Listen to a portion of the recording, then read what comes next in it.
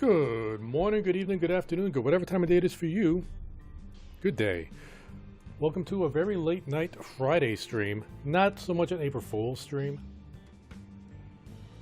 since I'm pretty sure April Fool's is over in most places around the world, since I got on so late. And for the first time in a few years, I'm not going to do an April Fool's stream, even if I did get on earlier. Mainly because I want to keep playing more Elden Ring. I think the past few years, I've just been looping one of my old YouTube videos of Space Marines from the Dawn of War 1 game, spin around in circles due to a pathing issue.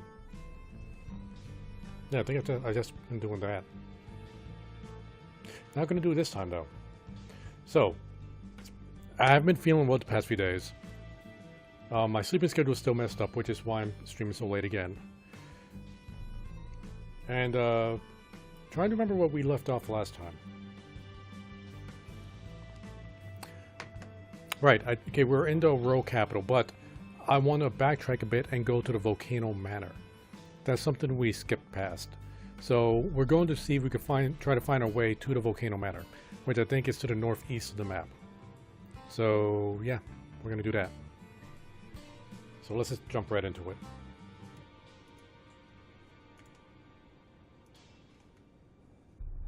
Alright, here we go. Oh, and as you can see, we leveled up a little bit. We got the full-on Blide's armor with Ronnie's hat. We're no longer wielding a shield because that'll put us into the heavy load category. And we don't want to do that. And what spells are we? Yeah, we're sticking with the Ronnie's Dark Moon. Ambush Shard we got recently. Adula's Moonblade, which is freaking awesome. It's an incredible spell. The Great Blade Phalanx, Glintstone Iceberg, and Loretta's Great Bow. Oh yeah, and Freeze and Mist. Although Freeze and Mist we might change to something else. I am trying to stick in heavy to the entire Ice Mage thing. Let's see, do we have something we could swap Freeze and Mist with?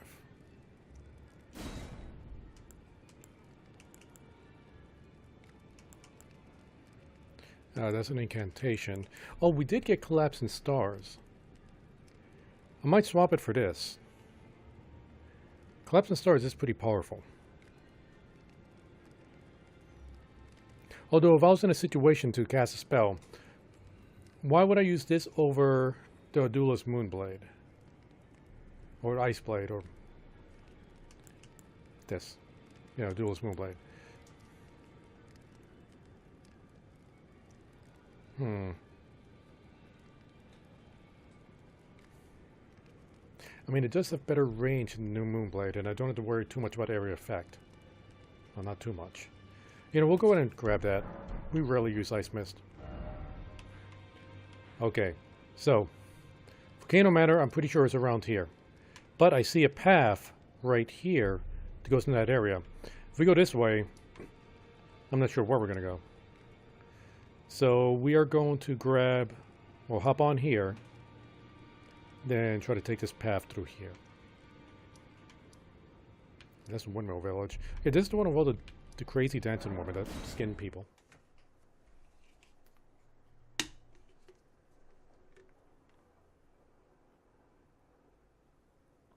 It's my late night dinner.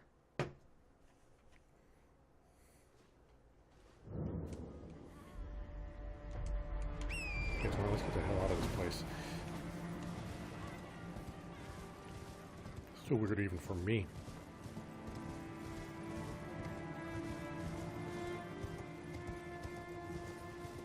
Which is a way I can open up my map while still moving forward.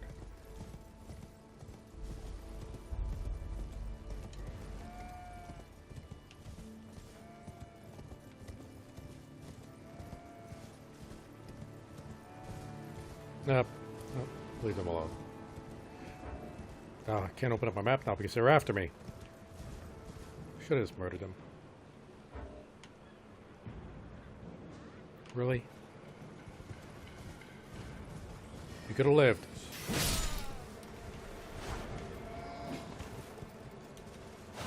See, that guy back there has the right idea. Minding his own business.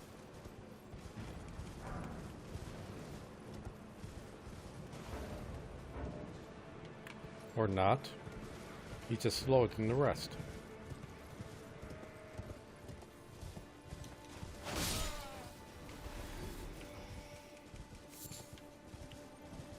Huh. Didn't notice this spot before. Let's see. Okay, we just gotta go south. Oh no, we missed it. We gotta turn back. Or maybe we could just fall off the edge. Here, let's inspect this area first. I'm curious.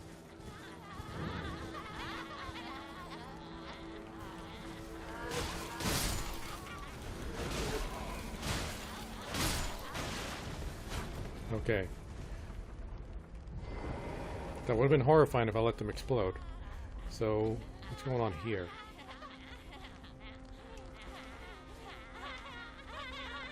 Yeah, it looks like it was a noble. A few commoners.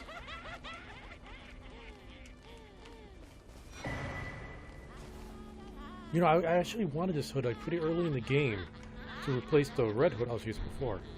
Noble. Oh, okay, so they were burning nobles here. Twin Knight Sword. Or Twin Knight Swords.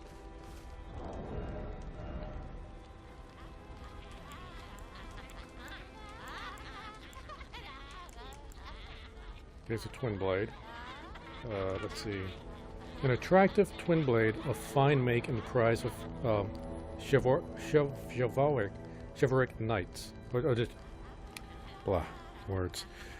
An attractive twin blade of fine make that prizes the chivalric way. Can be wielded in a single hand, but the true strength is unlocked with dual-handed spin attacks. Not much more there. Now, if I remember correctly, this hood, yeah, it gives up 1 point to mind. Which I would wear this if the Ronnie's hat didn't give me a, a boost to my ice attack damage. A hooded cloak of deep navy, worn by expectorated royalty? Aspirated, well, I don't know, increases mine. Such cloaks were gifted to those who departed on missions to faraway lands, from which they would never return. But what choice did they have, having seen the guidance of grace?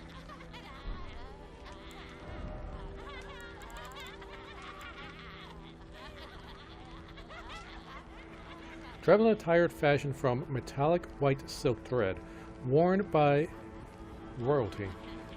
A gift of such rare beauty, a royal didn't disgrace their illustrious heritage, even if found dead. in a ditch in the middle of nowhere while wearing such splendid remnant.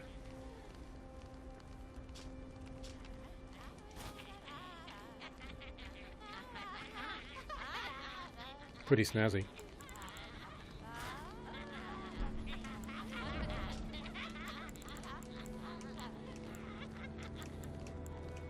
Let's see, where are those gloves?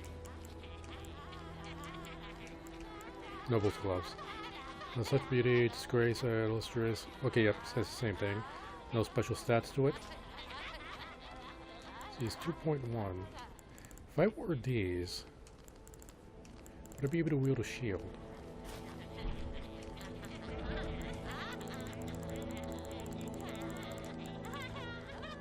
Nope. I mean, if I replace the legs, most likely, but I don't, like, I'm mainly wearing this for the poise. Okay, so that's the same thing.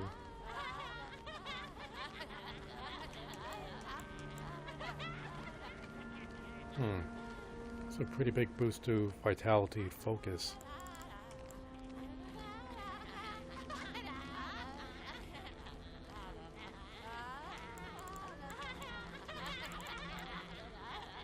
But is it worth losing 13 poise?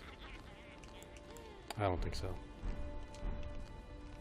Besides, we're looking pretty badass like this. I mean, the hat's kind of silly, but I think it still works. Don't give up, horse. I think it's too late for the horse.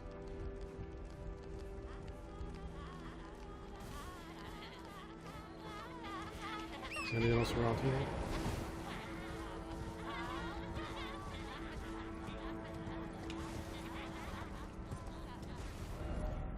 Giant knight? Really? What giant knight? Seek lover? I'll pass.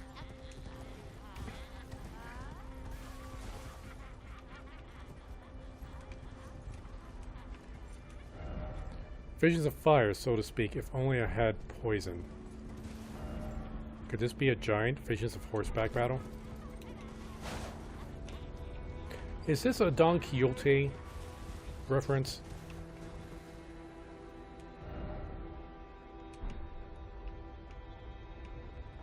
Although I thought Don Quixote attacked the windmill because he thought it was a dragon, not a giant. I could be wrong.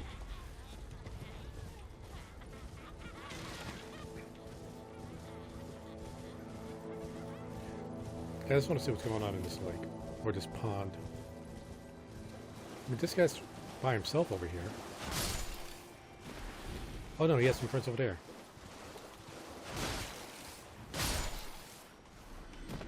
Okay, so they're not up to was it undying, unliving? Guess they're not getting back up.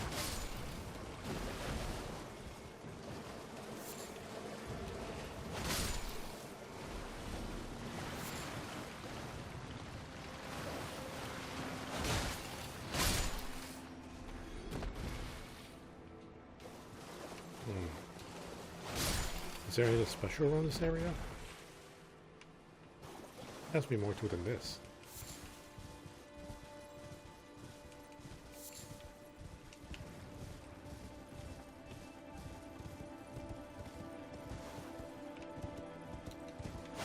Oh, that spot looked kind of weird. Alright, so we need to go south.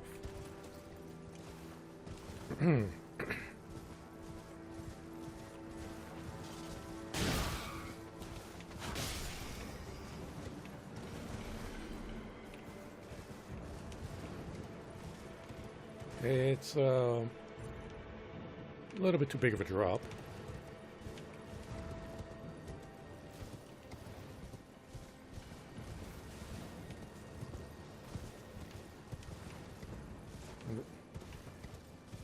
Yeah, let's find a excuse me, slightly gentler drop. This should be good.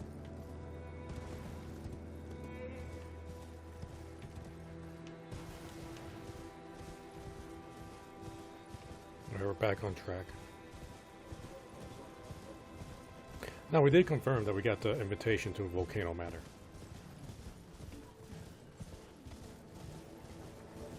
Did I already raid this place?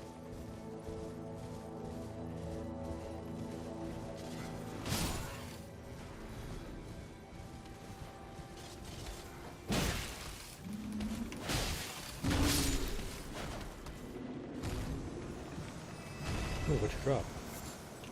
Sanctuary Stone. Okay, we didn't steal this.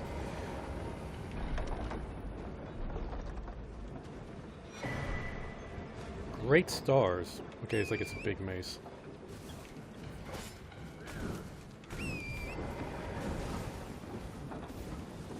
Right, I got what I came for.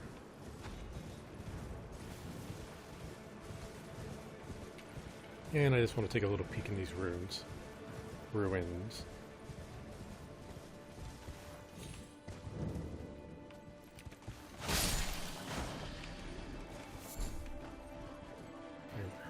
That dog, look at he had scarlet rot.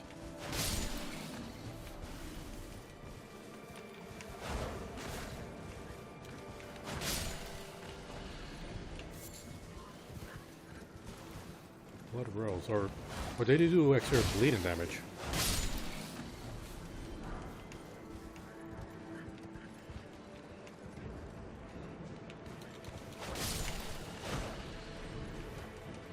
Okay, I hope whatever's down there isn't a trap. Oh, ew. Hairy blobs.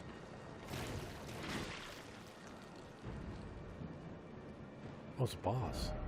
Be wary of blood loss, then try guard counter. Be wary of blood loss. Well, we know what we're going to get ourselves into.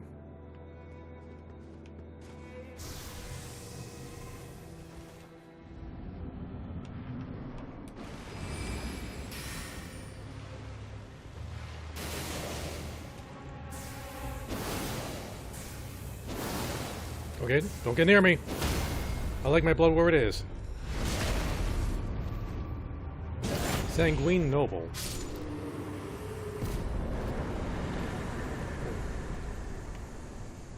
I guess we are a little bit over-leveled for this area.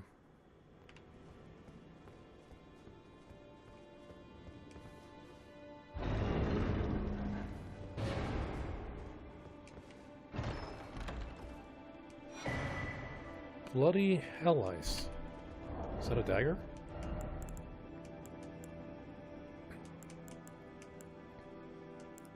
No. That's a thrusting sword. 33 blood loss, that's pretty low for a blood loss weapon. 17 arcane. Ominous piercing sword with a winding blade, carried by the noble servants of the Lord of Blood. Designed to bore into flesh, causing severe blood loss at the wound, and extracting blood. The extracted blood trickles gracefully down the length of the blade. Unique skill, Dynast Finesse. Nimbly avoid an attack, securing some distance from foes. Follow up with a strong attack to perform a sudden lunge. Press strong attack again to perform a sweeping slice.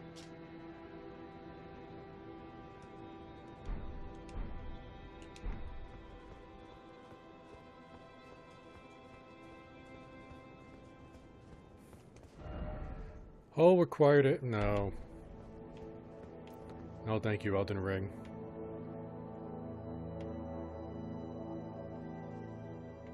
That guy's just not having a good time.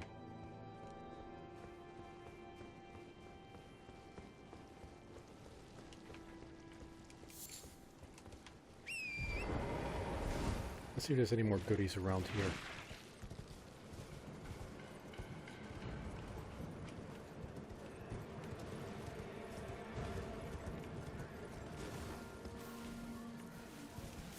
I think that might be it.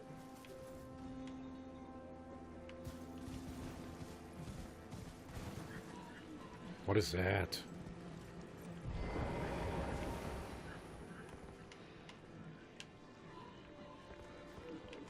Let's take out the little ones.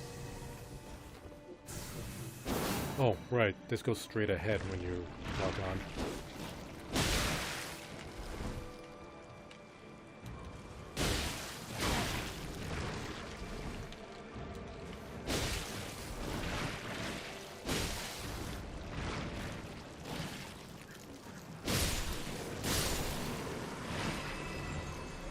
many more of these little guys are there?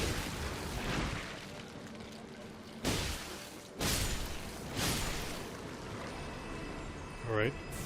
Not getting near you.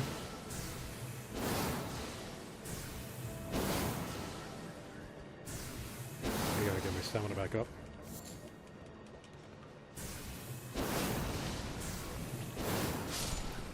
Got him. What'd you drop? That's hefty bones. So, do we know what creates those things or how those things are created? I don't even know how they were created like in the original Dark Souls games. They were like just a thing.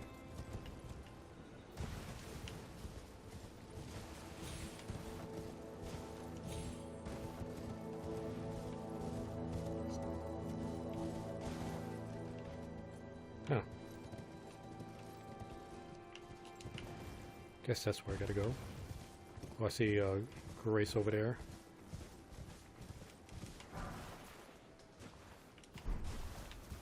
Okay, no chest. Is that the same one I attacked? Yeah, they're just taking a break.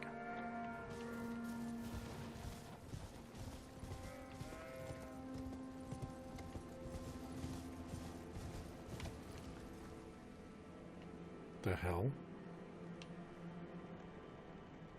What are those guys doing?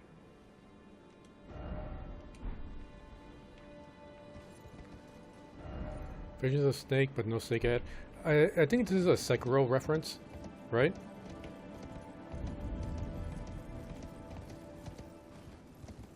And I saw some goodies down there. Mr. Gibbets, what are you doing? You know what, Mr. Gibbets is making a mess. I'll be right back. Gotta put him in his cage. No, Mr. Gibbets. Bad. That was bad.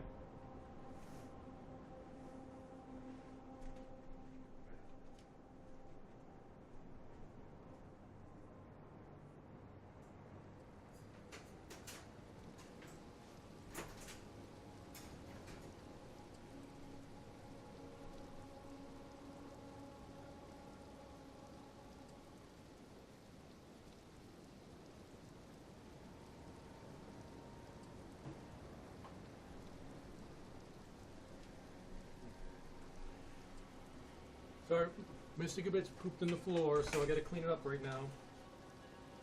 Gonna be a second.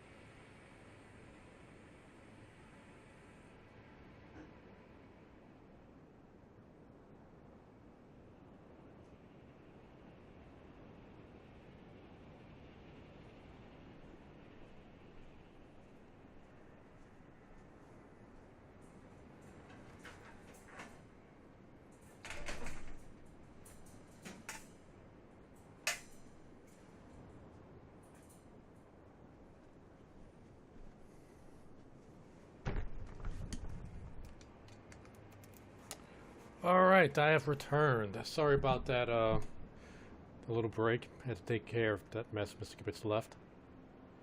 He's a brat sometimes. Like, I know he does it usually for attention. It's like I was playing with him earlier. But you should know, like, this is my stream time. Like, he usually just kind of lays down beside, behind me.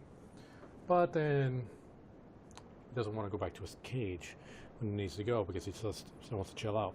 That and or he wants to just get my attention because he knows it gets my attention.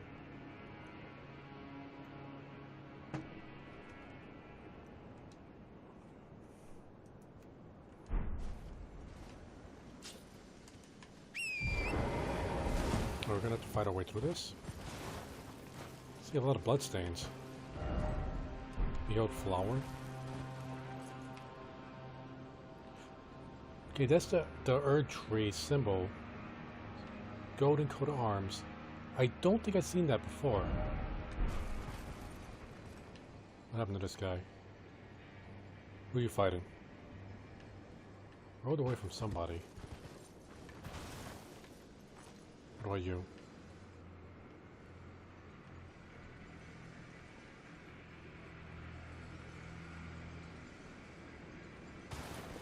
Oh, wait, I think I see what they might have been fighting. Way over there.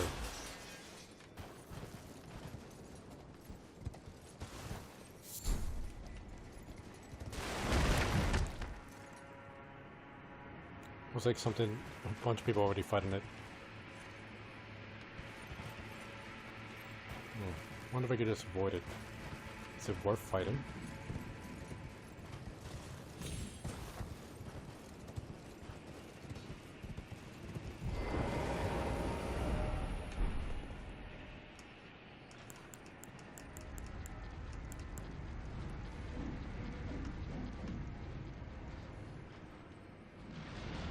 Oh, there's a bunch of them.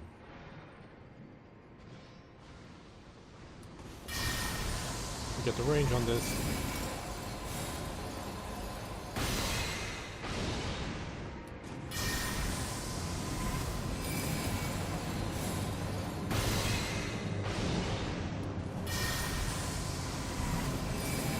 We should probably just run past these guys, since there's so many of them.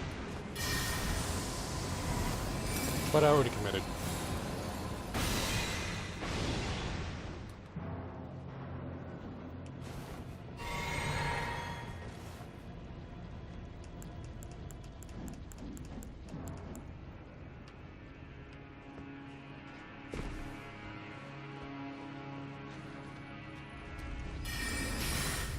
Oh, not close enough for that.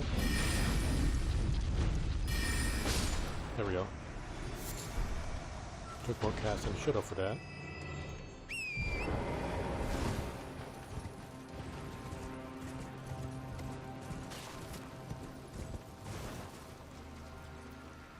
You're hiding.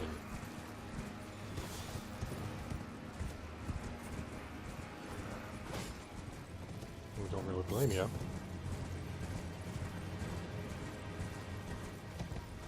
I'm still kind of torn on this Flintstone ambush spell. Or the ambush shard or whatever. I mean, that's decent range. It's pretty quick. Hits enemies from behind. Doesn't do much damage though. But it does avoid shields. They hung giants upside down.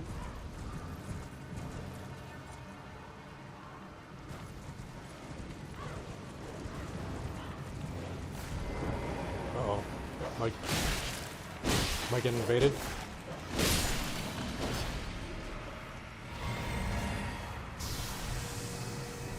Yeah, I'm getting invaded.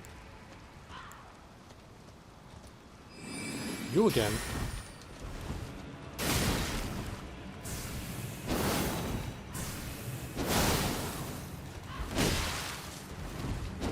Like I fought you a while ago.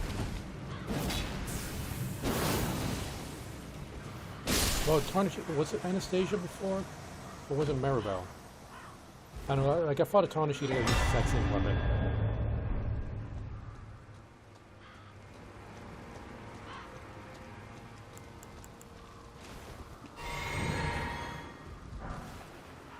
Golden Vow. Seems like an incantation.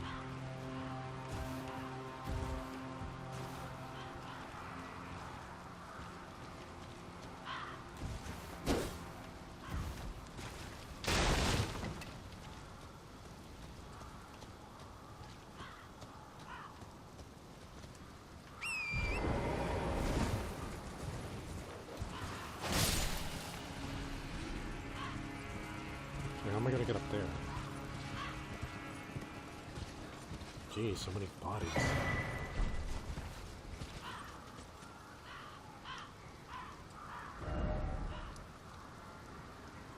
I don't have a map of the place.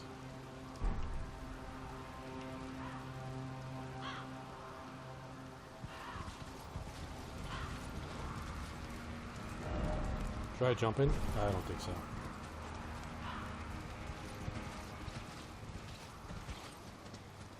What happened here?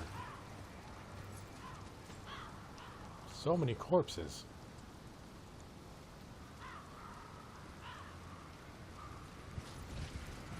Okay, we're gonna need to find another way around, and we don't see where we can find a map here yet.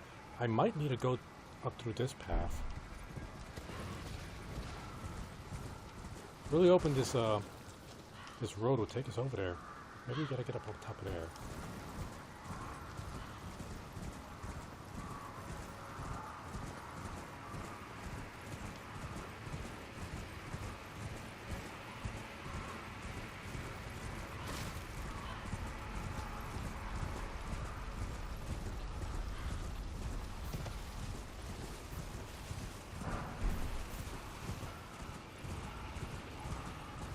Guys, I think you lost.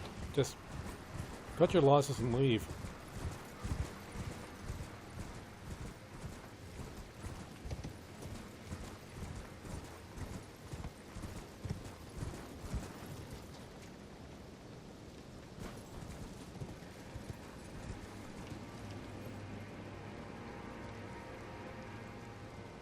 If this way to get up there is not going to be from here.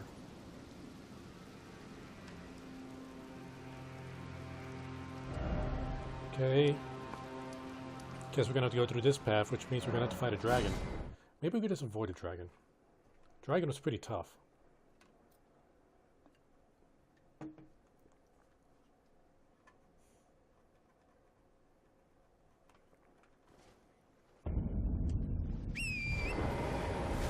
kinda wanna fight it.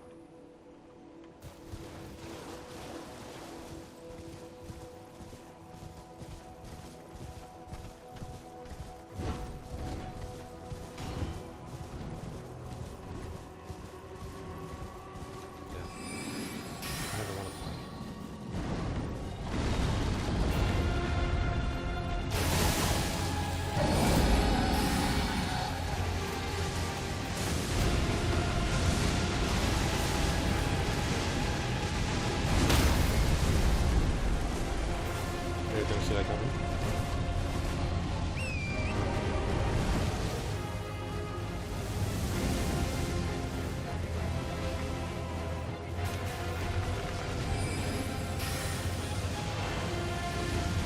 On him again, hit him again.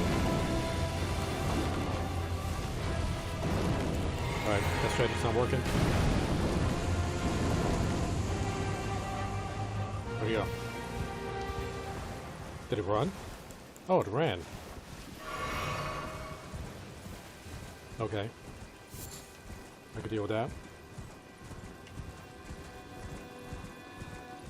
Yeah, we should have just went in with our Moonblade sword. Because the phalanx seemed to be doing pretty good damage against it. If we used our sword, we might have been able to make it run away faster at least. Save Torrent some pain. Let's get the seed before we sit down here.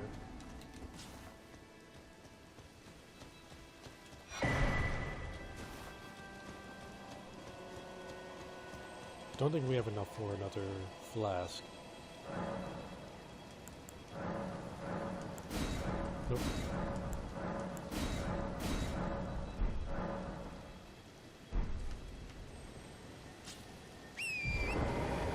What's in these rooms up here?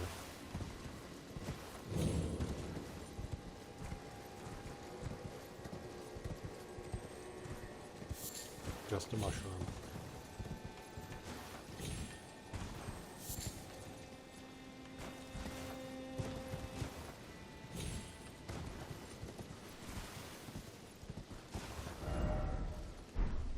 A strange sword? Who are you talking about?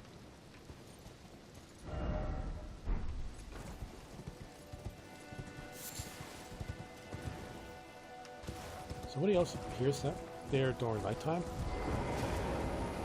Or what time is it? Is it nighttime?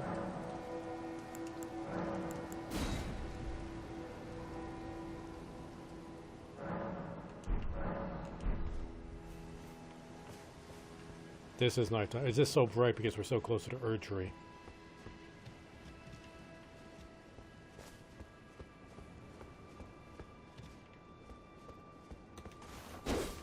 Maybe daytime then?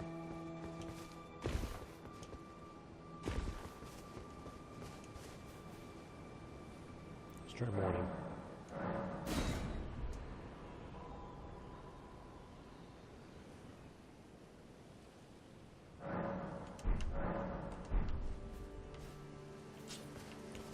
Yeah, this is much brighter than before. So we were in nighttime before.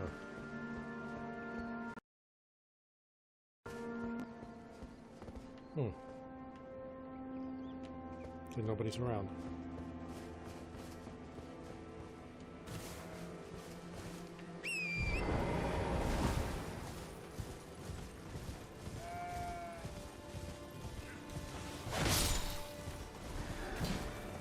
You guys have any goodies in your camp? Let's see. Oh! Oh, ouch! Where'd that come from?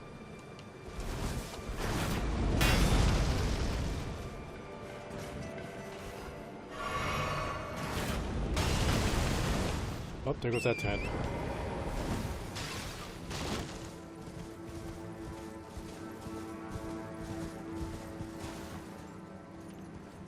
All that for lightning grease.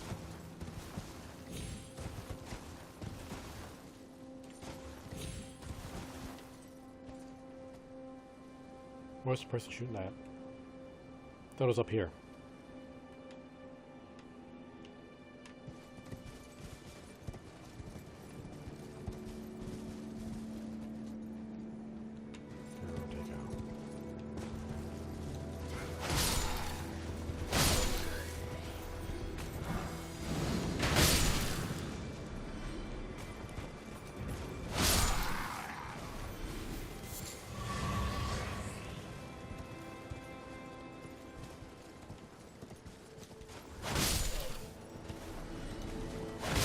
Looking the wrong way, buddy.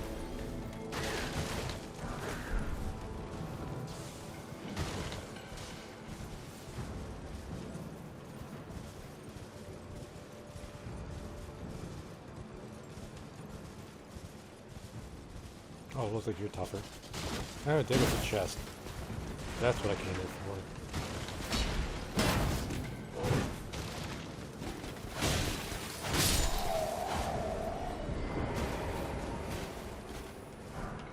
Ooh, nice helmet. Oh! That's not what I just did. Jeez. Yeah, like you're gonna be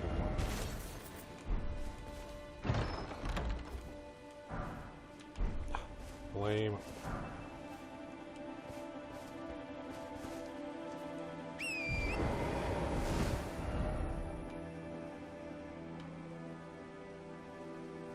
Got so far off where I wanted to go. I want to go that way.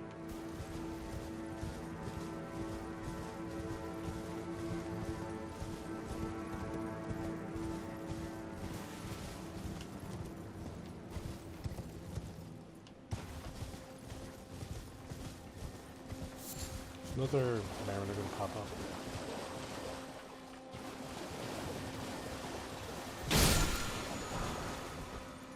I should wear blood blade. Nice.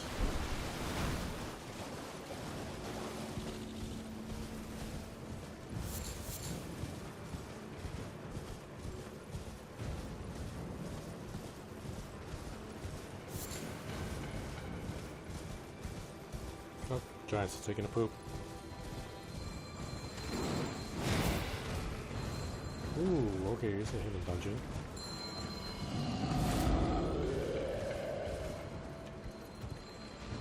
I'm not gonna have time to unlock him if this guy's chasing me.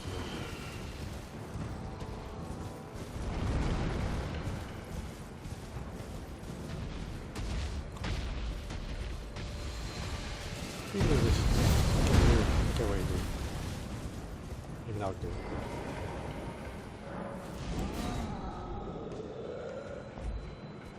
Hurry it up, hurry it up!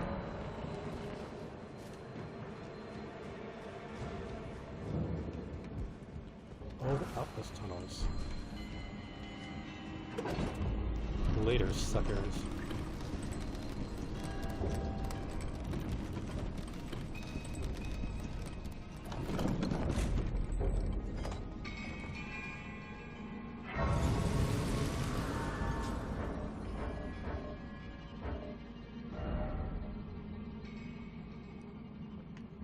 Maybe the exit of these tunnels will take us to a spot which will allow us to get to the Volcano Manor.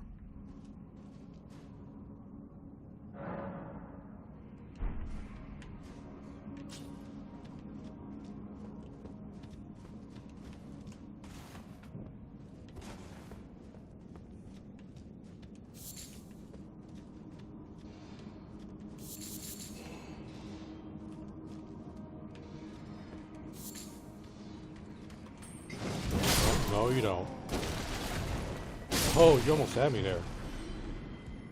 Sneak attack and doggo.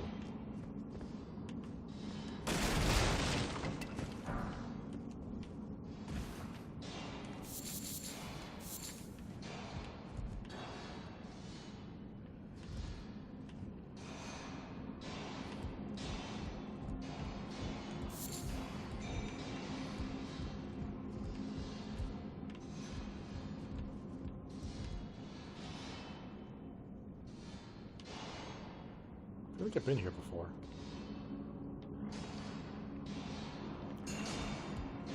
A lot of these dungeons, like the caves, and this, do have a lot of copy and paste rooms. It's very Skyrim-ish.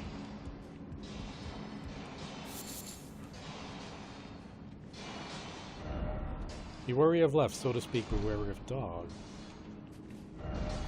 Beware of dog. How the hell am I able to target there?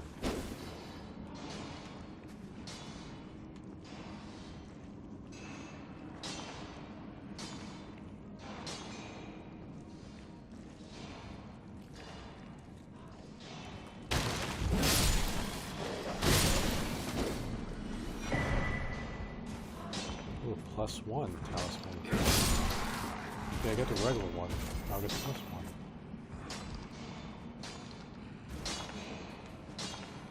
Excuse me, gentlemen. Can't risk you attacking me.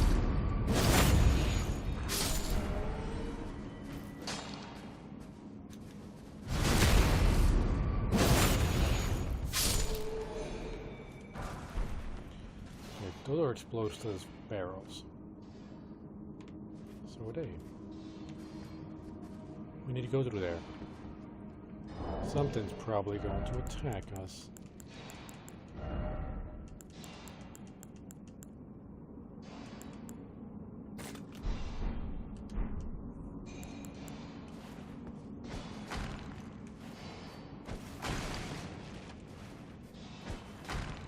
No, over there.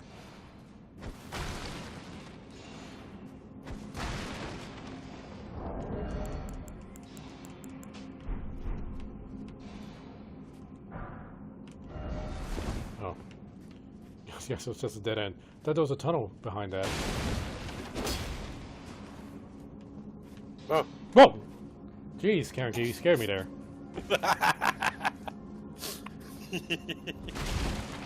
It's like I'm in a dangerous dungeon right here. I'm on edge. I've been sitting here for like half a minute and was like, he hasn't noticed me, I need to take this opportunity. So how's your day started? I'm literally just awake. Literally haven't even had practice yet, and I was like, Coco's still live. Oh, I just started recently. It's like I took Eh. another very long nap in the afternoon, and I woke up a couple hours ago. Ah. That was okay. Yeah, so I missed my chance to do an April Fool's stream, which I probably wouldn't because I just want to play more of this game. Yeah, I found out just it was April Fool's when I came home from work, and I was like, God damn it. Because we have this like big digital clock that also has like the days and months on it, and it still said like March 31st, and I was like, it's not April Fool's. I swear that was April Fool's today. But I think they did that on purpose so that I would not pull so much stuff. Or maybe that was their April Fool's joke to you. But possibly. Because if it was April Fool's, I would 100% just would have told an intern to boil water or thicker water to use. Boiled. And then yell at them water. if it isn't thick enough. Yeah. You know, normally you do with sauce to make it thicker, you boil it a little bit longer. But with water. And then yell at them for it not being thick enough. Oh yeah, but I've never really done anything with pickled water. So that's new. Oh no, to me. thicker. Oh, thicker. Yeah. Okay. I thought you said pickle, and that's what I was confused. Oh no. No, nah. But so that the water is thicker. Better said. And then you have to use that, and then I can yell at them for it not being thick enough because, well, they didn't do it right. Why is And water just stress the living evaporating? hell out of them. Why are you starting out with less water? Explain this. How does it make it thicker, not distilled? What are you doing? Yeah. Ooh, troll hammer. Yeah. So yeah, when Ren in I guess it was April Fool's when she said she got the Rona again. I thought it was just an April Fool's joke. I wasn't sure how to take that. Yeah, but Ren would not joke about something like that. She most likely will be like, oh, Corona has struck, and if somebody would have said no, she would have posted a picture of like the Corona bear. Yeah, that's She would why, do that instantly. See, that's why She would not throw it out. Oh yeah, Yeah. Boss is right there.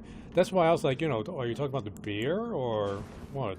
No, Ren would almost immediately, if somebody reacted to that, posted a picture of her holding a Corona bear. But seeing that she didn't, I was like, yeah, that is legit. Oh, it's another giant. How many of you guys are gonna fight? Oh, I am a little bit over leveled for this area, I guess. Because fight's over. No.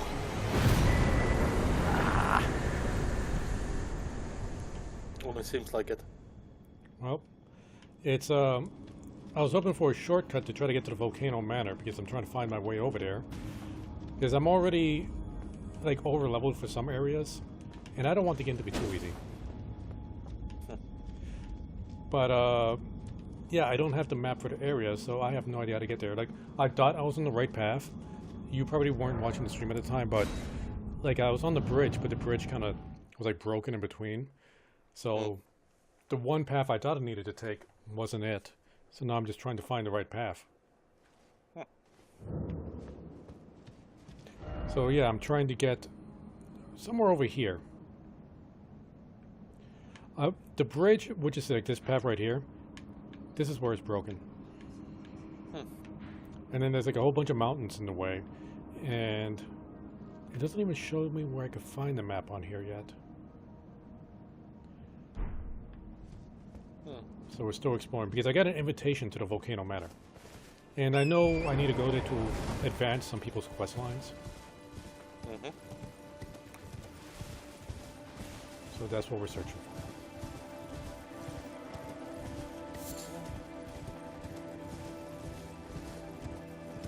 So, did you do anything, like, did you get into any interesting jokes yesterday? Not at work, at least. Because everybody thought like, oh, it's March 31st. That does mean that I mislabeled everything. I just realized that. Well, but they call you out for it, just say, April Fools? I will just say like, oh, the thing was wrong, so I labeled it as that. Even a co-worker asked me like, what day is it? And I literally said like, oh, that thing that's the 31st. So at least I have somebody to back me up. But Christ, I mislabeled so many things. Oh no. Well, it's only by one day. It's not like by a week. so it should not be all too bad. What is this? This can't be. Oh, Jesus! Stupid slug. This can't be Volcano Manor. What is this place? It looks like an entrance for ants. Oh, it looks like it's surrounded by a poison lake or pond, whatever, filled with weird slugs. Okay, this is how we get in. Yeah, Oops. a friend of mine noticed something with The Shaded Castle. But you have that one of stated the fact that it's like a stronger poison, that the rot thing. Scarlet Rot. Yeah. Scarlet rot. Basically, if you find an area that it gives you it because it is on the floor, never roll through it. Oh yeah, same thing with the poison, because it sticks to your clothes. Yeah. I found find out that the a fun hard way. detail. Yeah. Also, a friend of mine has noticed that if it's raining, your fire spells do less damage. Yep. And I suspect lightning spells might do more damage. People are suspecting that. Yeah, I have read about. I started reading about it after all that, but I was like, it's not really easy to test if it's just because of water or whatever. Because that should mean that certain aquatic creatures should take more damage. Well, you could, like, when you rest the grace, you could skip time. So you could just keep skipping time until it starts raining, then you could test it. Yeah, let's rest of the grace, get our mana back. Because, like, I was trying to do a completely different build that I've never played before, and I just ended up resorting to my Dark Souls 2 build. Except with heavier armor. Magic in the left hand, big sword in the right hand. My old Cragmore build. Although I think on stream I did a Faith build, but off stream I did a Cragmore build.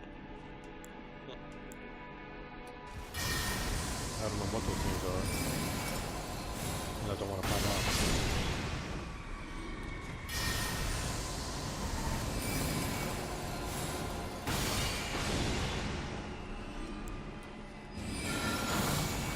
Every time I see this game, I'm just thinking it has good monster design. What the? That thing was fast. That thing, man. Okay, I can't summon my Either horse that was a small problem with the death animation, or that those things are just fast like that. here. Oh no, it was fast. Like it scooted up real quick. Yeah.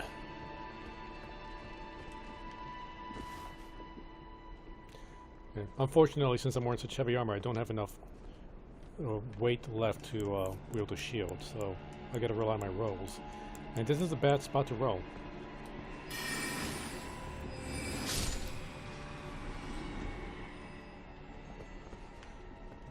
Okay, I really want you to actually just trigger one of those enemies to see if they're actually that fast.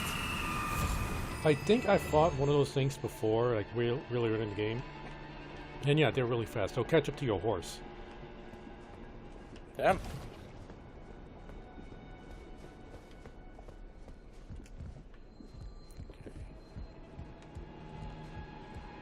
This is Also, not it took where I me want to be, but now that I'm here, might as well.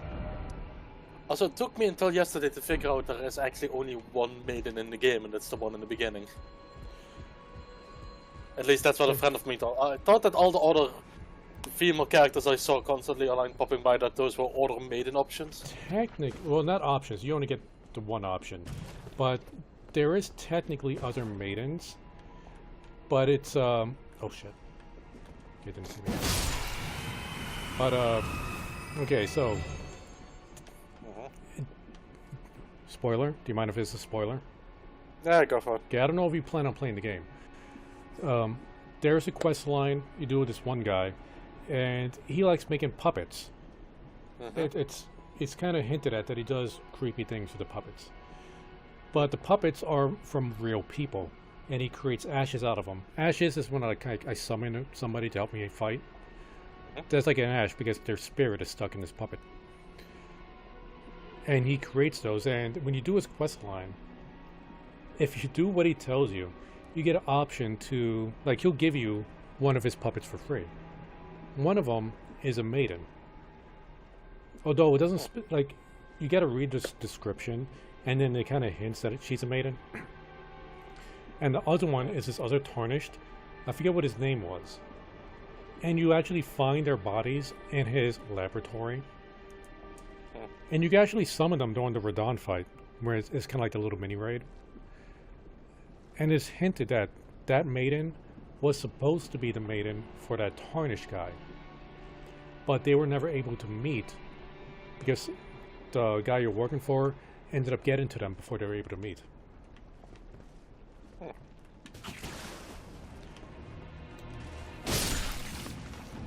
And it is pretty interesting, and you find out like the maiden, like her ability as a summoner is she heals. She just does a lot of healing. So they're clerics in this game. And maybe if you played the game before and you're like, okay, I don't want to be cleric, I just want to go like full glass cannon or something, but I still need the healing a little bit. There's a couple ways to do healing. So, the most basic healing spell, the weakest one, you just need 10 faith. And if you're playing the Wretch, you start off with 10 faith. Even the person with the lowest faith starting class, I think, starts at 8. So, it's not hard to get up to 10. No. If you do the Beastman quest, where you gotta give those undead, I forget what it's called, but you give those death roots to this one guy, he'll give you beast spells, which also work on faith. And I think he gets like a heal and regeneration spell, which, wait, actually, do I have that? Let me check. Yeah, beast fatality is 12 faith. So there's a reading spell, so you just need 12 faith for this. So, if you didn't want to do like a heavy faith build, but still wanted healing, it doesn't take much faith to get some basic healing spells.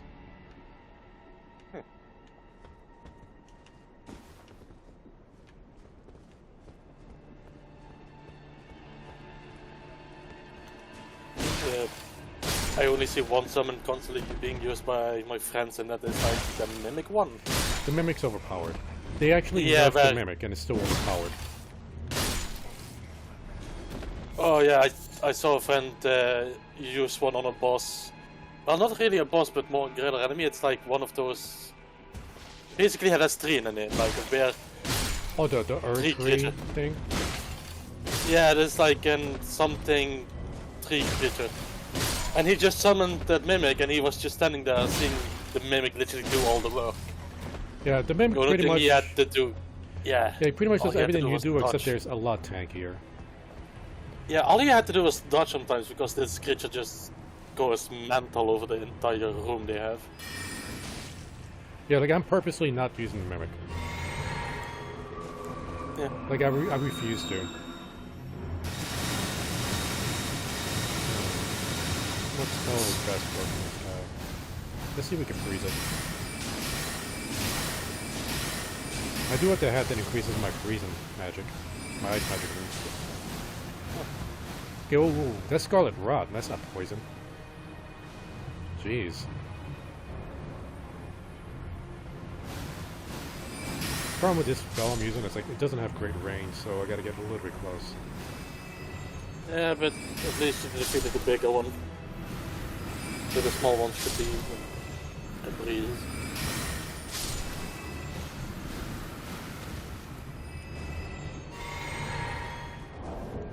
Okay, do I have any fire bombs left? I think it's... No, I don't have any fire bombs left. I do have some... Yeah, what I love about this game is crafting. Because, like, in previous Dark Souls games, like, I would want to use, like, fire bombs and other thrown items. But it got pretty expensive. You need to keep buying them, like, even if they were buyable. Like, there's so many items you can't buy, you just gotta find. So, I was always the guy, like, who would hoard all the items, because I didn't know, like, when I might need them. But now that I could just craft as many as I want, as long as I get the materials, I could be a lot more willy-nilly about it. Yeah, because, well, of course, everybody has that friend that complains about everything in the game. But one thing a lot of my friends agree on is the crafting system is good. That's better than what they had basically done in the Dark Souls game, because crafting was a thing, but it was not really necessary. It was not too beneficial. What the hell was that? Did you see I that? don't know. Yeah, so weird. It's like I jumped up here and then like my head splashed against some poison. okay, it's not there. Maybe some dodgy hitbox. Yeah, fix it, Wildcard. But yeah, crafting system is good. I wonder if there's a boss in this area, or if it's just this castle. Oh. So what's your plan for today, Cranky? I'm actually gonna hang out with some friends and go and play some board games. Board games? What kind of board games? Sheriff of Nottingham, Gloomhaven, and a few others. Oh, sounds like fun. It's been so long since I played a board game. You know, I got a 40K board game I only played once. Yeah. It cost me like over $100 to buy.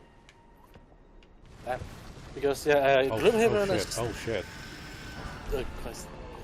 Okay. Did they see me yet? Did they see me yet? Charge up.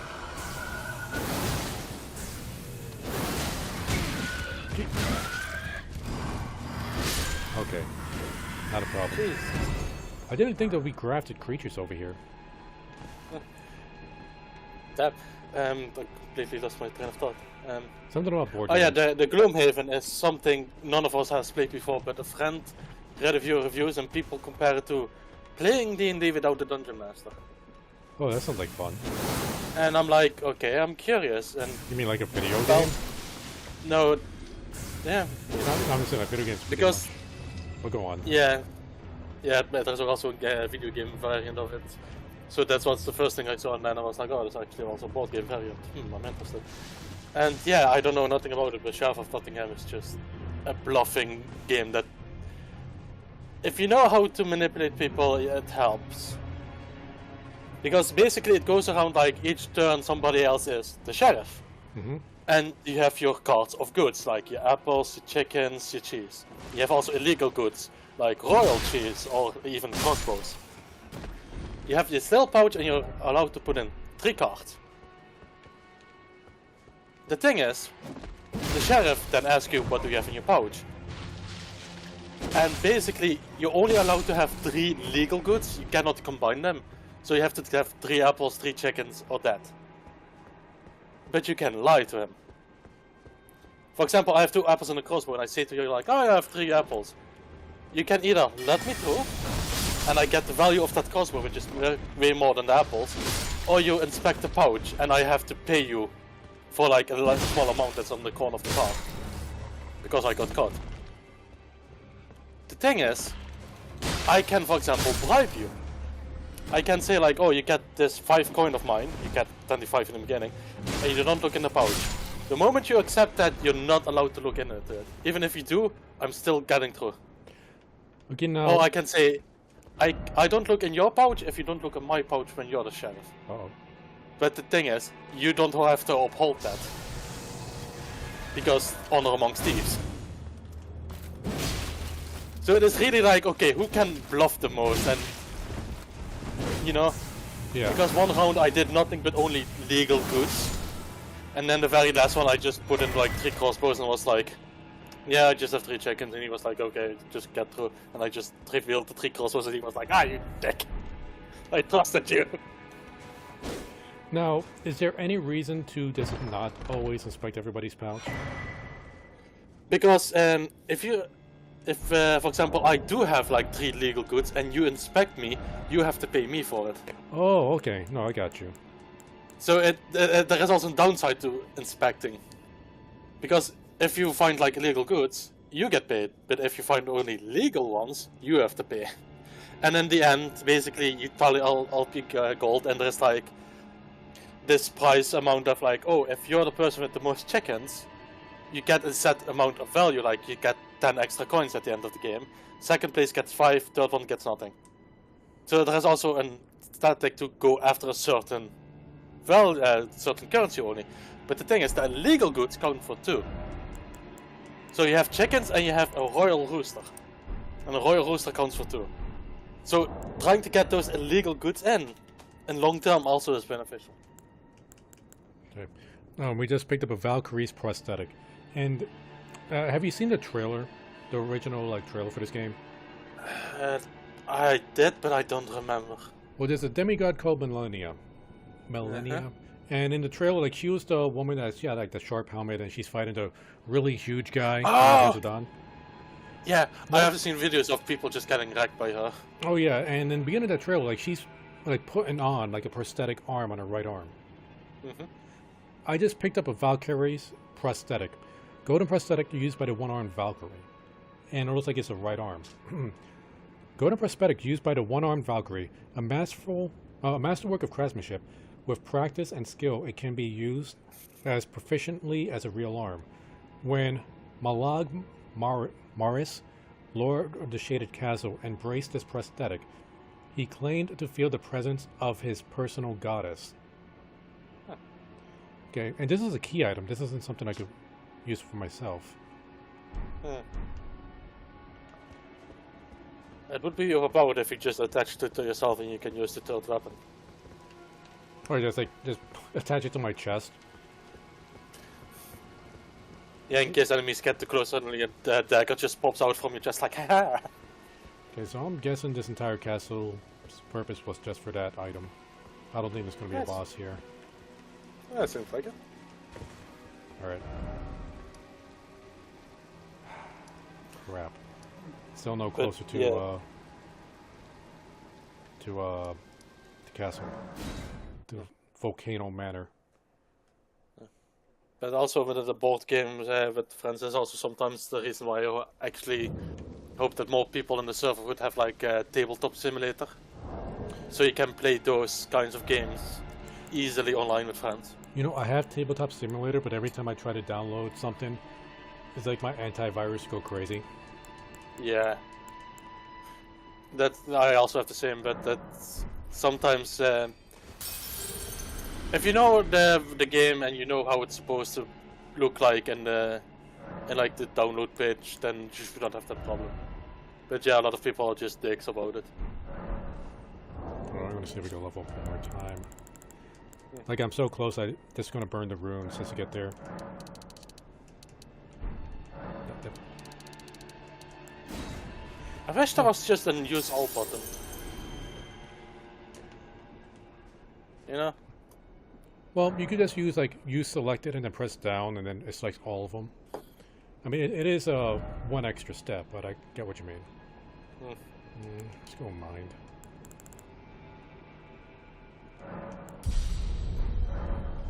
Need more mana. Okay, now, Craig, I got a awkward question. I didn't want to ask this while Pepper was visiting because I don't know if there's any drama behind this, but I am curious, like, why did she leave the server? I sent her a DM asking her a few days ago, but she never got back to me. I assume she just hasn't been on Discord. Yeah, trust me, if it isn't me, she barely looks at messages. But yeah, I asked her about her once, and she says like she has her own reasons for it, but she doesn't want to go into it. And I was like, okay, I'm here if you want to talk to her about it, but I'm pretty sure she has her reasons. And Okay, like, I'm just worried something might have happened that I didn't know about, or like if I did something and I didn't realize I did something to offend her. Oh no, I did. That's one of the things I asked. Like, did Coco do something wrong, or basically one of the bigger people like did Coco do something wrong? Did Stalking say something wrong? You know, something like that. And she said it wasn't because of you or Stalking or that. So I'm like, okay, at least I know something. Because if it was something that you would have done, for example, I would have sent you a message of like, hey, didn't this maybe occur? You know?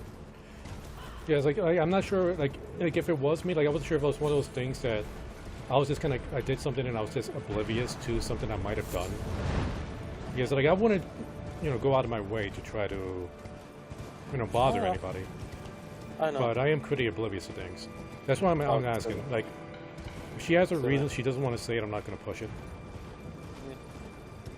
I'll just give it a couple of days and she will come back to you. She also has the same thing as me, as like, she doesn't know how to phrase things sometimes. Or how to say it. Okay. That is that she's just trying to find the right words. Alright, well, whatever it is, I hope things are okay with her, and she's always welcome to come back, obviously. You got the mod power, so you could send her an invite whenever she I wants. also told her if she wants to come back. That's one of the things she says, like, if Jackbox Mondays comes back seriously, she would just pop back in an instant. Because she really liked doing Jackbox Mondays. Oh yeah, But I she love only Jackbox liked it Mondays. whenever... It's just Yeah, trying to but- get everybody's schedule together. Yeah. Yeah. Nice. But yeah. There was something I wanted to try to also test with the crew, but I wanted to get like a bunch of people in the crew, like possibly do this on like on a Jackbox Monday. Why are there so many bloodstains here? Hold up, I got distracted. Something's going on. Right, I'm just checking out the bloodstains to see like how did people die here. They're obviously fighting something. Yeah, but I want to see like how exactly they died. Weak forehead. It's like It's it looks never a like weak something foe. like knocked away their shield, so something's hitting hard enough. Okay, that one just got outskilled. What about this guy? Okay, I'm guessing it's a foe that has high poise because it doesn't look like it looks like everybody's like swinging like crazy. But yeah, her shield just got knocked away. It does look like poison, but the ones that get on shield knocked away are also immediately dead afterwards. Yeah, so I'm guessing like it's a heavy attack. They get hit, their shield gets pushed away, and then when that happens, when your shield gets pushed away, you take extra damage from the next attack. Of course, it's that one sheep, one goat that's running away that's the enemy. But nothing popped up for me. I wonder if I already killed the creature. Yeah, maybe. Maybe. So, yeah, what I was thinking of, I already told you what stream loots is, right? Yeah. Well, I had no idea how stream loots worked. Until, I think it was almost 2 weeks ago. Somebody just kind of jumped into my stream, bought a bunch of cards and started using it. Freaked me the hell out, because I had no idea what was going on. Honestly, I thought somebody hacked into my computer. Because some of the cards would do like text-to-speech stuff, but in gibberish, or like in a different language. So I'm thinking like, oh my god, did a Russian bot hack into my computer? And what are they doing? And the guy is in chat, like he's cracking up because I'm legitimately freaking out. And I'm not realizing it's a Streamloots card he's using. So I needed to go, like, and I completely forgot I had Streamloots turned on. So I had to go into my Streamloots account, check out the activity, and see what was there. And I also figured out how to give people Streamloot cards for free. Huh. So what I wanted to do was get the crew together. I give you guys a whole bunch of cards. I stream like, I don't know, like a horror game or something. And then you guys just play whatever cards you get, like whenever you want. We just chill and hang out and screw with you. Yeah, that's pretty much it. Yeah, that sounds fun. That sounds like fun. But I only want to do it if we could get like, you know, a decent sized group together. Okay. This area, no, that's all a dead end to this. Damn it. Okay. By the way, have they fixed that one cat talisman yet? I don't know. You know, I'm curious. I'm gonna look that up real quick. Because the cat talisman says like you don't take fallen damage, which I think is broken because there's some areas that you shouldn't be allowed to go because of the drop. Okay, let's see. But also with some places like, I can get there if I just take this way around, but if I fall down with the talisman I still die.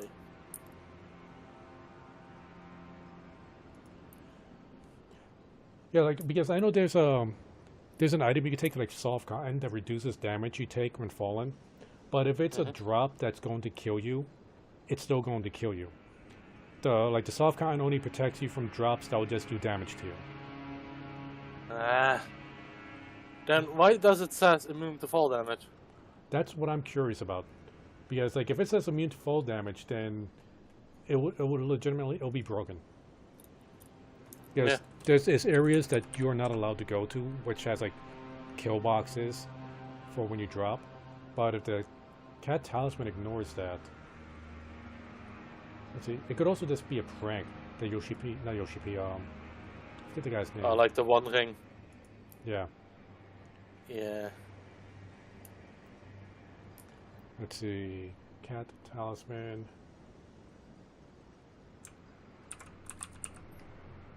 Long-tailed cat talisman. No, this is not the wiki I want. Why does it take me to this wiki? There's a better wiki than this. Okay.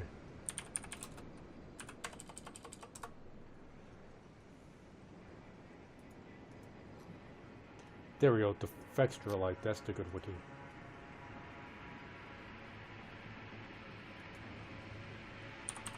Long-tail cat. Long-tail cat talisman. Brooch renders the wearer immune to fall damage. However, it cannot prevent fall into one's death. Okay. So in the description, it specifies that it won't protect you from death. But does it also say in game? Yeah, like in the wiki, like it shows like the exact description it has. So a brooch depicting Lacrima, the long-tailed cat, renders the wearer immune to fall damage. However, it cannot prevent fall into one's death.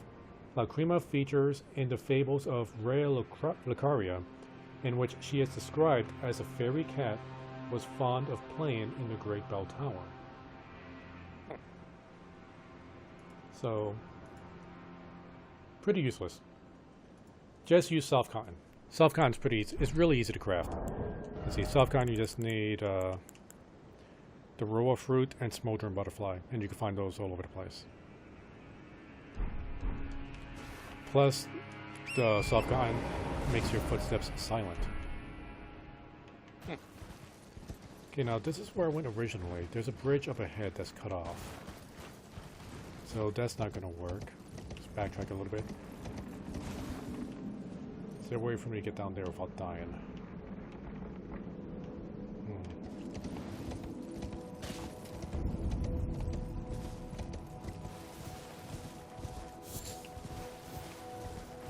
Oh, what's this? Yes. I can get down there without dying. Yeah, I don't know if you knew that. Like, these air currents. Like, if you're at the bottom, like, it'll launch you up in the air. But if you're already above it, and if you, like, fall onto it, it protects you from fall damage. Okay. That explains it. Okay. And I don't want to be over here. I'm at the wrong spot.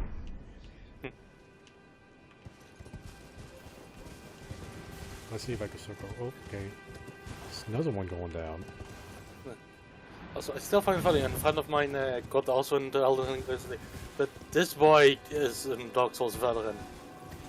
And that was quite prominently noticed, because you know that one boss, the Dark Omen, you had so much troubles with? He did it in one try. Wait, the Dark Omen? You did on the one bridge, the weird thing that was very irregular with his attacks. Oh, Margit. Yeah, the Dark Omen. Okay, yeah. yeah. Yeah, he did it in one try because he was like, okay, I see how it works, okay. And he fucking done and did it, and everybody watching him was just like, yep, Dark Souls veteran. You see, the thing is, like I made alt characters, and okay, like I made a strength build character. That's just like this the Unga Bunga build, and I was able to take him like out real easy, just jumping attacks and constantly stunning them. But of course, I already knew the move, so I knew how to avoid the attacks. And every time I make an ult, and I go to the market, and every time I put my summon sign down to help other people, I realized how good of a boss Margit is. Because Margit teaches you how to play the game. Yeah. Like the reason I was having so much trouble is, well, one, I was really hopped up on caffeine. And like my Twitch reflexes kept going on every time he's about to do an attack. And all the delays he's doing. The thing is, like, a lot of bosses do delayed attacks. And you didn't really get that a lot with the previous games. Previous games, you had to, it was like all Twitch based. This one is like, no, I'll give you 5 seconds to look at the attack. And then you get to react. So it's that patience that's the problem. Okay, and those paths did not work. I'm just going to look this up. How the hell do I get to Volcano Manor? we get to Volcano Manor. Yes, I am missing out on a lot of quests. And I'm already way over leveled for the area. I think I'm level 103.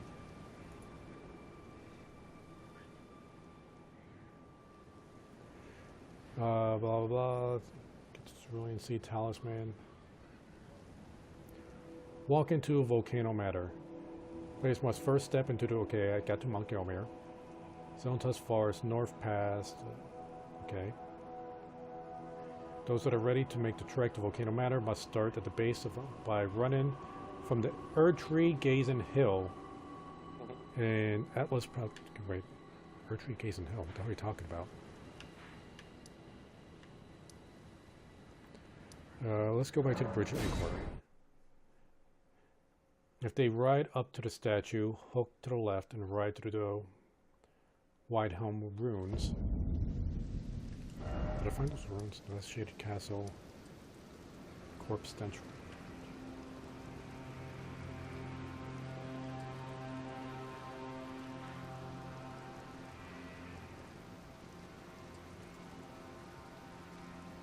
Yeah, I don't know where these guys are starting.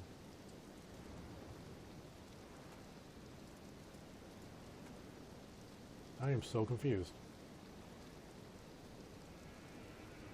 Past Lunaria, up the lakes to Alice Plateau. Okay, these areas are riddled with powerful... Yeah, I know that.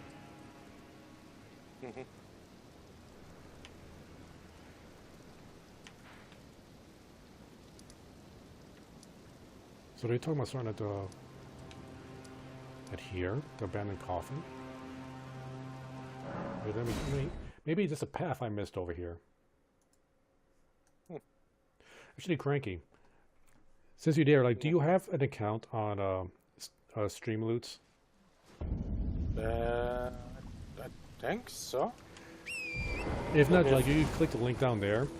If you do, I might be able to give you some cards right now. Stream notes, well, just, fuck it, just log in with this. Fuck it, yes. I'm a viewer, I'm from this, yes. No, I don't want any news, yep. Christ, that was the quickest way to get an account, holy shit. Oh shit, I completely missed this path. Hold W to ban a random story. There's another time. Hands up. Stand up touch. Okay. Chat. Here, let's see. How do I do this again?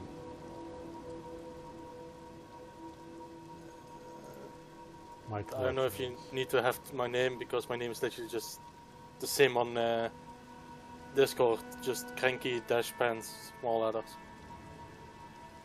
The fuck is this? Ah, no. Okay, I'm trying to remember, like, because I remember I sold the option to do it, but that was like a week ago. Packs and prices. Yeah, I'm really cheap with my packs. It's like 99 cents for a card. I think the default price was, well, much more expensive than that. Let's just look at Captain Robert. What his prices are. Get packs. One pack is $5 and you get 3 cards. That's okay. Philemon. See, for a pack of 5, I got for $4.75. Pack of 10, $8.75. See, gift packs. There we go. User. Hopefully, I don't need to worry about If you want, I can actually just send you the username I have. Yeah. Oh, there's Cranky 1, and there's Cranky Pants. I will quickly just send you that name I'm using just to avoid confusion. There we go. Yeah. Just I just sent you 2 packs. 2 packs of 3. I don't know where I can see that. I'm also verifying my account, because apparently they just used a random email account that's like, okay. I don't know what this is. Choppy, yeah. Well, it's good that we're figuring this out now, because I have no idea how this works. Okay, opening. Do you want to know what I got, or is it like No, keep no, it no, a surprise? don't tell me what you got. This is a surprise. Okay. Now, okay, so I gifted you the packs. Like, how did you find those packs? Were you on Glamesh when you found it, or were you on Streamloots? I was on Streamloot, and the little bell thing was just like, oh, you have a notification. Chopper Reviewer has gifted you 2 packs in the Chopper, and I clicked on it, and it was like this little window that was like, oh, open. I basically went to your page, and there was a little notification that said near my packs. Okay, and I'm assuming you use Streamloots to activate those packs. Yeah, I think so. Now, while searching for my way over there, I found a dungeon. We're going to do this dungeon. First off, turn back. Dung ahead, so to speak, turn back. No precious item ahead. People just don't like this dungeon. Right? Fragmented card. Wait, you did a what now? I got a fragmented card. You will need at least 2 fragments to play it. So you need to get cards certain amount of times before you can play it. Oh, okay. I didn't know I had that in my deck. Because I know like there were some cards, like there were by default, Unsightly Catacombs, where they just did nothing. It was like a 404 error. Or like this, like, or it literally says this card does nothing. And I thought like, okay, I don't want to have people spend money and get nothing out of it. So I got rid of those cards. So you tell me I got a fragmented card, which you need multiple cards to play. Yeah, you need 2 of them. All right, And I'll go on later and I'll get rid of those because that seems like yeah. what do you call it? It seems kind of scammy, kind of scummy. Like, give me more money if you want to enjoy the cards. Yeah, the other ones that I got and don't have the problem. So I was first thinking like, oh, maybe it's like the border around the card. Nope, I have other cards that have the same border, not that. Demi-human ahead, so to speak, be wary of right. Okay, let's see how this person died. Rolling away. Nope, this got his timing wrong. Crafting mode? What the? Oh, jeez! They told me about the right. I just thought it was further ahead. Oh, there's a crafting mode. Okay. Okay, so what's the crafting mode? How does that work? Basically, you can, in basically like any card game, you can basically just remove a card. You get like a certain currency, and this it looks like little diamonds, and those diamonds you can use to create other cards. Okay. This is good for me to know. That way I could explain it to people later on. Yeah. For example, the fragmented card, it will cost me 30 to make, but if I would to basically uncraft this one, I would get 10. So it's not like, oh, it is a 1-to-1 ratio. No, it will cost you more to make one than actually you get out of one. So far I can see it's about a 1-to-3 ratio. Okay. Like that I don't mind as much. Well, Yeah. like the fragments, that still seems pretty scummy.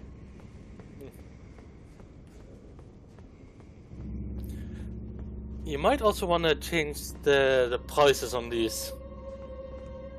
Why? You think 99 cents is too much? No, the crafting thing, if you can do it. Oh, crap. Okay, I don't know. Here, wait, let me go to a safer spot. Because, let's just say, the ones you can just do easily are more expensive.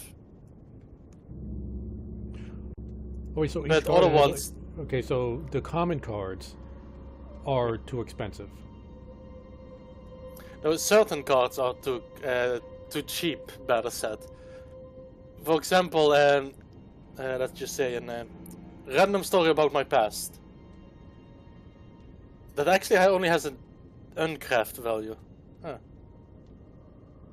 What? Why is... Oh, because it is and it's in one you created. Okay. Okay, random story about my past. Let's see. Yeah. Edit Yeah, that only has a cards. crafting value.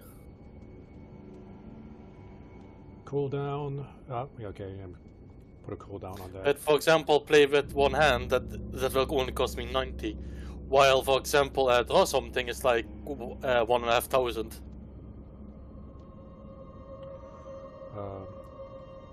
Advanced setup. Let's see. Autocomplete. Oh, here we go. Craftable.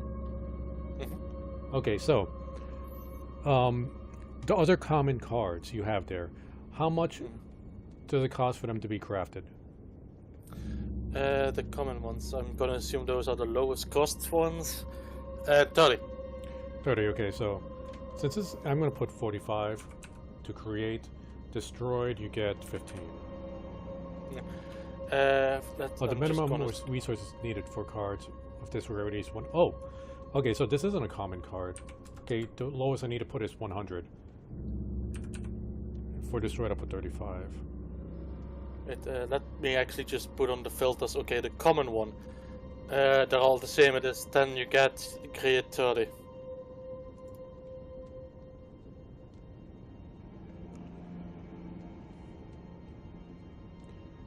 Okay, so I just saved the one with tell me a random story.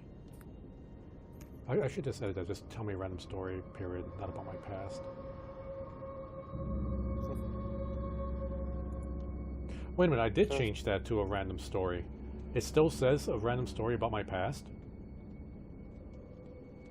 Maybe it takes a minute to fix that? Because I changed that a while ago. Okay, maybe I just forgot to hit the save button. Okay, there should be a crafting cost on there now. See, do I have any other custom ones? I don't think I have any other custom ones.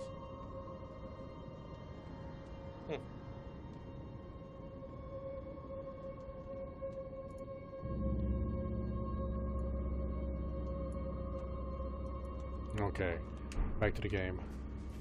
Let's see. Russian ahead. Beware of right. Oh. See, people always complain that these notes are always lies. It's only almost always a lie if they're talking about a secret door. Yeah. Or if they're just saying like, but you know, finger butthole. But for the most part, aside from that, they're pretty accurate. Liar ahead. What did you think of the last thing I posted in media? Let's see. The one drawing that I found of the turtle. Actually, you know immediately what meme that is. Oh, you mean the dog? Yeah. Yeah, I know what you mean. But I don't know why, like everybody, like I love the turtles. Everybody loves the turtles. And I always feel so guilty whenever I kill a turtle, but I need that turtle neck meat for the stamina regeneration. Yeah. And the best character that I think pretty much everybody universally loves is the Pope Turtle. It's fucking Pope Turtle. There's no quest to him. It's like he doesn't have like any... Like he does talk a little bit about lore, but he's just kind of there. And do you know what... Okay, and some monster, out of morbid curiosity, wanted to know what happens if you kill him. Do you know what happens when you kill him? I'm going to assume that you get nothing. Okay, well, here's the thing. The church he's in is like... In Dark Souls games in general, whenever you kill an NPC, you get like some this negative trait about you, right? And it does affect your ending somehow. But there's always a way to forgive yourself. You know, to find absolution. In that church, okay, liar ahead, fire ahead.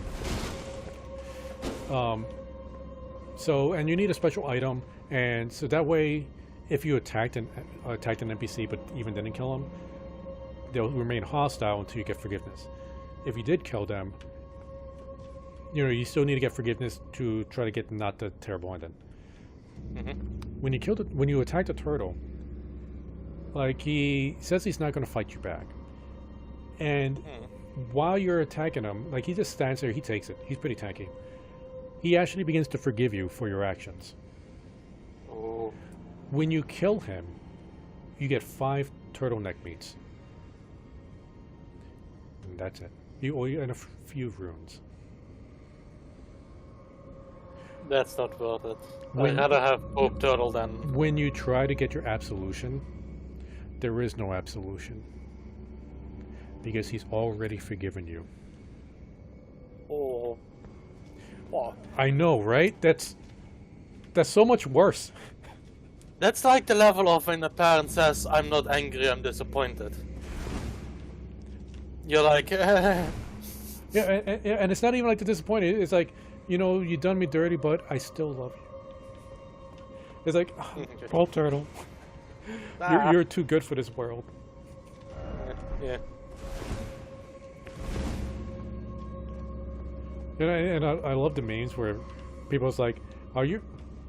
It's like, are you interested in my religion? It's like, what's your religion? And they show the picture of the Pope Turtle, and it's like, I'm listening. Honestly, if the game would not exist, for example, and somebody would do that to me, I would be like, okay, I'm curious. You have my attention. You know, if there were covenants in this game, and if the Pope Turtle was a covenant, I'm 99% sure the large majority of the player base would be the Pope Turtle covenant. Oh yeah. Without a doubt, yeah. Okay, there's something that's gonna pop up. Wait, is something gonna drop? Okay, I need to get up there for the switch. That's the gate for the boss. Okay, I missed the switch.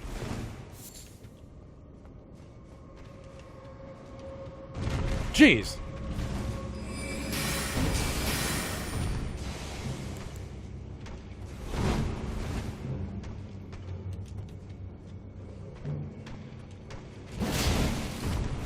Yeah, this guy has a lot of poise. Still dead. Okay. Okay, I knew something was going to drop on. They lured me into a sense of security. And then they dropped something on me.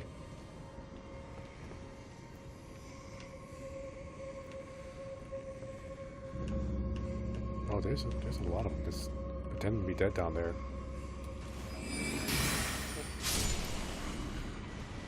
You might be too far. There it is.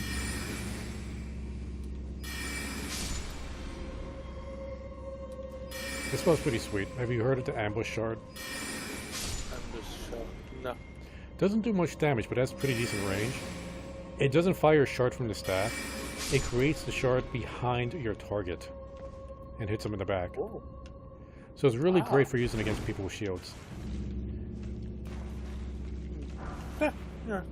Winged Misbegotten Ashes. Ooh. Okay. Not gonna use you though.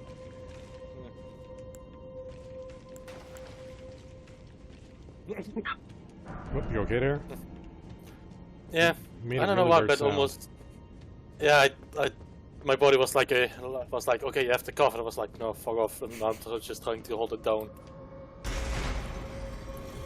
But yeah, a lot of people, at least here in the Netherlands, recently have like gotten a cough. It's not like Corona, so far we can tell. Is it just a cold? Maybe something along that line. See, and that's what I'm like. Okay, when Pepper was over there and she got Corona. Yeah.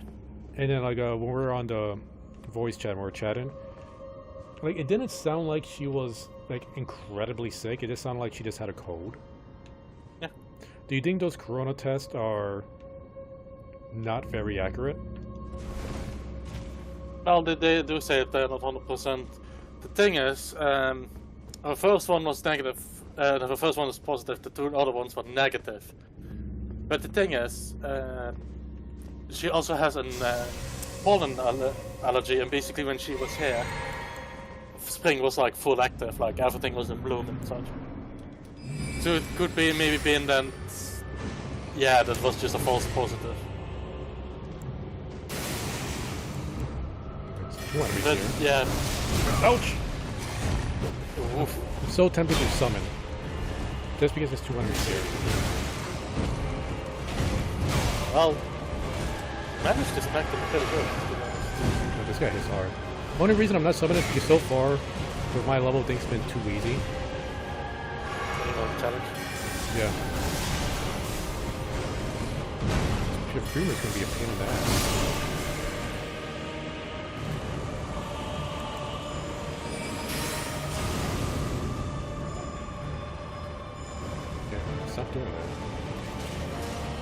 I wish I had perfumes. Like, I got one perfume, but it's almost useless. It's again, it's a crafting item. Perfumer Tracia. Ooh, okay, let's see what this says. Oh, she's one of the elite ones. Okay, ashes remains with the spirits of the dwell. Summoned spirit Tricia. Tricia was once known as a healer who dedicated her efforts to treating misbegotten, omen, and all those seen as impure. When her efforts failed, she was their companion as they died, watching over them to ensure that they could pass peacefully, free of pain. A tale akin to the origins of the deathbed companions. The thing is, she had this really good perfume that she used, which gave a damage absorption shield to both her and the enemy. That's the perfume I want. Because if I start doing co-op with people, I could use that perfume to give us all a damage absorption shield. I just don't have the recipe for it.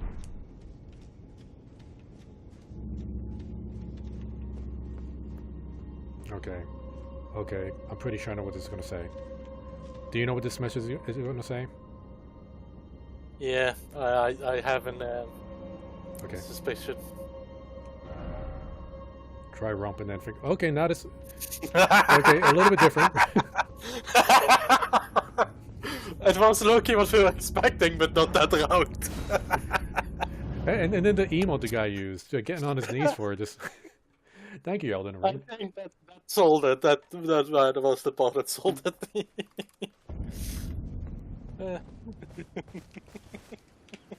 Alright, let's recharge real quick. And then we'll head to Volcano Manor. Okay, no, well.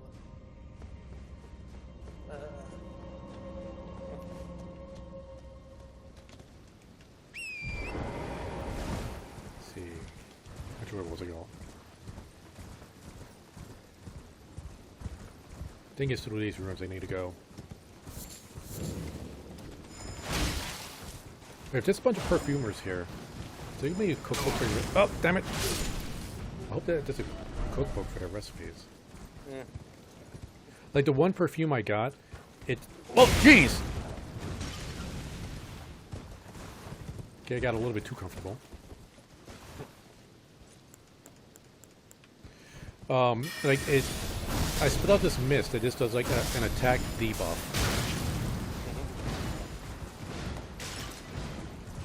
But I think it's only like a 15% attack debuff. It's not really a big deal. Okay.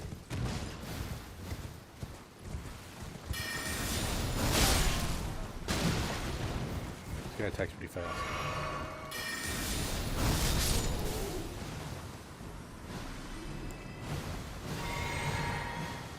Got a cookbook. Omen Killer Robe. Omen Killer And long gloves gloves and boots. Yeah. If I wasn't wearing Blythe's armor, I might be tempted to wear those. Perfume bottle, okay. That's my second one. Perfumer's cookbook, yes. Okay, let's get to a safer spot.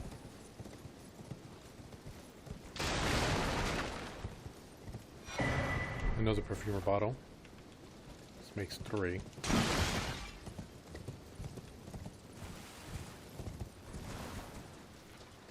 Alright, let's see what we got. Damn it. Can't craft when enemies are aggroed. Is it those flowers? Okay. Yeah, also flowers, but they de-aggroed. Let's see. There we go. This is for the attack. Wait. No, that's Spark. Uplifting. Okay, the acid, that's the attack debuff. Uplifting, what does this do? Boost ally attack power and reduces incoming damage. That's the one I wanted. Once.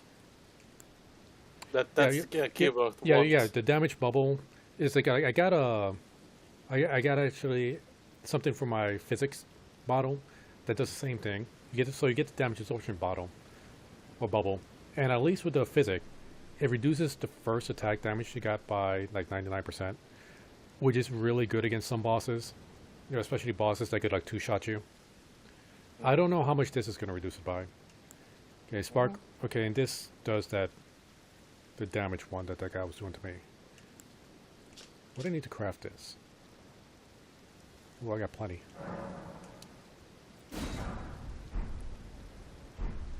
Okay. So what time you gotta get going, Cranky? Oh, I don't have to go for another solid 3 hours. Alright, cool. Yeah. So I'm just chilling around, just reading stuff online. I'm trying to find the Warhammer books, like the stories online, and reading those. Because I know the stories, but I haven't like read them. You know? Which ones are you looking for? Like, specifically what kind of stories? Eldar, stuff like that. Oh, I'm just looking around of like...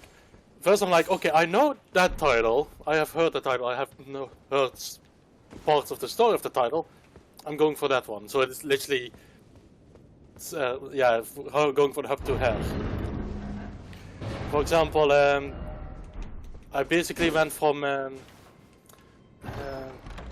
resurrection of Gilliman to brutal cunning, you know? Okay, that sounds much newer. Yeah.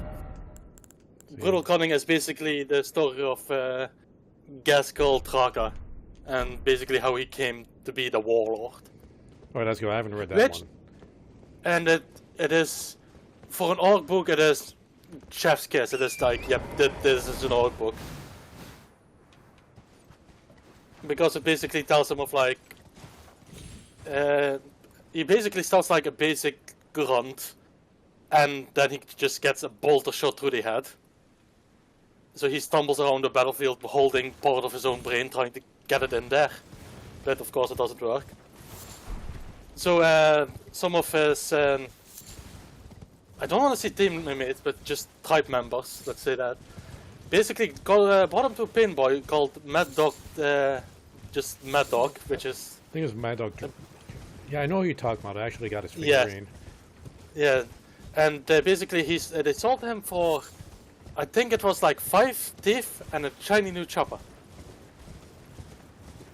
And of course Mad Dog did everything he did, like titanium plate on his head, his quick sinew just stitched up and everything. And yeah, he came back to life, and the first thing what he did was find those tribe members and just kick the shit out of them. But the thing is, the moment he reawake, like, he was unconscious after the operation for 5 days. No vital signs whatsoever, so Mad Dog was like, I just let him lay there. And when he woke up, the first thing he says, like, was like, oh, I have seen the Morg and Gorg, I am the prophet, they have sent me a message that I have to reunite all the orcs for the biggest war. You know? Mm-hmm. That's people are like, that may have been like a possibility that, because people believe that the orcs believe that Morg and Gorg are the gods, so maybe there is, through their belief, unconsciously they created an afterlife where they exist. You know? It's possible. Like, it is possible, but there is no confirmation for it. Although, like, I think... Wait, but didn't they know or believe in or some heard of Gorg and Morg before this happened? Yeah, they already did. That's why he's like, I'm the prophet I'm the voice, I'm the prophet, I'm the prophet, better said, as he proclaimed it. But people there then are speculating, maybe because the orcs believe in Gorg and Morg, they actually created like this little pocket dimension where they exist. And that's where, if an orc truly dies, that's where they go. And that's where they have the best war of their life. You know? Okay, makes sense. It makes sense, but there is no confirmation for it. Well, you have to die first to find out. Yeah. But yeah, because, and yeah, he is now the prophet, and basically he went to all the other clans and basically beat the shit out of the leaders. Huh. But in ways, for example, first he went to the blood axes, which are basically like the tribal ones. They don't use any like guns or anything. For them it's like big squigs, choppers, just smash. Yeah. Yeah. And basically he challenged the leader, and the leader was like, alright, headbutting contest. And the first thing I thought was like, this dude has a titanium plate on his head. You don't, and you challenge him to a headbutting contest. And then I was like, these are fucking orcs, but okay. They don't think, they just do. Yeah. And then basically he went to the tribe that are basically like the speed freaks, and won a race against them. Then he went was he in a vehicle or was this on foot? On a vehicle. He basically got a couple of mech boys together, and he was like, just make me a vehicle that goes the fastest. And of course the mech boys just made something, and they like, he's never gonna win, but he won. Against the beliefs of the orcs. And then he went to other ones, I forget what he did, but then he went basically to the tribe that are the blue orcs. Okay, well you got the freebooters, which are like the pirate orcs. That actually yeah, and he basically kicked the shit out of them, if I remember correctly. There's the snake bites. That's those are more like the technologically advanced. Yeah, and in fact. So he also kicked the shit out of them. There's the ludas. I think the looters are the freebooters. No, or it's like they have the like gold teeth insignia. Yeah. And I'm trying to remember the stealthy ones. Okay. But yes, in the book there are like 6 main clans. You have the Goths. Yeah. It's basically where he is from. You have the Evil Sons, which are, if I'm correct, the Speed Freaks. The Bad Moons are... let me think. There was something with the Bad Moons. For how little there are... oh yeah, the Bad Moons are the wealthiest. Okay, yeah, they're the ones with the gold teeth. Yeah, and they just kick the shit out of them. Yeah, the Goths are basically the Gorkiest clan. And the Blood Axes are the Morkiest. Which is just the fuck. Yeah, Evil Sons are Speed Freaks, and the Snakebites are the backward tribes.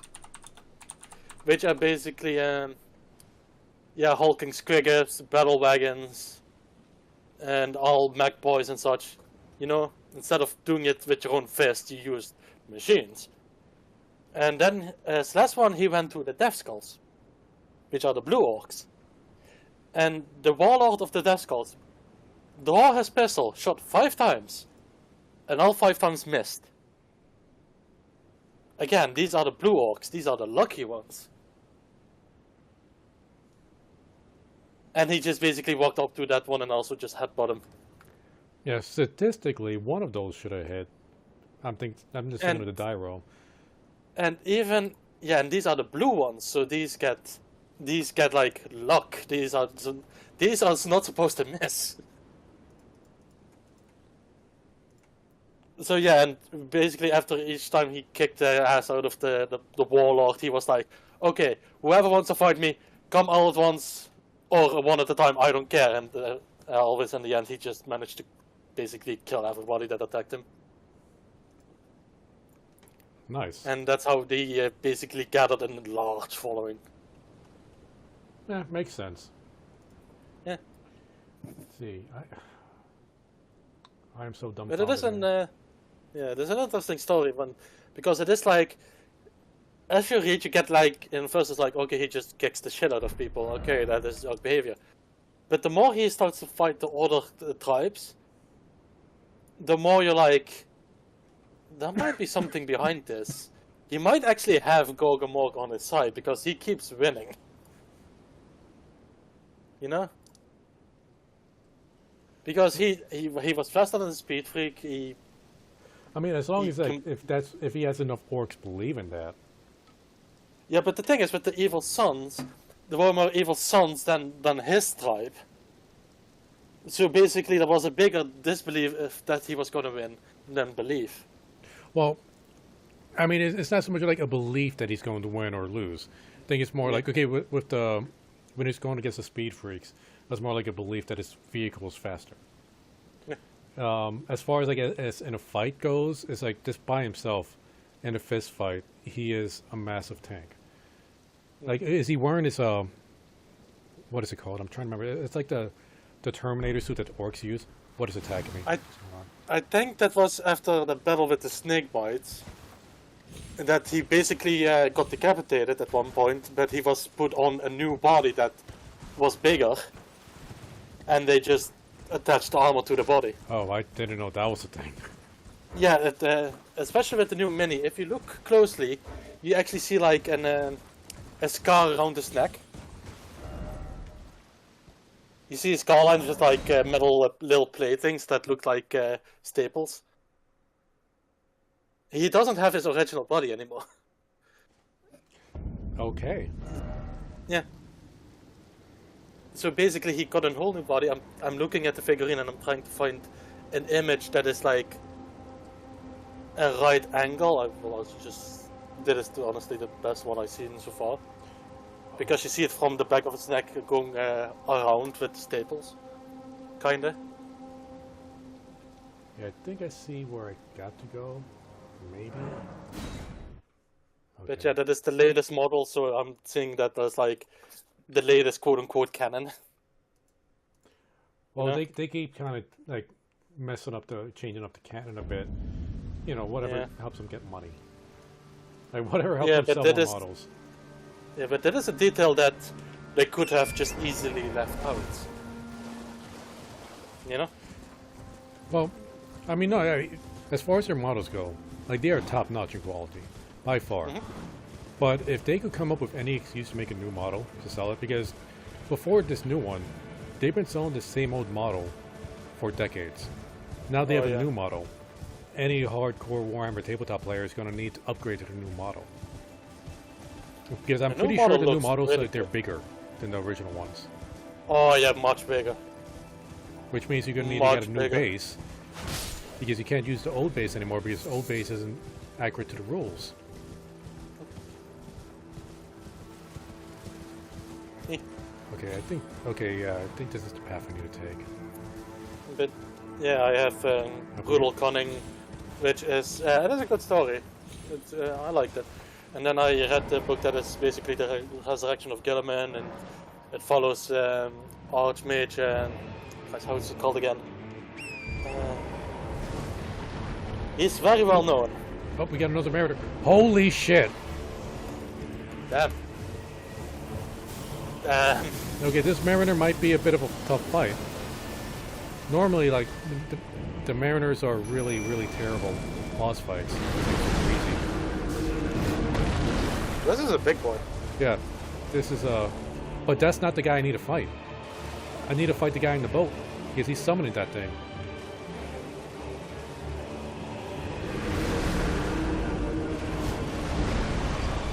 So where is he?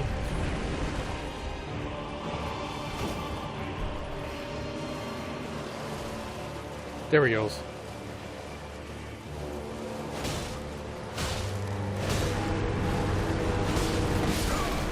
Ouch.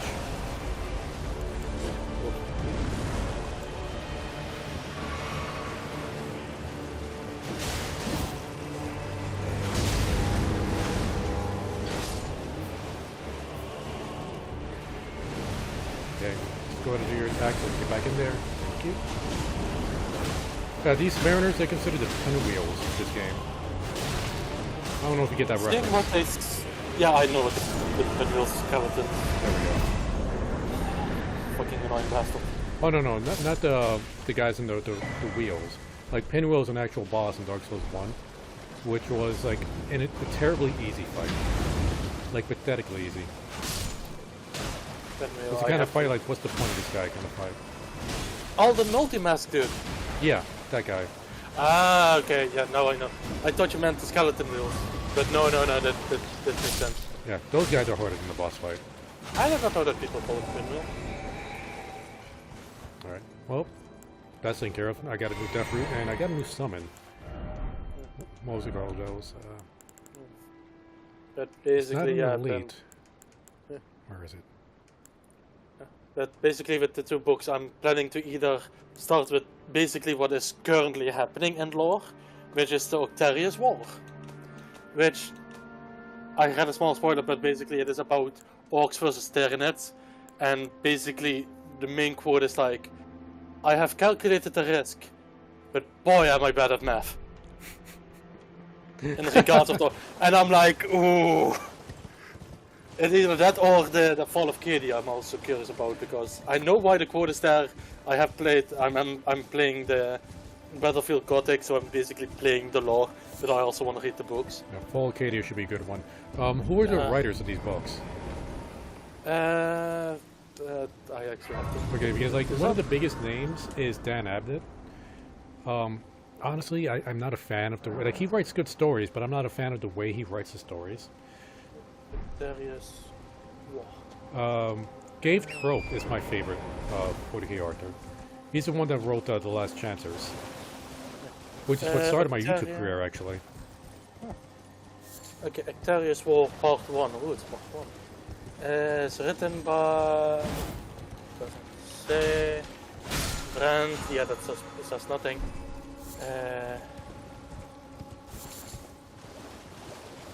Man, I'm not thinking... anything about the author? It does not say who the author is. Of wait, it's better said who wrote it. Oh, that's weird. Okay, what website are you reading this off of? Multiple. Huh, it's weird that they don't say the author. That seems, oh yeah, gamesworkshop.com. No, that is Kill Team. That is something else. Warhammer Community. You have fucking 40k lexicon. Description. Okay, so you're not reading any of this off the Black Library. That's where you like normally officially buy the books. Oh, Black Library. Like, I don't know if they've changed since. Like, it's been a long time since I shopped at the Black Library. No, not Overfiend. No, not Krieg, not Ugo. That fucker just going to there. And we're just typing in war. Angel of Mercy, the successors, Fulsram, Krieg, the Twice Dead King. I have heard a lot of good things about the Twice Dead King.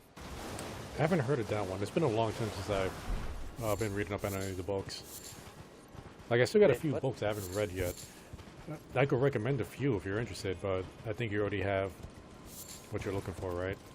Yeah, I'm looking at the book that is literally called The Gobbo's Revenge.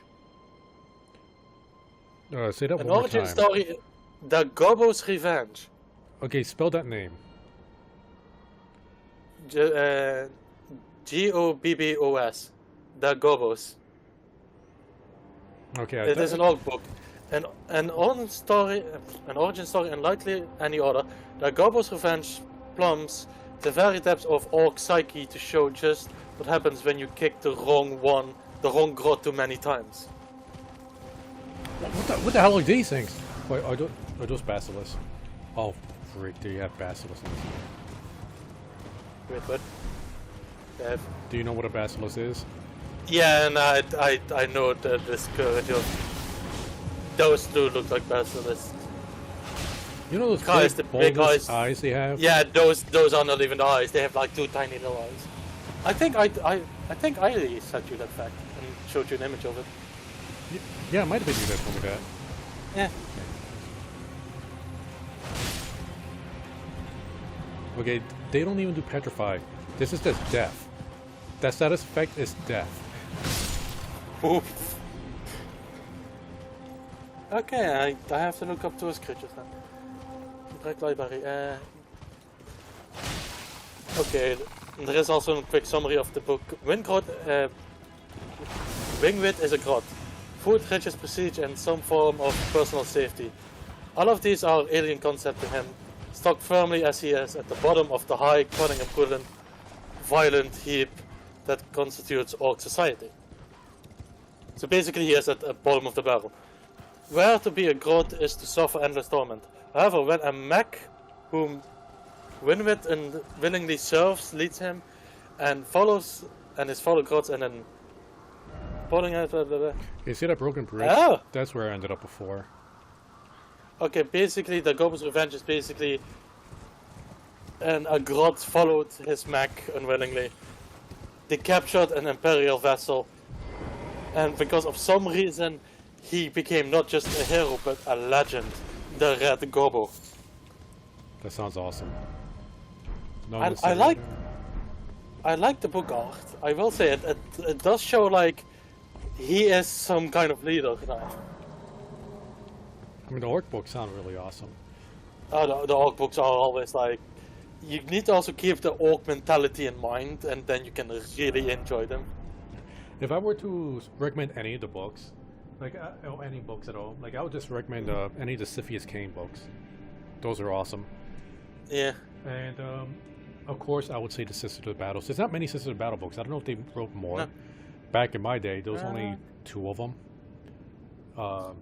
With Faith and Fire, I think was the first one. That one was pretty good. The second one, I forget the name of it, was not as good, but it continued off of Faith and Fire. And the audiobook, I actually have to. I could probably send you an audiobook if you want. It like it's pretty. Like at the ending, this kind of shows how evil the Sisters of Battle are, even when they're trying to do good. 40k Sisters of Battle books. I'm just gonna books. Let's see. Black Library. Sisters of Battle, the omnibus. I'm seeing here.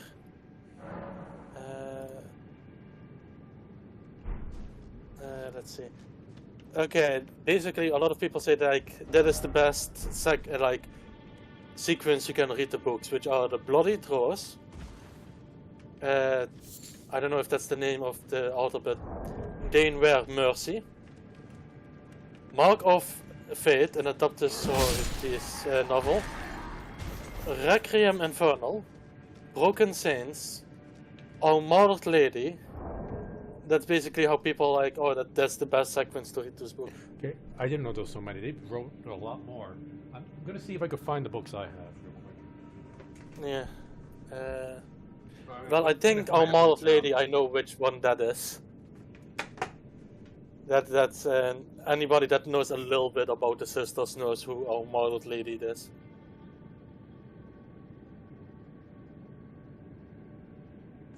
But yeah, an adapted story is this audio drama Broken Saints, Requiem Infernal, Mark of Fate. Back. So the 2 I have is Faith and Fire, which is the first one. As far as I know, the first one that was written by James Swallow. And then Hammer and Anvil, which is a continuation, also by James Swallow.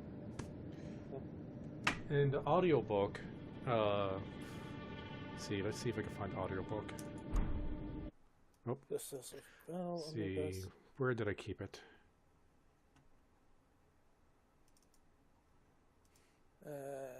Audio drama. Let's see, Burden of Duty, Dark King, Lightning Tower, Final, Fireborn, Garo, got Halo Wars, Mission Purge, Sealet, Strike and Fade, Sword of True, Fall. But yeah, they have added a lot of books apparently, but also a lot of like shorter stories like Whisper, Soul Fuel, A Signal to Noise. Can I actually go on this website and basically look at specific ones? Gaskell Tracker, The Prophet of the War. There are so many books that I still want to read. Oh, I have a quick read about Mad Dog. Nice. Featured. Fuck it, we're going through the novels. I can't find it. Here, it's not With Bated. No, With Bated Breath. I love With Bated Breath. That's a short story. I think it's like only like 5 minutes long. Rose in Danger. I'm seeing here.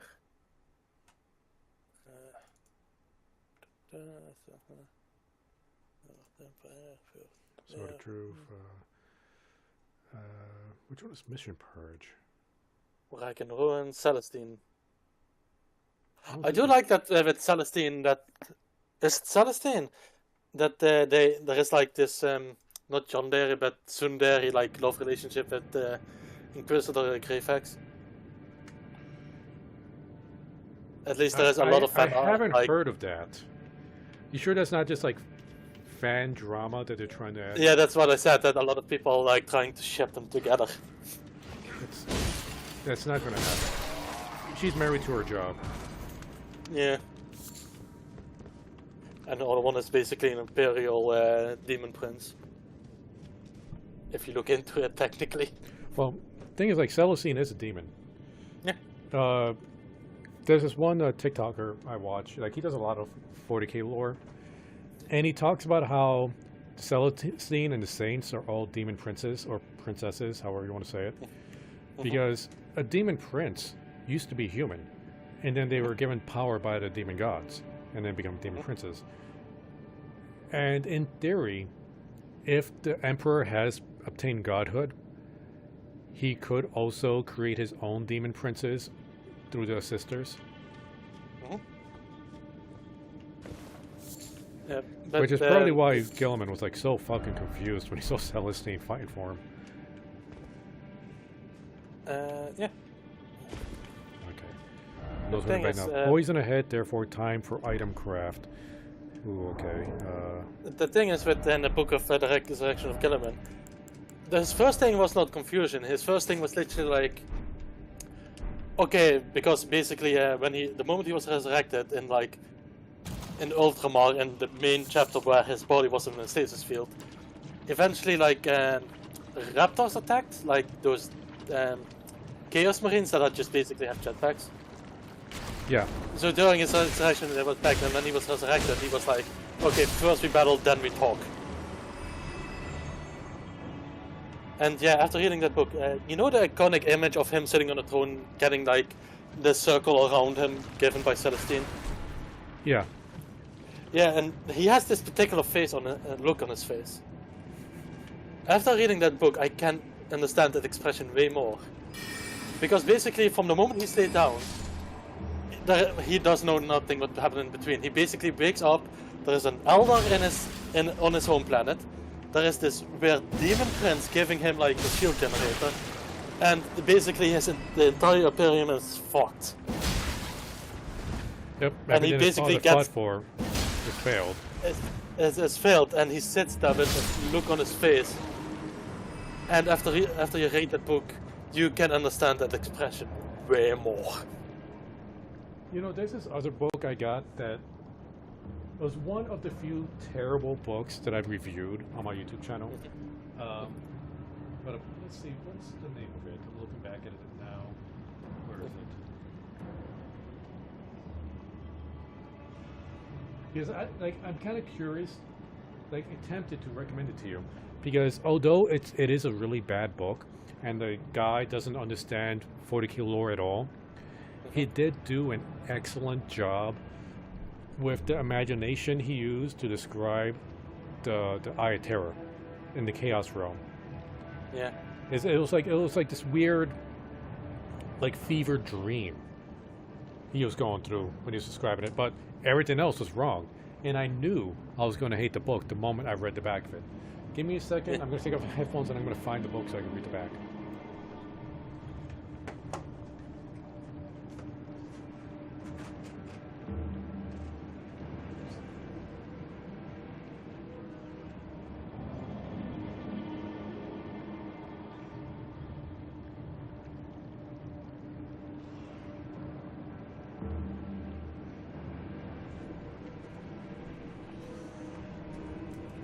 Alright, I'm back.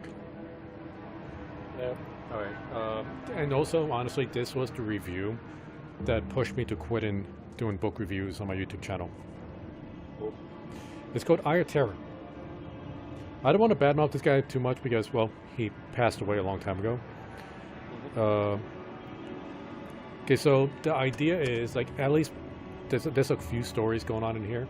One of them is a space marine from before the Horus Heresy happened. He was in the 30k universe. He was kind of in a stasis lock, he was lost in space, so his power armor just kind of put him in the stasis lock, Master Chief style. And his body just kind of drifted into the Eye of Terror. And then when he was awakened, there was a Chaos Marine there, and he had no idea what a Chaos Marine was. He only knows Space Marines. So, let's see. Where is it? First okay, here we go. Magron groaned. He cursed himself for having gone into suspended animation. To be revived in a galaxy without the Emperor. Horrible, unbelievable, and impossible to bear. Stricken, he looked into Abada's flinty gray eyes. Who is the Emperor now? That was his question. Who is the Emperor now? That's actually a good question. That's a terrible question. Because you're essentially asking who's God. Oh, God died? Well, who's God now? I mean, I know they didn't believe the Emperor was a god, but he had that kind of status. Like, he didn't have a real name. He was the Emperor because he was the only one that could be the Emperor. And after being told that the Emperor is dead, there's not a question about who's the Emperor now. There is just no more Emperor. Yeah. And not understanding that, like, I knew this guy didn't know 40k lore. Especially when, very early on, we get a librarian wearing black armor. No. That's not a librarian. That's a chaplain. Chaplains wear black armor. Librarians wear light blue armor. Learn rage. Also, I don't understand why there's so much fan art between Gilliman and Yvrain. Gilliman and who? Yvrain. It's basically an Eldar leader that is basically like, okay, fuck the ways that we created Slanesh. Basically, it's like a Craftworld Eldar, but it's trying to unite every Eldar together again. And trying to prevent what happened before. You know? Like, before we were great people, before we went perverted, we need to go back to those ways. And she has actually quite a mix of quite a lot of Eldars under her reign. She was also there during Gulliman's resurrection. She's actually in that one image that I told you about. Yeah. Where he basically got the... Yeah. And in the book, it is literally like, Gulliman is like, you're a worthy warrior. Come join me. And she, basically, the whole thing is like, please join me, you're a strong warrior. And she's like, no, because this is not my battle. Blah, blah, blah. And it is like, okay. And why the fuck is there so much fun out of them together? Yeah, well, did she not understand the significance of him asking her that? I mean, Well, it is more like, the only thing I can find is that people are saying like, well, seeing that she is Xenos and he is a Primarch, and he didn't immediately chop her head off, that must mean something, right? And I'm like, ah, fuck off. But yeah, she is actually also like a prime example of good Elder, so to say. Because she is like, yeah, there is something there. Like, he didn't immediately cut her head off, but not a romantic thing. No, it is more like, I know, I understand your ways, you understand my ways, but now we have to part ways. And that's basically it. And I'm like, okay, that is a very respectful side to one another. But why so much like lovey-dovey fan out of that? Like, why? Because people demand love in a universe where there is none. No. I do find it funny that after reading the book I finally understand the meme of like, sorry honey, but the power armor stays on in bed. The only reason that meme exists is because he's wearing experimental armor and that guys, I keep forgetting his name. It is an Mechanicus, and the big one. I know who you're talking about, but I also forget his name too. Makers. Normally let's start that in. No, not Makers Dominus. He is Prime Makers, maybe that helps.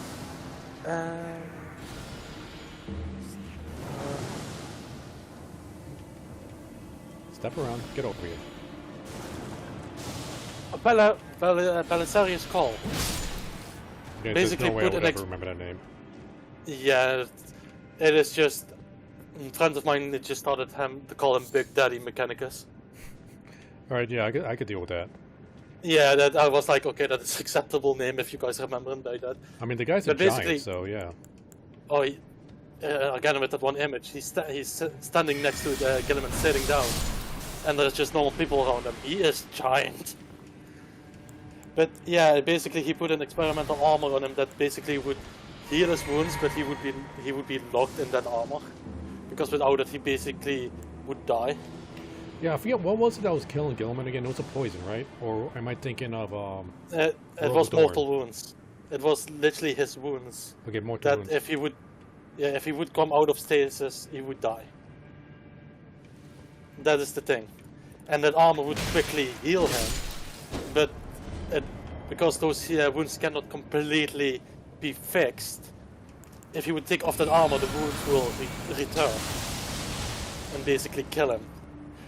And that's why, okay, now I understand the meme of like, sorry honey, the power armor stays on in that. Because he has to. I would just assume because, like, you know, Space Marines don't like part of their power armor. Yeah, but to be honest, without the power armor, he will die. He is trapped in there. Ooh, I get the but there's mushroom also the armor reason set. why he, but there's also the reason why he got resurrected. But also in the book, it is like how he got resurrected. It is also basically he comes to the homework and goes into the temple, talks to basically Papa Smurf. I forgot the name, but the chapter master. Moinus, Calgus Something. Moinus. Or is it Moinus? Yeah, I know him best as Papa Smurf. Because that's what community calls him, and basically he is like, oh, with this armor, if we can resurrect him, but there's a 60% chance that it will fail. And of course the chapter master is like, fuck no. And so the big battle happens to turn out between them because Cole does want to do it, Papa Smurf doesn't want to do it, and then the raptors attack. And big battle, and meanwhile, the chapter master looks back and just see Cole with like all his little appendages just hyper typing like 10 million words a second, just trying to unlock it. And I feel like I need to take a bath in alcohol and fire just wearing this stuff. Oh. Hey, one plus side, you never go hungry. Just lay down in the sun and you, Yeah, this is gross. It does have high immunity, but I'm going to change it up before the boss fight.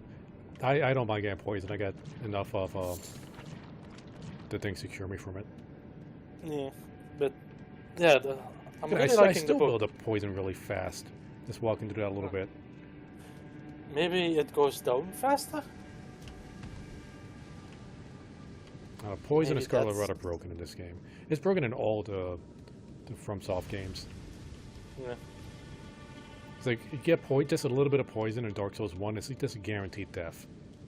If you can't cure it or get to a bonfire, you're just gonna die. Yeah. But yeah, Better Skull is still one of my favorite characters in the stories because he is something the Mechanicus actually needs, if I'm honest. Because he likes to invent. Really does it? Like Which what? is- What has he invented? Because I know inventing is a no-no It's with heresy. the Mechanicus. It's basically he basically made a better version of the basic Space Marine. I think like the normal that Space wasn't Marine. Calgar, was it? That was the tech priest. No, that was Cole. Yeah, Cole. Cole did that, and basically I think a normal Space Marine has like 17 augmentations, while Cole's variant has 22. But also he tries to reverse engineer things, which is also a taboo. Mm-hmm. And then he would just make a blueprint and he would bury it somewhere for 100 years. And then he would be like, oh, look what I found! It's like rub some dirt on it, crinkle it up a little bit, make it look older. Just throw it in a corner, forget about it for a week, and like, oh, look! And, well, the Mechanicus is suspicious, but at the same time, they're like, he has a high reputation of finding all blueprints, so they don't question it too much, just in case. But he does it on a suspicious rate. Or he's sort So of my he's boss, so I inventing can't and really say and do anything. Yeah, because he is Prime Megas, which is well, you have the main like Mechanicus guy, the Mechanicus Lord, and he's like one rank below it. So he is a very high ranking one, but he just reverse engineer things with blueprints and find things, and he's like, he also wants to understand Xenos technology, like Necron technology. Here we got the boss right here. Yeah, but yeah, understanding Xenos technology is doing factor heresy because it has to be destroyed. Mm-hmm. But he is like, I want to know what this is. A good example is one of the I don't know if it's Battlefield Gothic videos, where he is actually going to the planet of Cadia, and he meets one of the Necronlords. Oh yeah, I forget the name of that Necron, but that guy just really didn't want chaos to be in this universe. Yeah, I do know that that one Necronlord, he is a collector and quite a troll, to be honest. And I love it for it. Because he had a bell that if it would ring, it would destroy everything around him. But it was in a stasis field, and so it was not supposed to ring, but it still did and destroyed some artifacts of him. And the first thing he did was, literally, he opened a portal to the warp and just threw the bell in there, and was like, no, it's the Elder's problem. Oh yeah, you told me about that. Yeah, and we're just like... Yeah, we just got the Kindred of Rot's Exaltation. The talisman depicting the exaltation of pest. Raise attack power when poisoning or rot occurs in the vicinity. Rot for the Scarlet Goddess. O scarlet blossoms flourish in distant lands and return to us, the unwanted children. So if poison is in the vicinity, so not on you. Yeah, so I could poison somebody else and get an attack boost. Ah, right. But yeah, the call is just... This is what the Mechanicus needs, because he reverse engineers, he tries to find things out to improve his own stuff and such. He even has like this is even in the text-to-speech variant where he is basically creating mechanical space marines. And of course the Mechanicus is like, you're creating something that should not be created, but at the same time he's like, I'm just experimenting, I'm not really creating. And he is constantly finding blueprints, quote-unquote, for the Mechanicus Space Marines. It's like, technically, I'm not doing it. I'm just technically doing something else. Yeah, basically. But yeah, because of his status and his reputation, nobody's questioning it. But yeah, for example, I think I also told you this. He once gave a box to Gilliman that would be like a direct link to him for advice. But sometimes the box would lie to him or get emotional. And Gilliman went to call him and was like, hey Cole, is this an AI? In which basically Cole reacted in a way that is basically like, no. No, that would be wrong. I wouldn't. Yeah, that ain't an AI. That would be wrong. That would be heresy. Now, there is a good story about an AI. I don't know if I told you about this one. I forget the name of the book. But oh, where they find in the Space Hulk with an old Gold Age AI that basically locked Space Marines in their armor and basically commanded the body of a mech priest, basically making them terrified. Yeah. Yeah, it was basically, what was it? People said it was like HAL 3000, you know, that one Space Odyssey thing? Was it? Like, I cannot let you do that, Dave, kind of thing. Yeah. And it was like, those were the old AIs. And now I can understand better why the Age of Strife happened. The thing is, like, because if those things go rogue, holy shit. Well, people forget just how, well, they did go rogue. That's what happened to the Age of Strife. Yeah. And, like, people forget how powerful technology was back in the Golden Age. Yeah, for example, the Terminus armor, I have done research to this. During the Golden Age, that was miner's armor. That was if you go out to a planet and start mining for resources. Mm-hmm. Something that is revered as an holy relic now was just casual armor for miners. Yeah, and like the Imperial Knights, those big things, those were just colonial things. Those were meant to be like shoot into a mountain to create a cave for mining, or just splash down entire forest. Even the claws that they were like just to plow the land in one go, so that farming could happen. Yeah, and it's like, and I think I might have told you this once before, but what the fuck? These guys are just falling from the sky. Yeah. Okay. There's a story that I heard about. I haven't actually read it, where there was this one spaceship got into a battle with an Eldar craft, and the cannon they had on this thing. Oh yeah. Affected time. It was basically sent back in time a few seconds, so it collided itself. Yeah, it was like by a fraction of a second, so they overlapped and blew up. It's like, goddamn. Yeah. Or like black hole generators that they shoot a tiny black hole at the ship. The ship gets destroyed and then they would remove the black hole. That was just on a scouting ship. I'm not even talking about the big like warships they had. Yeah, the Gold Ace was terrifying what they had, and that makes it like that reinforces the quote-unquote dark age of man at the moment, because they don't have the good stuff that actually made Imperium great. And it also explains why the Mechanicus, they're so touchy about using any of their any of these old machines, because they don't know how to make them anymore. So like when they find something, like that's the only one they have, and they never want to use it because they don't want to risk it being destroyed. Yeah, there's also in the Mechanicus thing that it's basically it basically is like a chicken walker. It's like a two-legged machine thing that they sit on a vehicle. But the thing is, there was only one Mechanicus that knew how to repair them and how they work. Jesus! And he sadly, Christ. God What damn. the? Oh, there's a flame chariot. Just gonna ignore that. I think this is Volcano Manor. Yeah. But basically that Mechanicus died, so they don't know how to repair them, or the thing is, they're also afraid to turn them off now. So what they do is they just let them walk on like a treadmill constantly until they need them. This isn't Volcano Manor, it's Fort Blade. This is Hey! Giggity. Sorry. Hell yeah! Okay, that's a big hammer. Yeah, but yeah, there's also a reason why Mechanicus is... What the hell? Alright. Talking about the hot hat. But yeah, that's also the reasons why Mechanicus is allowed to do so many things, which is actually technically against the Imperium.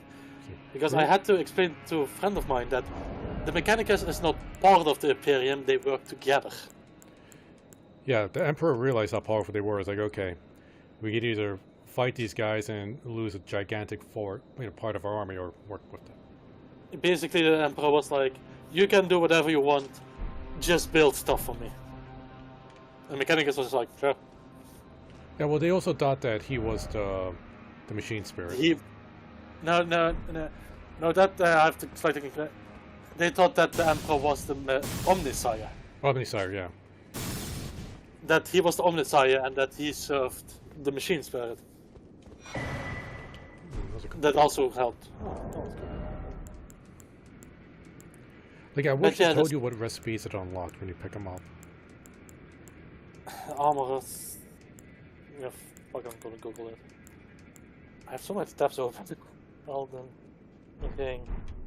It was Armorous, it was number 7. Book 7. The autocomplete showed 3, 4, and 6. So people blah blah blah. Ooch, right. Somebody's talking. What was that? What was that? Slumbering eggs. They'll never find me? Look up. Maybe it's on one of the towers. I was worried like somebody might just be teleporting in. Could this be secret? Ooh. Okay. Oh. Here, Amorous Cookbook 7. Provides the knowledge to craft following items. Giant Flames Firepot. A fire pot? I already had fire pot. Yeah, a giant flame firepot. Oh. Oh. Scaling Well, fate. it uses FP.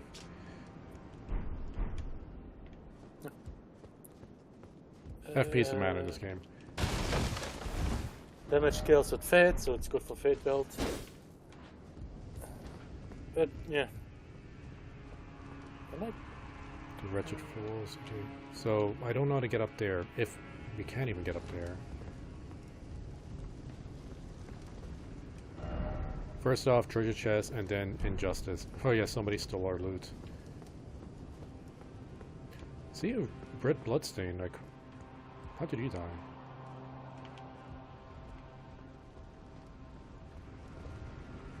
You just jump off the edge? Yep. He fell to his death.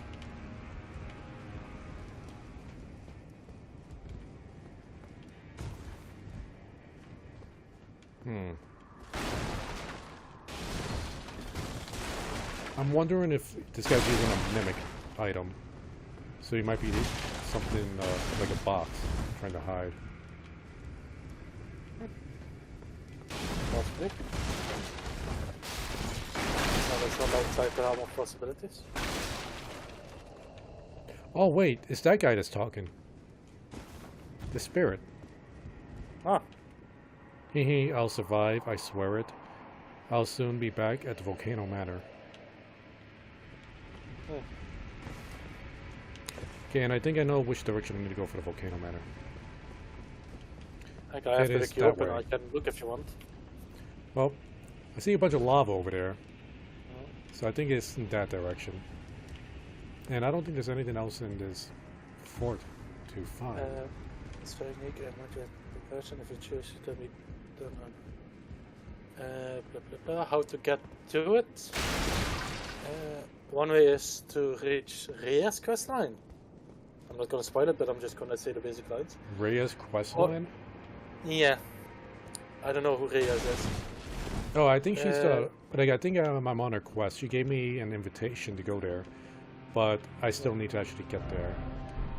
Or wait, what if I use the item in my inventory? Oh, this game has patches.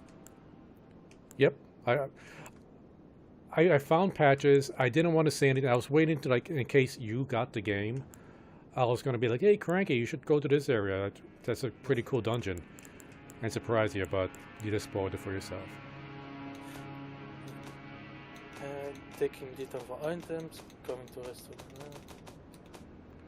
Where's that invitation?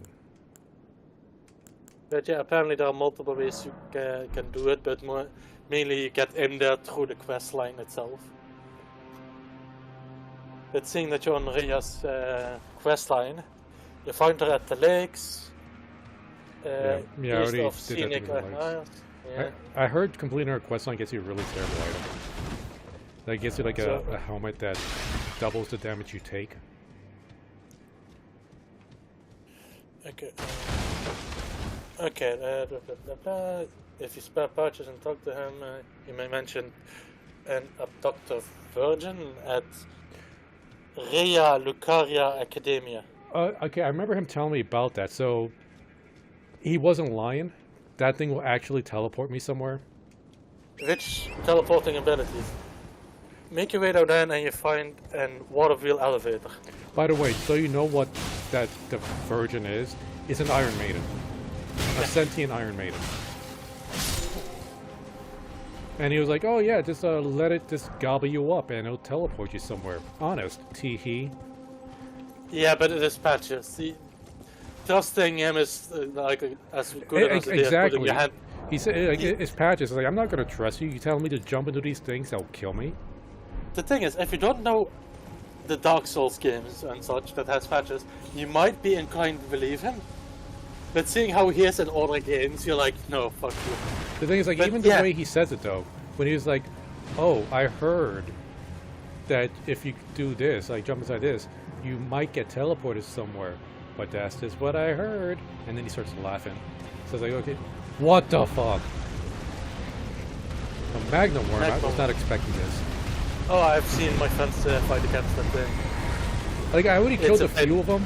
The problem is, he's surrounded by lava, so I don't really have much. Oh, man. Okay. So yeah, I figured it might be a trivial fight because I might be over leveled, but then he just vomited lava on me. And I just took so much damage, and I couldn't get out of there. Okay, do you want to know how to best do the Iron Maiden thing? No. I want to find that myself. It's like, now that I know, Patches wasn't BSing me. Yeah, let's get this boost fire negation. People do say, like, oh, use like one of those items that prevents loss of rune items, just in case. My runes are right over there. I'll just go pick them up. Oh, you mean when you do the Iron Maiden thing? Yeah, but yeah, it will teleport you during this, essentially take you to the subterranean Inquisition chamber side of Grace, which leads to Volcano Manor. So yeah, the Patches wasn't lying, which is actually more surprising than if he was. Which tells something about his reputation.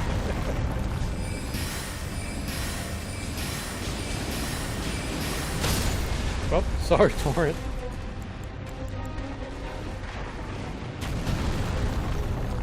Okay, it's getting close. Oh wait, Adam. Oh no, wait. Okay, no, now I got it. There we go.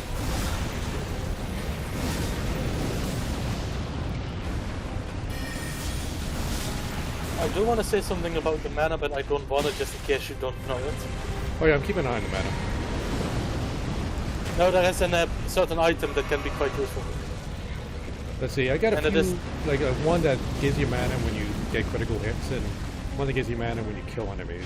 I got both of those. I don't know if there's any more. I also get another item that reduces how much mana I use. No, it's even a different one. But seeing that you don't know that one, I'm gonna give them my shot. Dragonheart.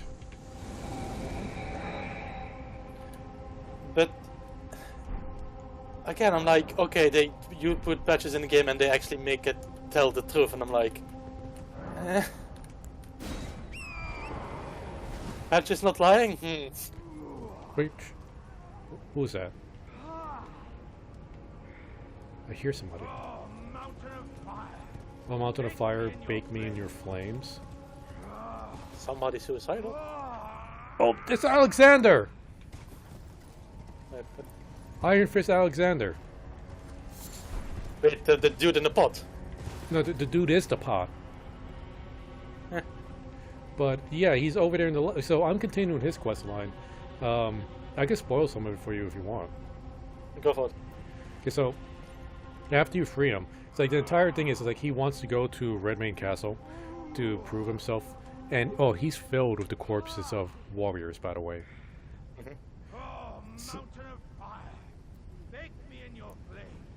Okay, man, he's taking this. So, and that's the Radon fight. That's a little mini raid. And after the fight, you see him, he's all cracked up, and he's like scooping bodies into him. And he's kind of lamenting. It's like, I can't believe it. It just took one hit to crack me open and spill out my guts. I'm such a coward. So it's like, you know what? I'm gonna come back from this. There's a lot of good warrior corpses around here. I'm just gonna fill up. Then you meet him again. He's like, you know what? I'm gonna go to the Volcano Manor and bake in their lava to toughen up my shell. And there he goes. I also heard that, well, as you can expect, if you finish his quest, like you get something from him.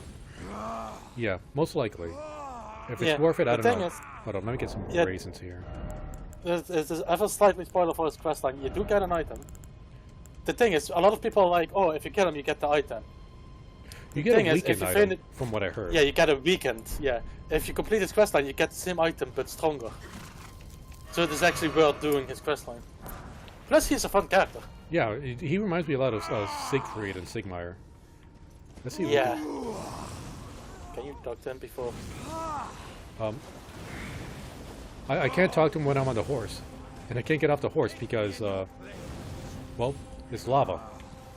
Do you have maybe like a rain spell or something like that that you can temporarily like Hold fire on. the I think I place? can talk to him from up here. Here we go. Hey. Ah, good sir. What business might you have in such a place as this? I hardly think you're here to temper yourself with flame, considering that fleshly form of yours. Your timing, though, is impeccable as ever. Are you stuck? I've been making just the thing for you on my journey here. Take it. I'm sure it'll Hi. suit you to a T. Oh, nice. I think you just got like Give me a jar. the helmet. Oh! remember that tarnish I told you about and the maiden? Yeah. Like, they couldn't find each other? The guy's name was Jarhead. Hey. I think he wore this jar. But, it's hardly more than lukewarm here. I won't be able to temper my body such that it'll never crack again. Perhaps I'll head eastward. There's an old saying I've caught wind of. Above the lofty clouds, the icy giant's peak doth soar. Here lieth the flame of ruin, which ever burning roars. Perhaps I'll head eastward. There's another lock. Okay, so I'm going to the fire level, and now he's off to the ice level. East is probably going to be around here, in this spot I haven't unlocked yet. Yeah, yeah. Alright, you know, wait, let's check out this helmet. It has a good amount of poise on it. Jar that fits cleanly over the head when upturned. Made with pride by Iron Fist Alexander. In a uniquely jar-like gesture of friendship, it boosts the power of throwing pot items. Oh, That's pretty nice. yeah, makes sense. That's how it looks. I don't know how I see through this. Oh, I And- would love it if the moment you put it on, you basically become blind. Now, it said Alexander made this. Knowing that there is Ash called Jarhead, and he's wearing that helmet, I thought what I was going to allude to was that Alexander took Jarhead's body and put it into him, and then he just has just Jar left over. Would have been a cool bit of lore if that was true. Yeah. Okay, here's some raisins, buddy. Okay, I could just ignore you guys.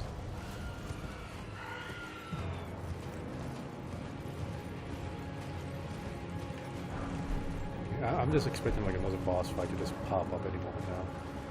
Maybe a dragon just swoop down. Holy shit, that's right. I had to deal with a dragon on the way over here, but halfway through the fight, he just booked it. So he might show up again any moment now. Yeah, nice.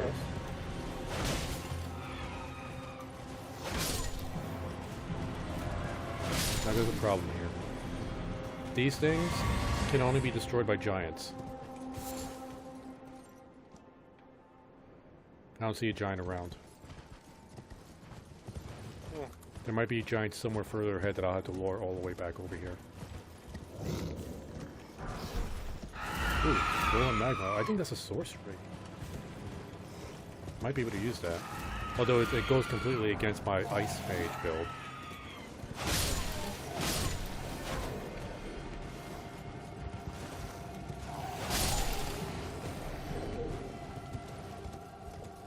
What?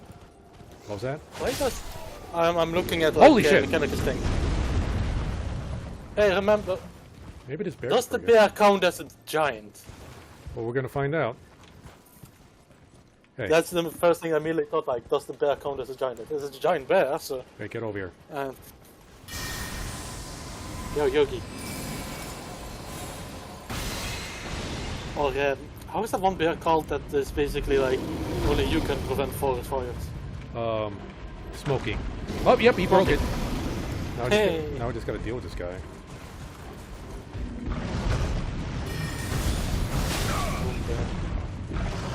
I do like that a lot of people are like, oh yeah, a lot of games where there is a bear, you just have to stand your ground and it won't attack you. This bear will just fuck your shit up. Well, he's modeled after a grizzly bear. Like, grizzly bears and brown bears are completely different with the way you need to interact with them. Brown bears, you can get away with just, like, scaring them off. Grizzly bears, they'll fuck your shit up. Just pretend, yeah, just make yourself small and pretend you're dead. You just make And just yourself hope. you just make yourself an easier target for them to kill. Okay. Which bear was it again that it was like, oh, just lay down and play dead? I don't know if that's true. It- Or that's a myth. You know, if those freaking demi-humans weren't around throwing those bombs, I might have been able to kill them. thing to do. Okay, bears. Best thing to do. Best things to do in case. Now you need to specify grizzly bears. Oh yeah, there's how to identify a grizzly brown bear. It's fucking massive. Yeah, okay. Stay prepared. Bear spray, yeah, all of those. When you encounter one, slowly walk away while looking at it. Avoid eye contact. If charged, don't run. Lay on the ground and play dead. Protect head and stomach. Wait 10 to 20 minutes after the bear leaves gather. So that's if it doesn't kill you. Just wait 10 to 20 minutes.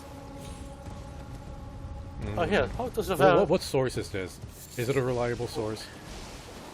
I want to fact check.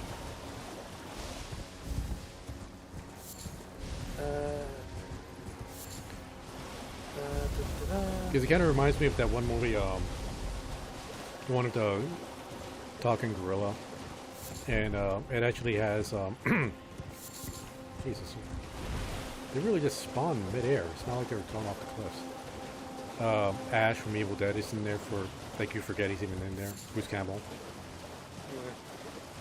and they met up with a gorilla, and the way you're supposed to deal with the gorilla was when it charges you, don't run. Just stand your ground. Because if you run, it'll chase you. If you stand your ground, it's just going to try to intimidate you. I don't think I had the balls to do that. Even in the movie, like when the guy was doing it, like all his friends booked it. Yeah, also avoid eye contact and don't show your teeth. Because eye contact is basically like I'm challenging you, and showing teeth is a sign of aggression. Okay, I missed this grace. No, I didn't miss this grace. Where the hell am I? Oh, Go without that of way. context, this line is so wrong. I'm basically looking at the image of like how to survive a bear attack. If it's brown, lay down, and then if it's black, fight back. And I was like, that second part is. Ooh. Oh, and then Well- somebody did it. Somebody did the same thing with a raccoon. If it's grey and ash, feed it trash. Well, the thing is, like I said, black bears. Are smaller. Yeah, they're smaller. They're not as aggressive as grizzly bears, and you could scare them off. Yeah. Holy shit! What's going on over here? Okay. Black bears. Oh, Okay. jeez! Just enjoying the fight here. Just leave me alone. Yeah, black bears are 5 to 6 feet, while grizzly bears are 5 to 8 feet.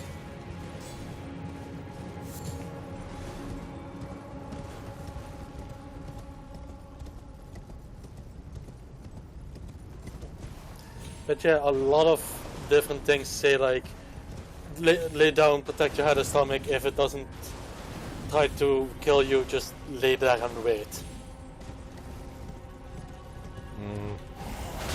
I also like this one, that no matter how scary the situation gets, never piss yourself. Oh, good to know. Because apparently the smell will, the bear would see that as like a kind of pheromone attack or defense, and it's like, oh, you want to fight? Or you're trying to like claim your Yeah. market territory.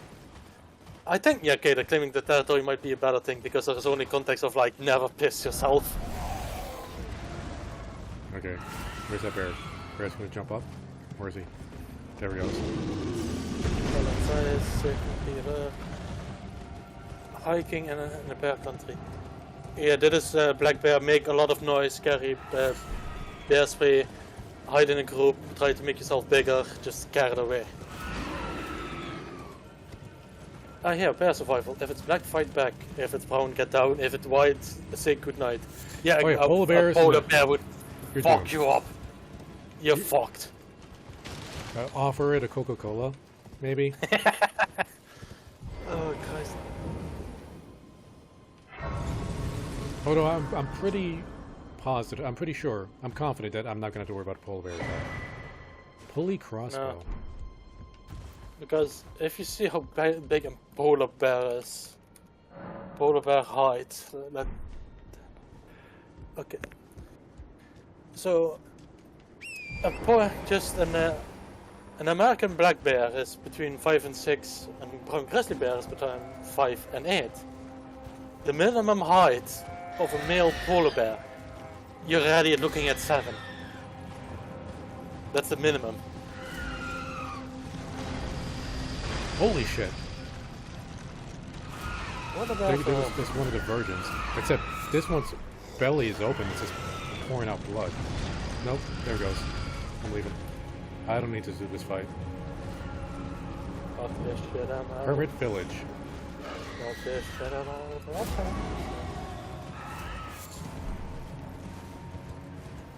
Yeah, polar bear. What the fuck is that thing? Yeah. Demi-human Queen Maggie. I thought it said Magi, but it's just Queen Maggie.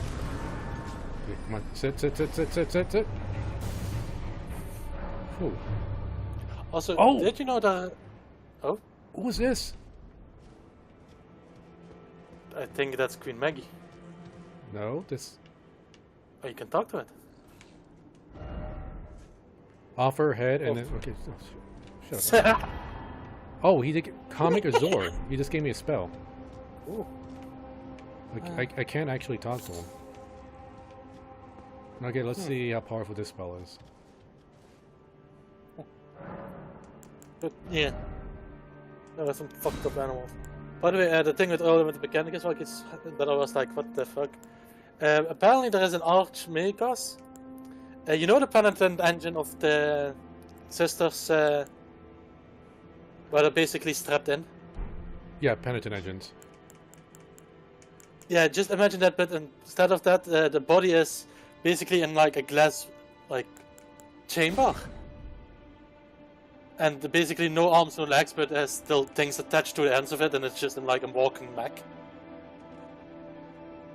A glass So chamber. Yeah, yeah, the best way to describe it in my words.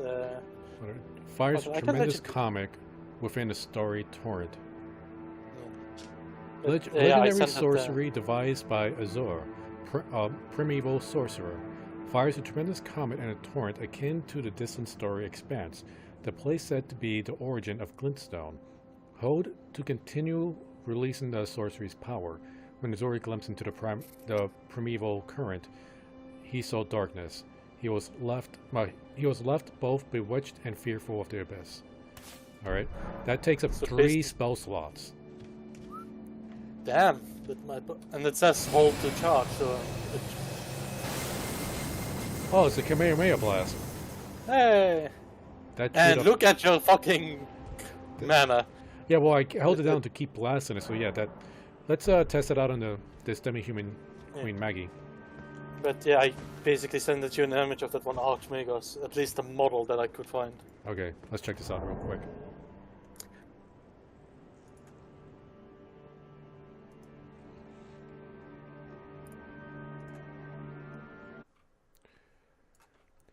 It's kind of like his own Pope-mobile. Yeah, kinda, yeah. There's a good way to explain it. But seeing the the mechanic is, I'm like, okay, why is he suspended in liquid? There must be a story behind that one. Because science. Alright, Yeah. there's Maggie. Let's see how well this spell does. Yep. The fuck? No. No, I'm getting my mana back after that. I'm not gonna chug a bottle. I guess I need to activate the fight before I could officially hit her. So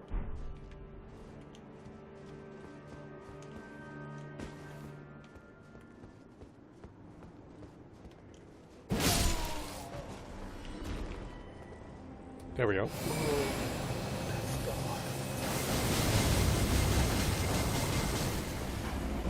Oh, they get a good chunk. Half her health. Do it again. Oh, damn it!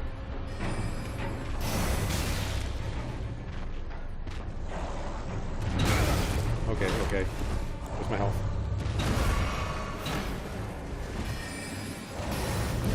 also, How did I miss? main complaint.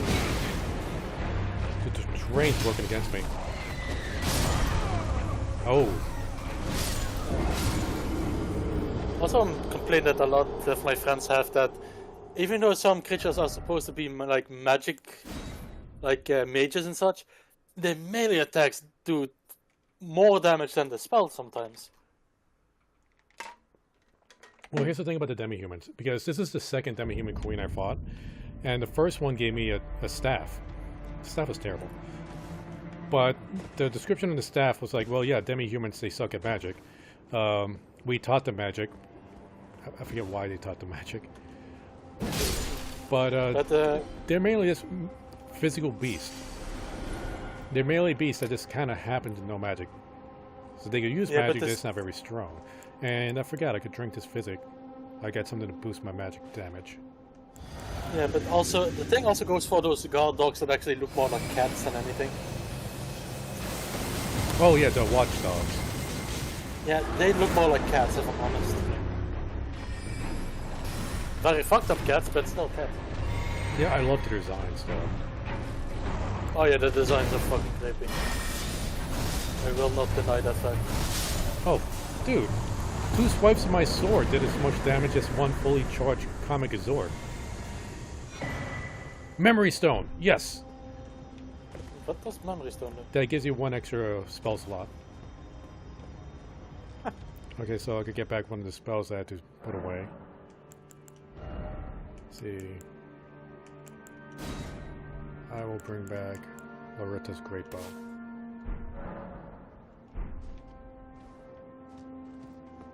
I killed the queen. Can I talk to you now? No. Well, we got the most powerful spell in the game. One of the most powerful spells in the game. Keep seeing builds online like how to build the ultimate mage build, and it's always that spell. Yeah. But spellcasters are always like level 200. Yeah. It's like doesn't really count for much if your ultimate build is going to be super high level. Can I make that drop? Let's see.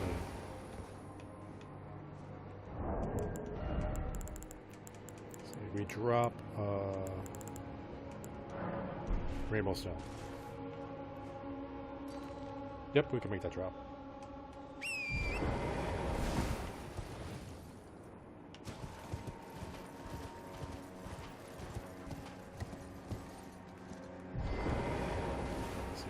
I just realized I haven't eaten yet today. And it's almost already 11. I'm gonna make myself something quick to eat. Oh yeah, definitely go for it. I'm gonna check out where this is gonna lead me. Yeah.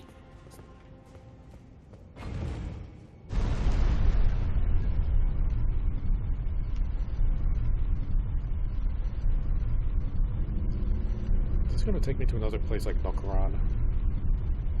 Yeah, it's gonna be pretty deep.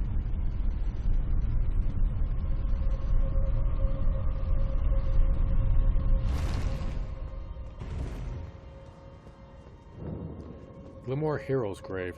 Beast Eyes Quivering. Ooh.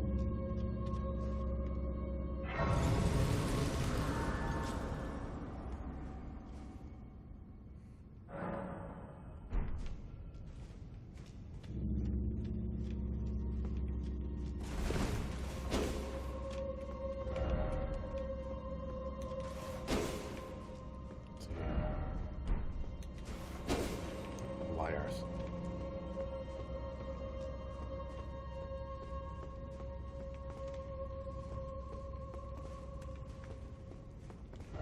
See, time for death. This is gonna be another assassin. Those guys suck.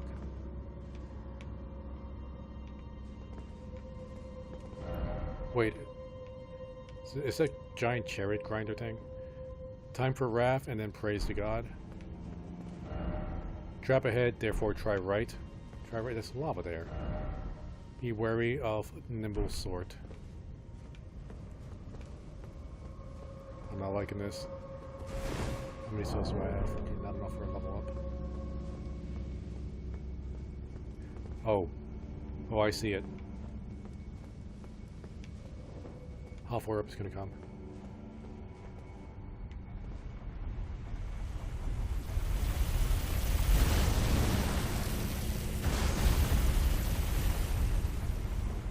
Push out a little bit. Oh! Nope, nope!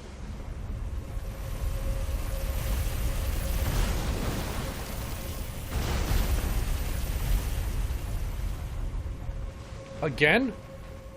And then skeletons.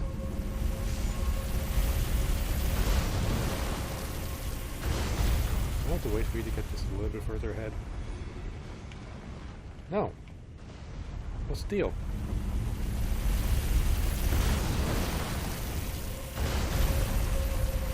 Oh, I know where you are. Kinda. Yeah, can't damage One it. of these. What was that? Well, I recognize it, but the last time I saw it with friends, there wasn't any lava around. Yeah, this is a different area. I know exactly what you're talking about. But, I don't know what I'm supposed to do here. I don't know if there's anything I can do here. Unless it's expecting me to dive into the lava. Because I think... I might still get killed with it. Med Raider is a side path. Yeah, but... So maybe run after it goes down. I tried. I'm not going to make it in time. Like, that thing moves try. way too fast.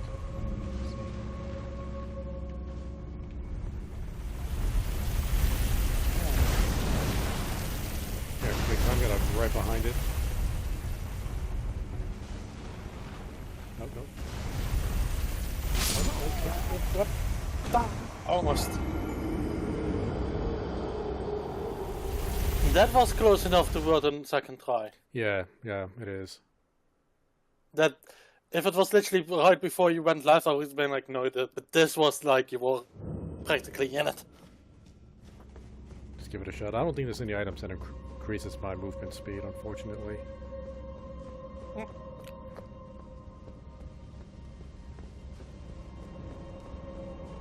Okay, I could do it. Oh, wait. Those guys are going to slow me up just enough for that thing to hit me.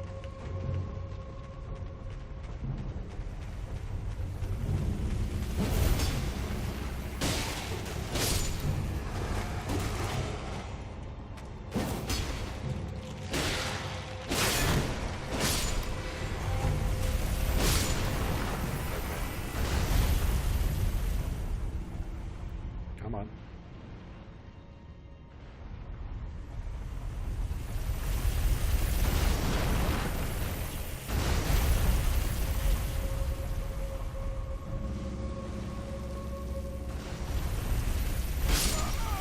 And I lost all those rooms.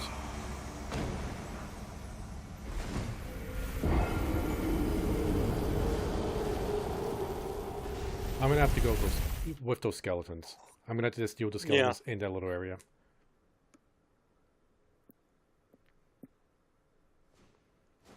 So since that's going to be the case...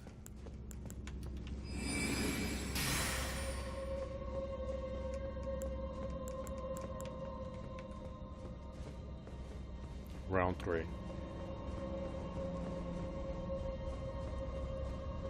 Because when you just enter the room, it takes its sweet time getting up there.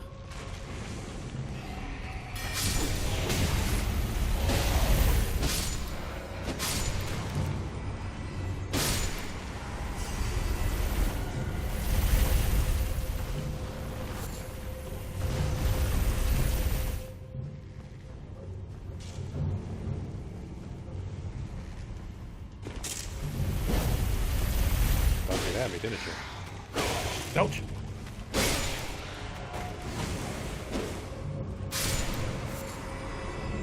See, be wary of madness. Am I gonna have to fight a madness castle?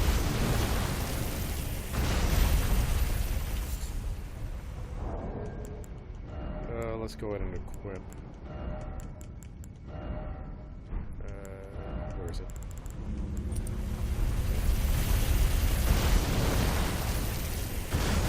I want to take a look, see where I gotta go. There's another entrance over there to the side. It does go much further down this time, though.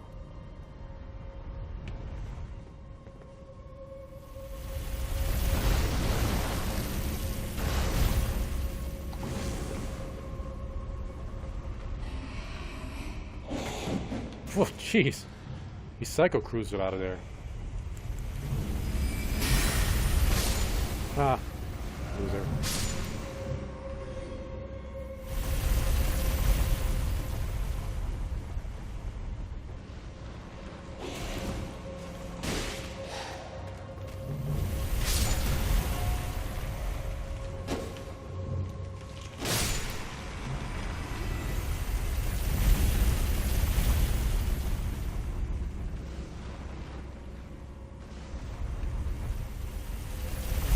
Seems like you have to go left there.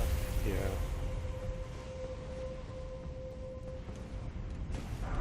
Oh, sweet. Oh, remind me after this dungeon to go back to the round table so I could upgrade my summons. Okay. Because I've been getting a lot of these flowers and I got some summons with an upgrade. Oh, jeez. Get the hell out of me.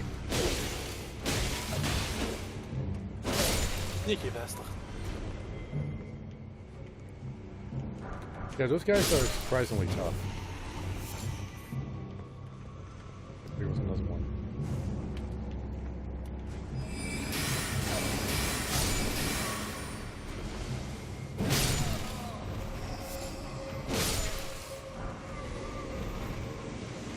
Yeah, you need to get those, the Grave Glowworts are for your elite summons to upgrade them. Okay. And they don't respawn. Like, they're... Like, once you gather, that's it.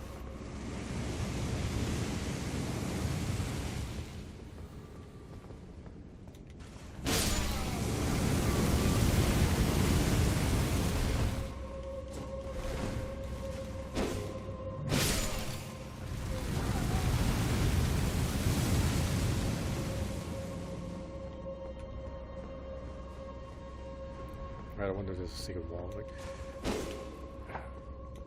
I'm still fuming over the potentiality when I get to Volcano Manor. I gotta hit one wall 40 times.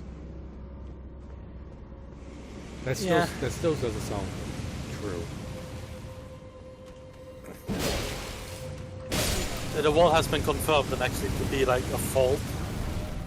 Because the wall is, was supposed to be having like infinite defense. So you should not be able to damage it at all.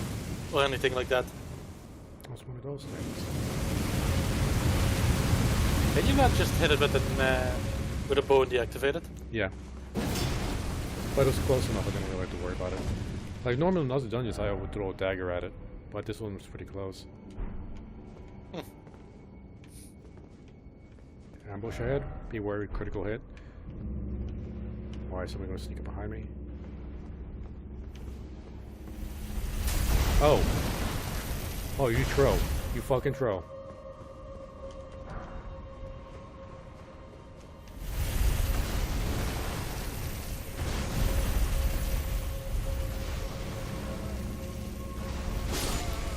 Where's the page? I know there's going to be a page in here somewhere. Oh, no page. Nope, there you go. Two of you.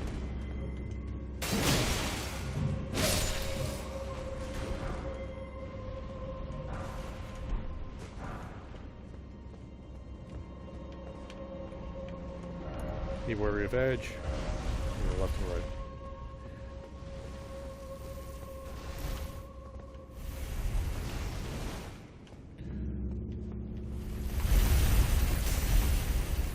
Guess I need to get up there for the fight. What's down there though?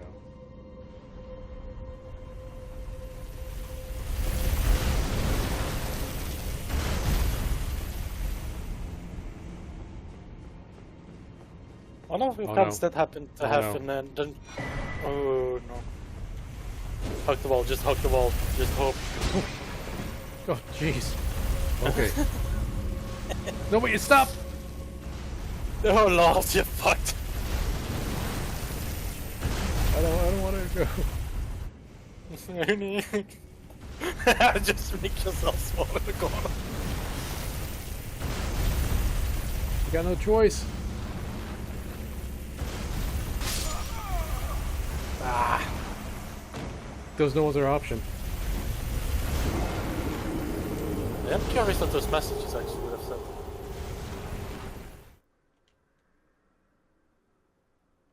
I wonder if there's a hidden wall up there. Maybe. Who knows? Oh fuck, I'm all the way over here. Oof.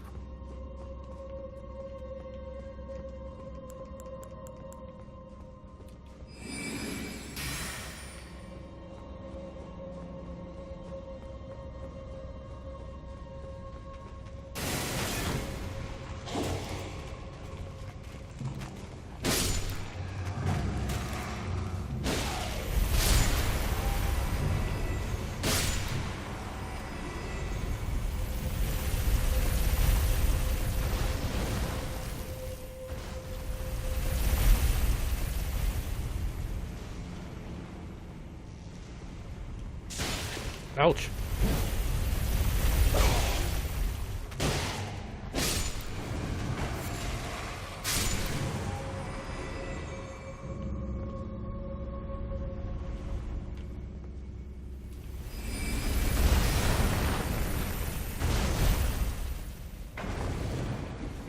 That was a terrible start.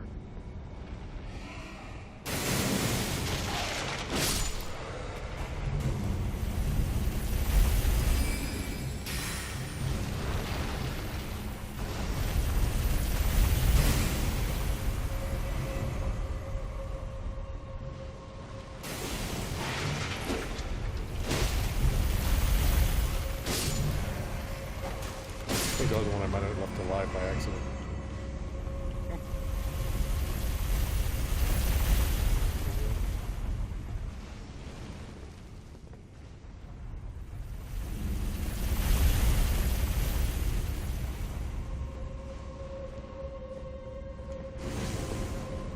Yeah, this got a little bit of fire on it.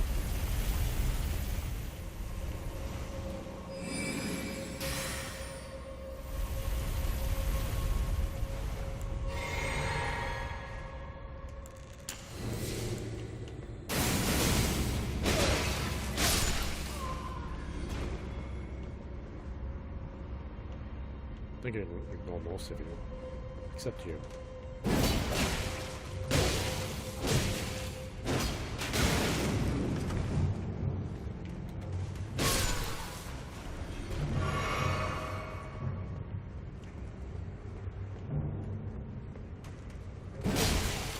Oh, yeah, it's good. The thing stayed deactivated.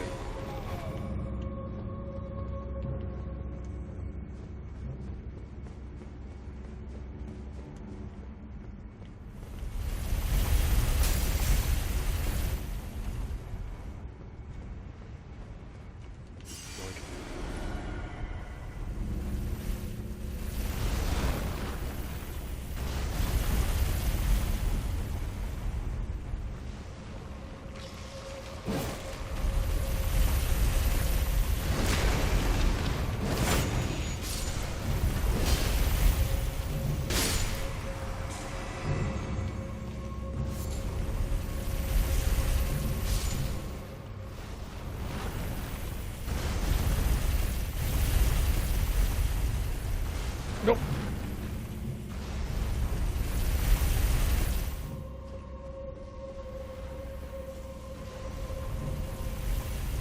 Come on. Jeez! I was right there! And he just turned. He would have killed me anyway. Guess he just turned. Okay, I needed to go to the right.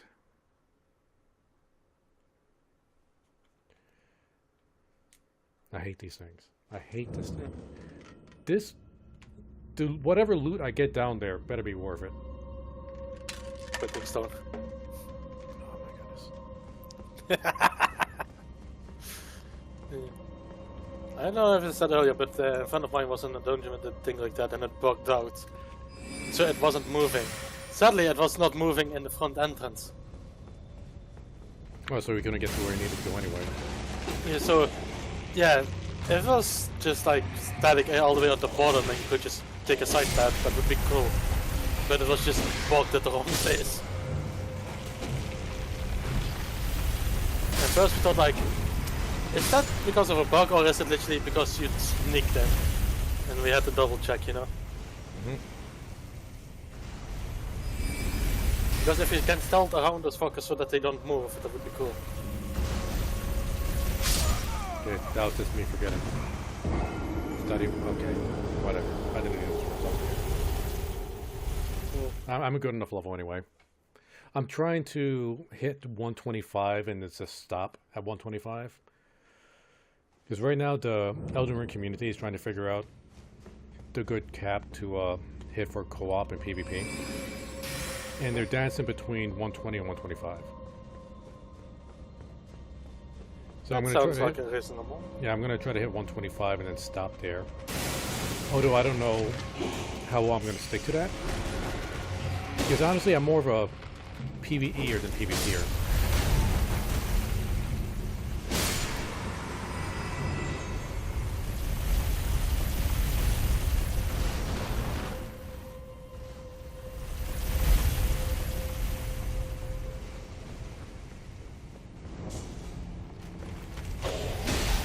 Like, the main reason I want to do this for the co-op is, okay, remember how humanities worked in the original Dark Souls game? Mm-hmm. You get something similar to that called rune arcs.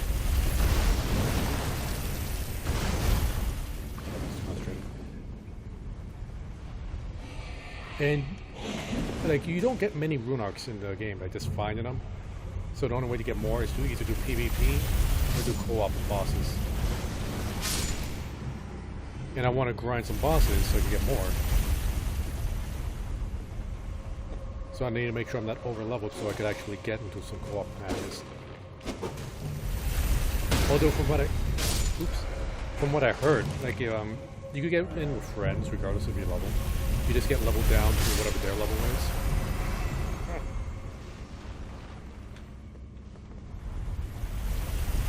I don't know how that will work with your stats and equipment though.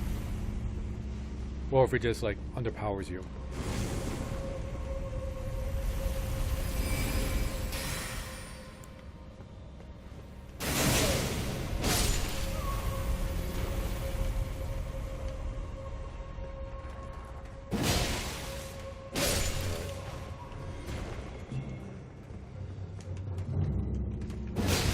I really wish there was like a checkpoint here.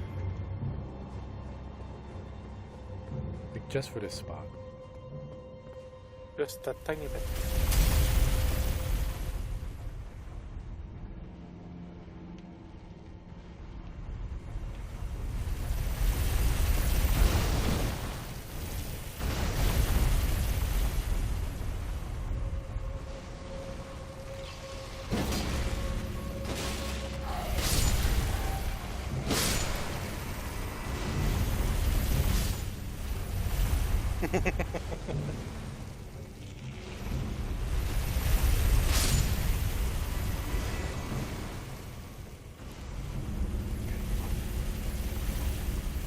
Made it. Oh, jeez! Oh, that was creepy. Mantis Blade. That thing was like a boss dungeon previously. Or dungeon boss. Mantis Blade. Let's see. A curved sword with the blade at both ends wielded by the cemetery shades, the insect-ridden gravekeepers. The blade is thin and sharp, and strong attack unleashes a far-reaching slash. Thin and slash. Favored by textures.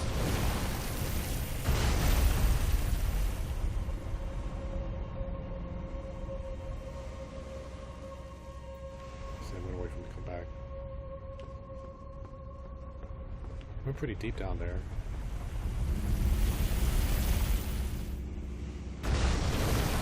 Never go back up.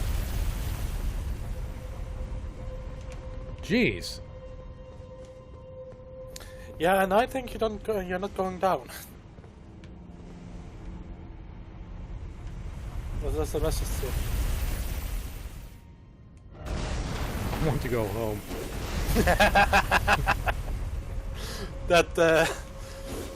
That's valid. Okay.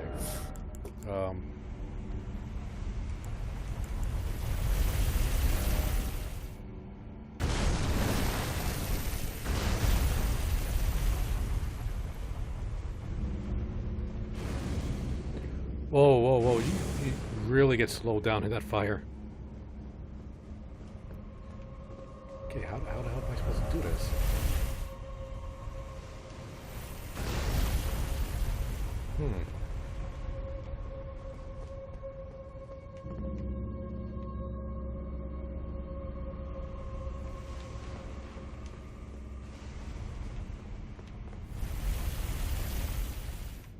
Okay, let's take a look at the left here. Is this a spot I could drop down? Yeah. Yeah, fuck that lava, man.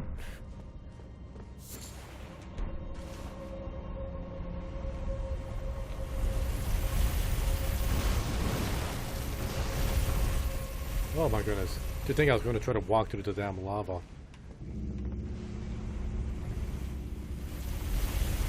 I wonder how many people were stuck there for hours trying to walk through the lava. Plenty. Fire. I did it. and short-sighted foe ahead. Oh, that's an assassin.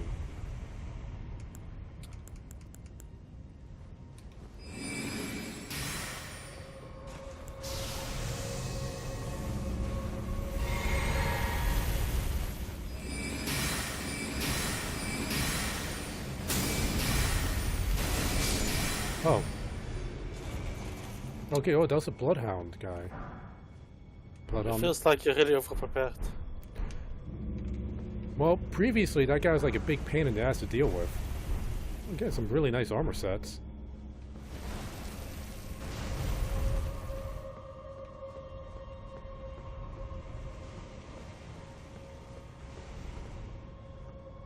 Is that it down here?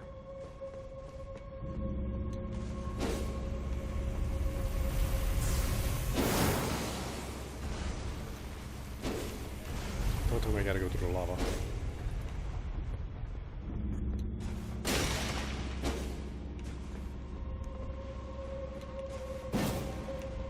Oh, ladder. Oh, thank goodness. Just gotta open my eyes.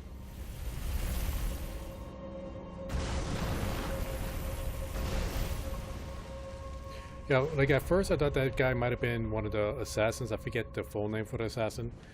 And they have this really annoying trick where they go invisible. Oh yeah. So, and what I found out was that phalanx spell, the one where I have the swords from above my head, they'll still track enemies that are invisible. Huh. A friend of mine had there was a boss that did that, and he used a torch that reveals invisible things. Yeah, I don't have that torch yet. Yeah. Apparently that torch doesn't use an axe and everything. I don't know if this is gonna help, but in case I fall. Gotta do some platforming. No!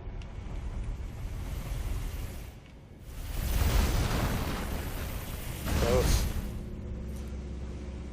That was very fucking close. Okay. Alright, no worries, we didn't lose too much progress. Son of a... What was that about progress? This game fucking sucks.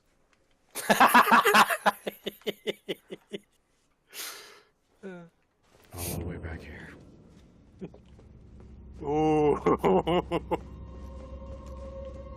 You know, before we go do this, I'm gonna check out how those new armor sets look.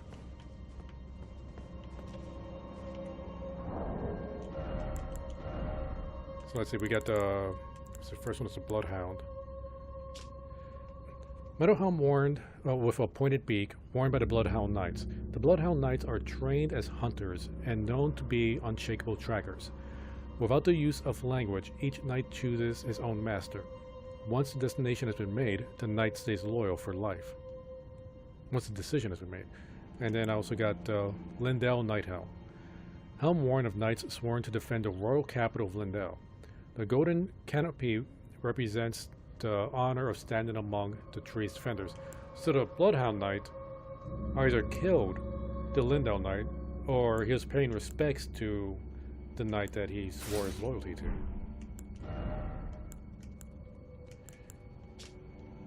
No knights get no special stats.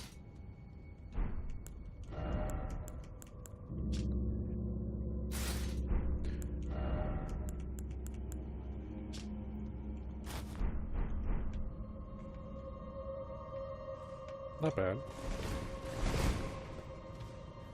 I still think Dark Souls 2 has the best armor sets in the game so far.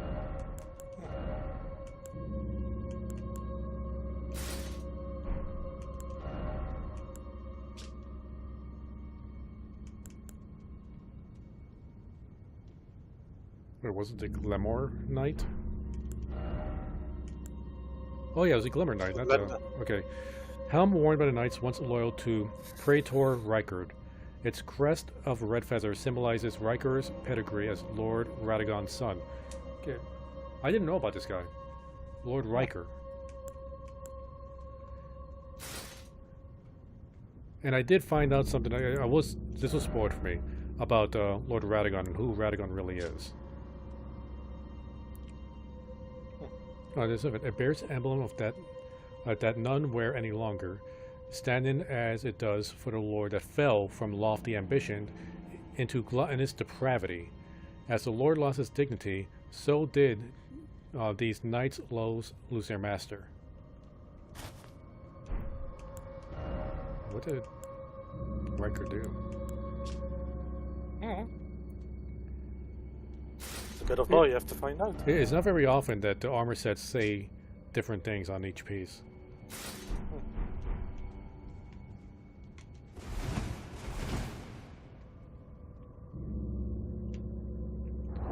Well, back to my regular set. Wearing Blade's armor. Or Blide's. He's the wolf boy. Which is like super heavy armor.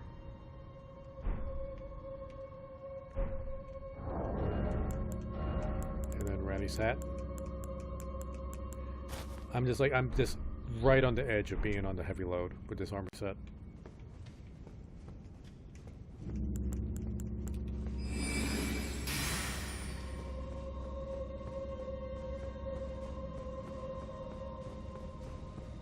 Okay, what is this, like take 5?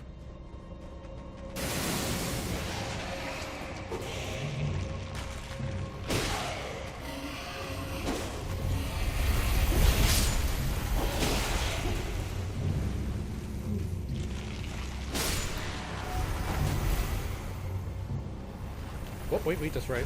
Forgot. That was my fault.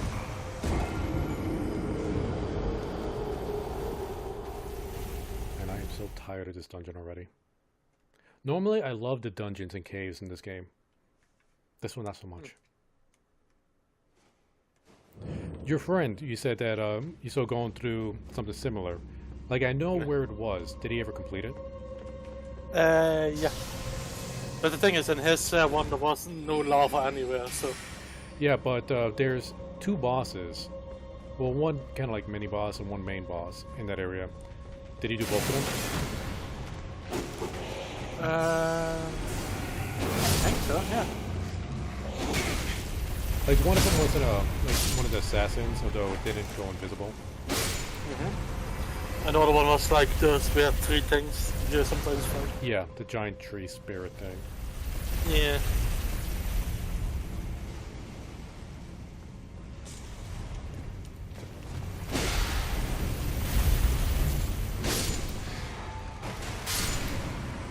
I remember the first time I start with one of my old characters. I decided to start off with the Storm Sword key, so I could get that thing right away, and test out like what's behind that fog wall. And then then I go through that entire mess with these things. And I was like, oh man, okay, got through all those invisible guys. They're attacking me. Got past this giant chariot thing. Who's the boss? I mean, this is like right at the beginning. It has to be fine for level 1, right? Then the giant tree spirit showed up. Showed me I was wrong.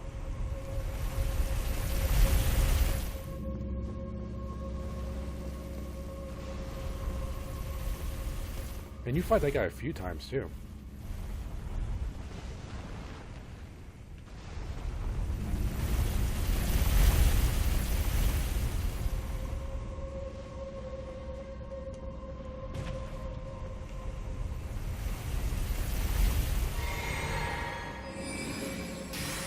Alright, page to the left. Page up ahead.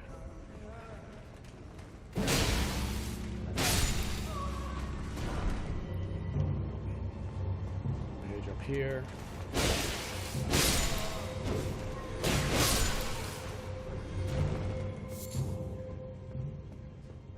Now we get another chance at this.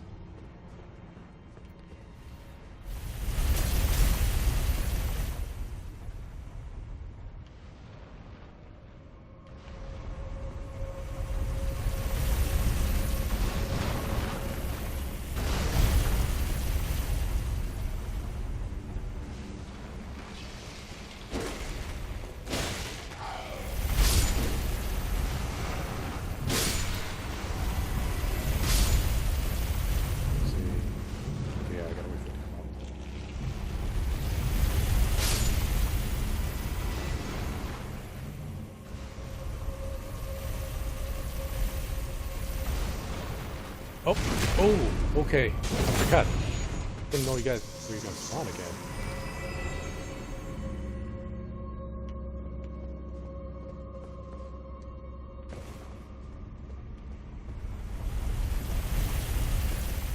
Okay, is the Bloodhound gonna be back in there?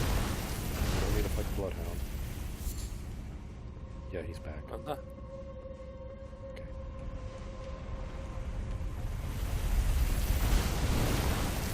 Just save my time.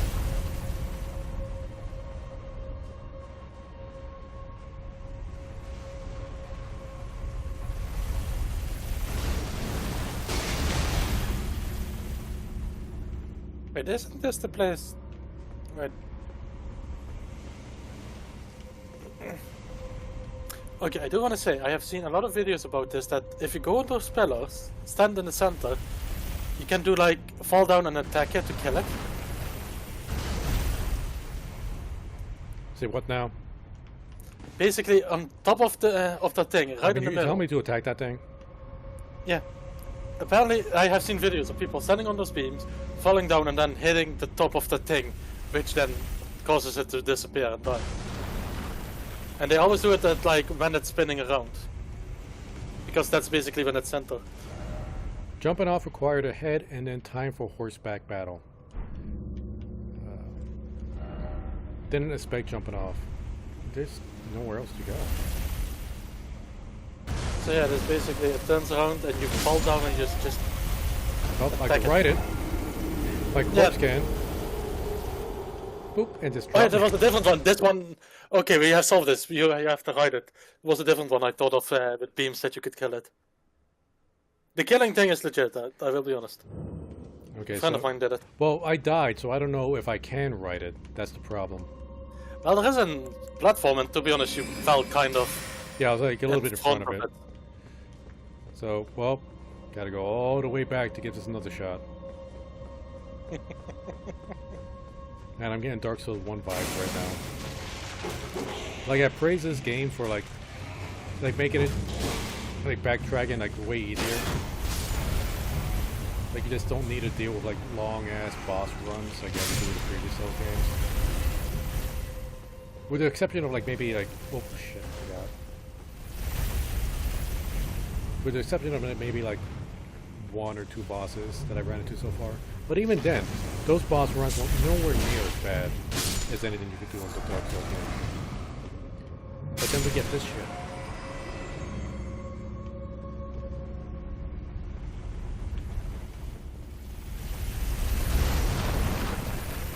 But at least we know the way to progress. Yeah. Just gotta keep doing it. Yep.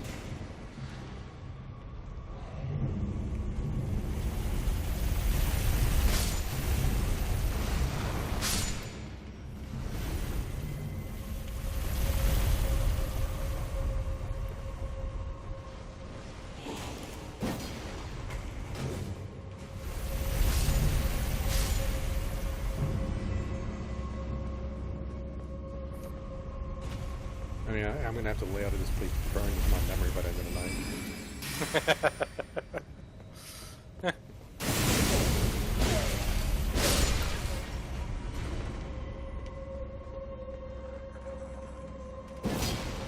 Damn it!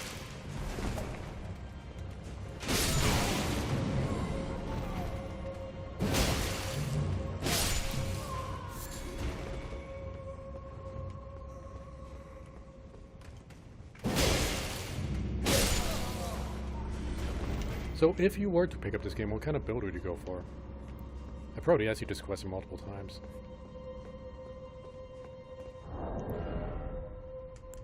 That's honestly a good question. I will say, going a magic build is tempted, but it also seems like easy mode sometimes. It depends. It's like, okay, even the melee builds can be easy mode. It's like, as long as you don't spread out your stats too much, it's easy mode. If you're gonna go for like a strength build, then you just pump all your points into strength, vigor, endurance, and that's pretty much it. Maybe a few in dex based on the weapon.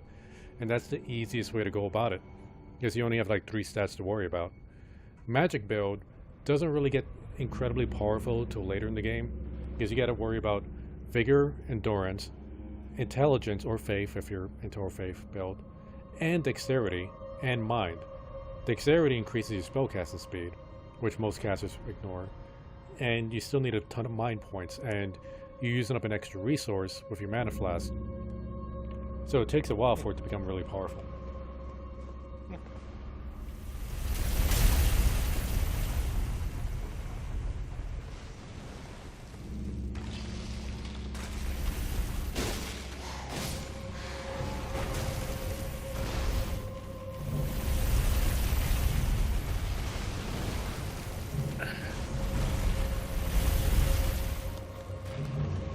Although I will admit, like a lot of those did I do too much? I did.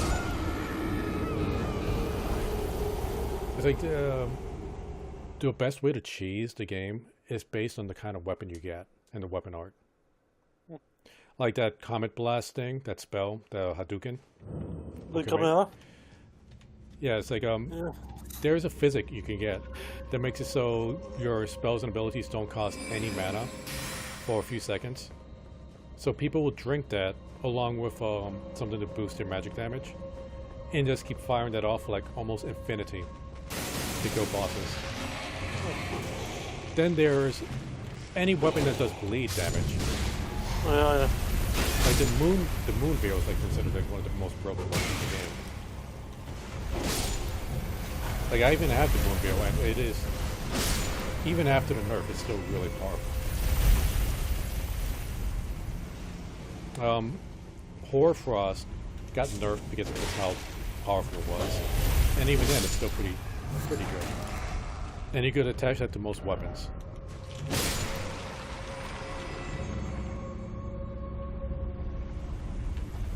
Most boss weapons in general, when you're upgraded and do jump attacks, like jump attacking is really powerful in the game too. And then you equip items that make your jump attacks even more powerful. Can make things pretty easy.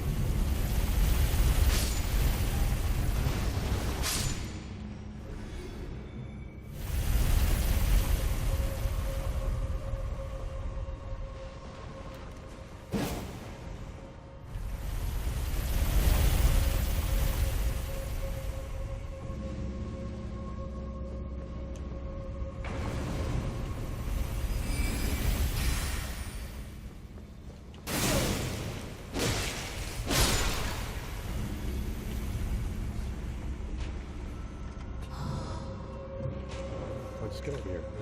You know what, screw you. Maybe I could just run past you.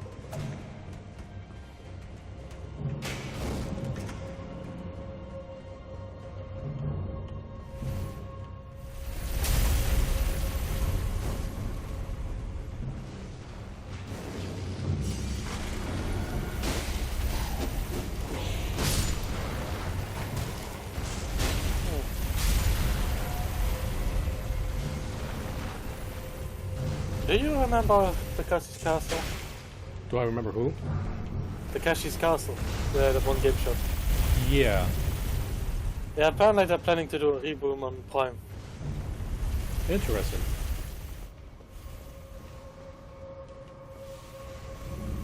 Oh, I need to go further. I thought the ledge went all the way. Okay. I'm trying to like get shortcuts here, and I'm just screwing myself over.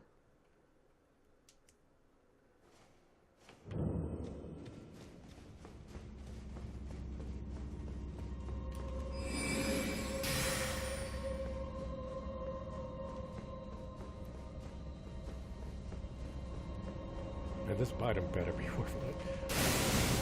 I'm gonna be so salty if this is just a crappy item that I can't use. Or won't use because it's not really part of my build.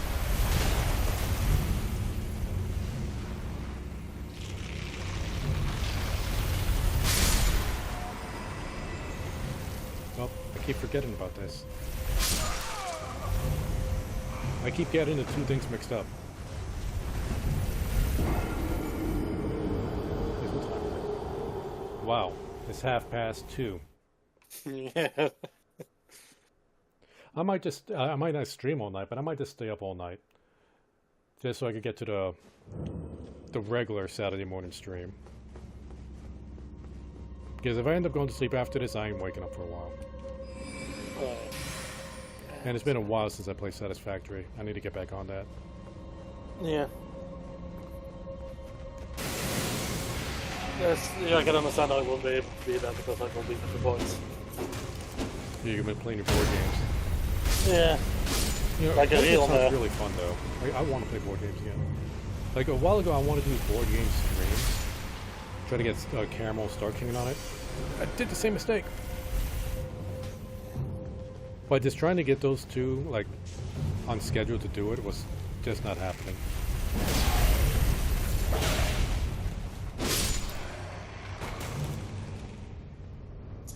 Yeah, maybe my tabletop simulator. And then more people can join in. I need to see like if there's that one board game I have. Why was crouching? The 40K board game I got. I want to see if that's on Tabletop Simulator. 'Cause that's You what can I really always want to check. play. Because I also have a few games on tabletop simulator, not bought ones, but ones that I know are good. Like Red Dragon Inn. Which is basically like, oh, you're a group of adventurers, you're going to a bar to drink. And your goal is to basically knock or make sure that the other people are drunk enough. And if you're the last person standing, you basically steal all the loot. That's basically the story. So it's Sounds pretty literally, interesting. each turn is like, okay, I have to look at my top of my drinking pile, and it's like, oh, there's just red wine, so I get like 1 to my drunkenness. It's going to let you live. And Close as death. But yeah, you have, for example, oh, just normal alcohol, but also, because you have different race characters, certain alcohols will affect you differently. Like, Dwarven Ale. If you're not a dwarf, you take 4 points of damage instead of 2. Nasty. But you also have like Orc Grog, which is basically the same thing if you don't know. But also you have just like a cup of coffee, which heals your drunkenness. Or just regular water. Again, that's for British. Same thing. Okay, I need to stop trying to go for a shortcut and just do this regularly. Yeah. But yeah, but that game you have also like, you have also playing cards. For example, it's like you skip 1 round of drinking. Or if you force somebody else to drink 2 drinks. Or even you add more alcohol to somebody's drink. Because you have sometimes and anytime cards. Which basically tells you when you can use them.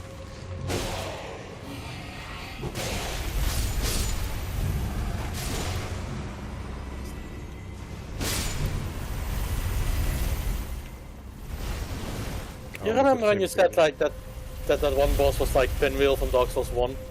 Yeah. I'm pretty sure that these chariots are like the skeleton wheels. At least the skeleton wheels weren't one-hit kills. Although they were just as annoying. Yeah.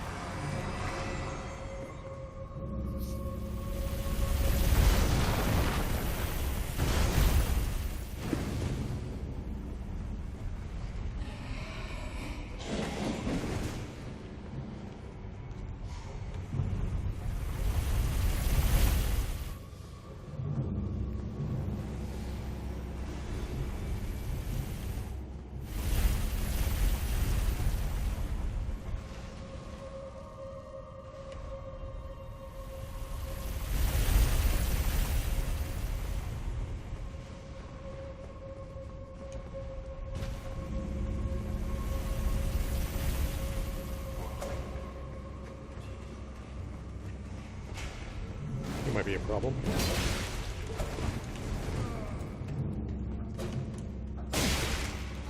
Stop being fancy, you slow to work.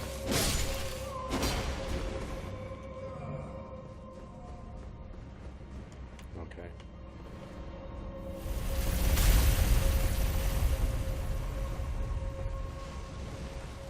But yeah, the tabletop simulator would sound nice. A lot of fun games in there. Yeah, tomorrow, like after the stream, I'll chat with Silly to see if we can find something that we both like.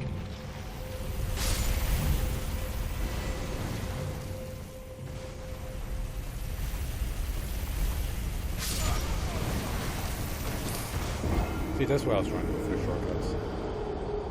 Just the margin for error in that last run is so tight.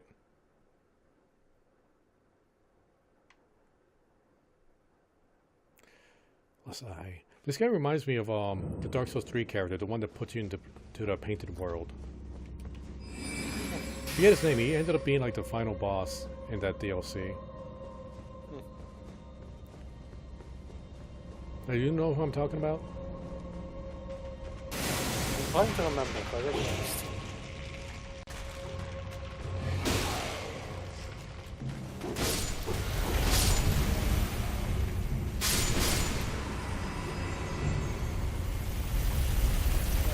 Let's see. Oh, you mean the massive lady with the scythe? The massive lady with a scythe? Yeah. No, I don't know who that is. Oh, the dragon on the bridge. No, like, I don't know if you saw the loading screen. It was the guy, like, he was wearing the very colorful, like, pants. He had the hood with... Ah, then. Yeah.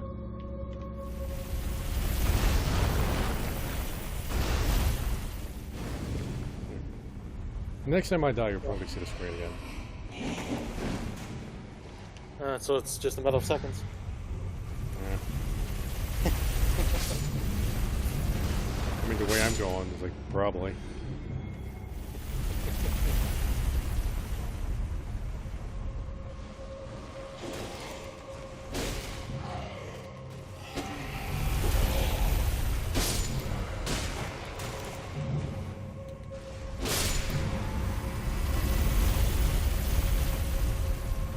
Yeah, these tight corridors make it hard to fight.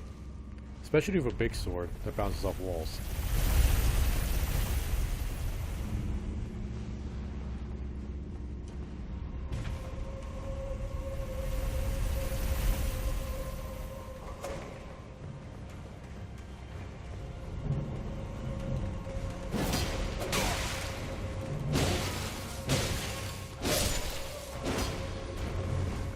Okay, nobody's following me. Alright, here we go.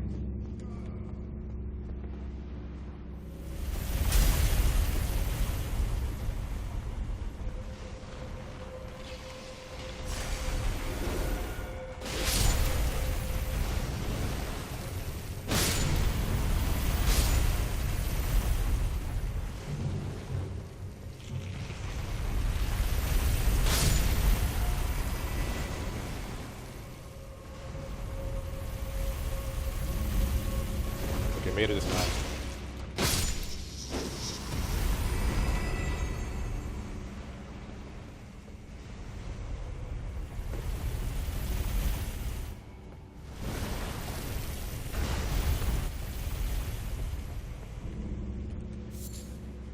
Forget what I could do with those grave violets.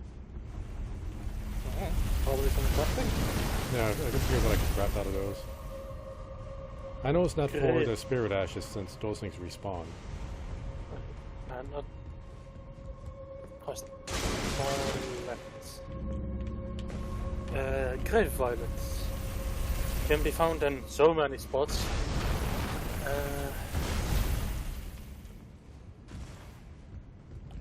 Alright, we're gonna see if we could just drop right on top of this thing.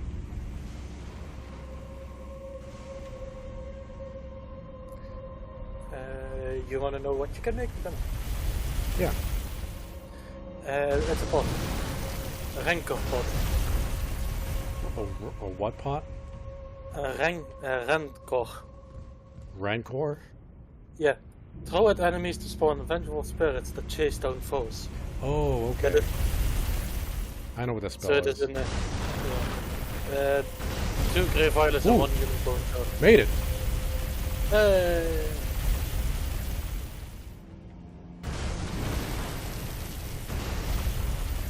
Okay, I see where I gotta go.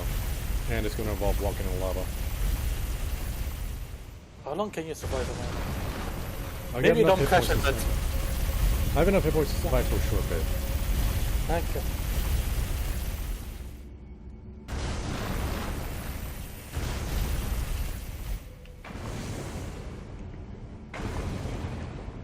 Oh, it wasn't nearly as bad as I thought it was gonna be. Yeah. I was expecting that, like, at least 20% per tick where we go. Yeah, how much is the fire resistance? Oh. I mean, it's not bad, but it's not great either. Huh. Huh. Maybe it's... I don't know, I wanted to Oh, say here's cold the... lava, but... Oh, don't tell me I didn't hit the... No. No. just see No. if you can open it. No, Just check. Just check. Oh, okay, we can open it. Jeez. I was just about to say, at least check before you go in a full blown-out panic. Okay, in every other dungeon, you need to like find a lever somewhere in the dungeon to open those doors. Oh my goodness. Yeah, I totally wasn't going to check. I was going to like backtrack or just quit out of this dungeon. Oh, if you would have needed a lever and you would just quit it, that would be understandable. Okay, here we go. Okay, we got the Side America, so we got a respawn point.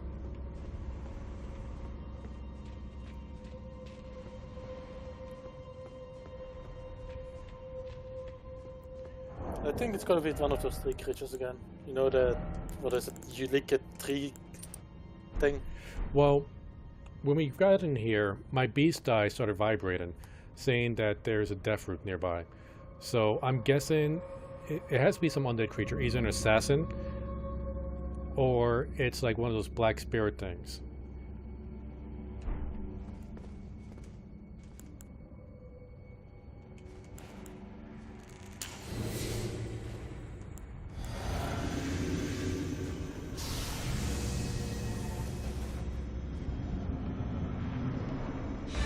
This is pretty... Oh, it's a fucking dog. This thing is a pain in the ass.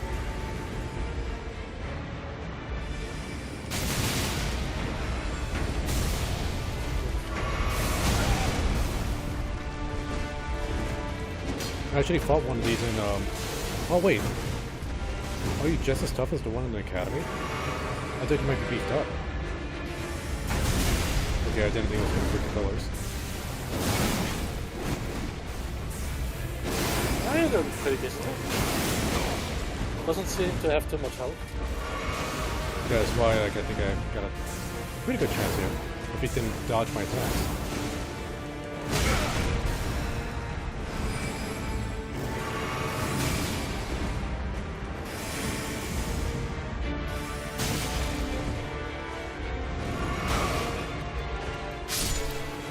There we go. Yeah, I'm over level. Yeah. Hey, we get the blood. Okay, ooh, the Bloodhound Knight Fluff. We didn't get a death root though. Is it in here? Maybe in... It's just about to say maybe in the... Yeah, there we go. Hey, that's good. Now let's see what happened to this guy. Bloodhound Knight Fluff. Spirit of the Bloodhound Knight. They called the rabbit Stray. Will attack without pause immediately after being summoned. Flo vowed that there was only one lord he would serve, a true king, and so the rabbit Stray never found a master. I actually saw a video of some guy, like he got into a fight against a magma dragon, and he summoned this guy to help him out. But the guy just went nuts and started attacking things that weren't the dragon. So it was like, it was fighting yard trash while the guy was getting crushed by the dragon.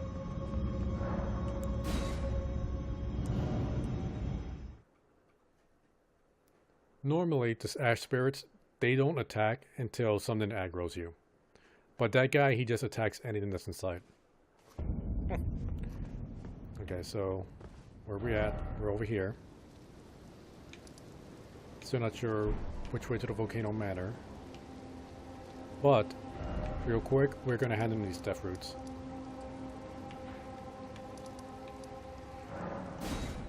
To this bestial clergyman. Now, the funny thing about this guy is, like, after I handed in, I think, 3 death roots, then he gave me an item, a spell. I went to rest to check it out, and then when I got back, he was feral, and he started attacking me. I had to beat him down, and, like, this guy was tough. I had to cheese him. And he started saying, like, no, okay, you can stop hitting me. I'm back under control. So this guy loses control of himself. So I gotta be careful when I hand him these things. Maybe if you give too many at the same time? Tarnished, dead. death. My sin should not be touched by the hand of man. I shall grant thee my claws. Feed me more. Stone of Garok and Beast Claws. Also, yeah, the round table, I needed to remind you. Oh, right, thanks. Okay, let's see what these spells do. Well, one looks like a meteor. Stone of Garok, 13 Faith, hurls a boulder before the caster. Superior incantation taught by Garok, the Beast Clergyman. Hurls a boulder before the caster. This incantation can be cast rapidly. Long ago, Garok was a beast of such terrifying ferocity that his former name meant Death of the Demigods. Only 15 mana cost. And then he gave me Beast Claws. 8 Faith. I could actually use this. Creates Beast Claws that tear through the land. Creates Beast Claws that rend the land with shock waves. Charge and enhances potency. This incantation represents the fury of Garok, his bestial nature returned, as much as it does his restless agitation. So he's going to attack us. Okay, he's so calm. Right. Head back to the round table.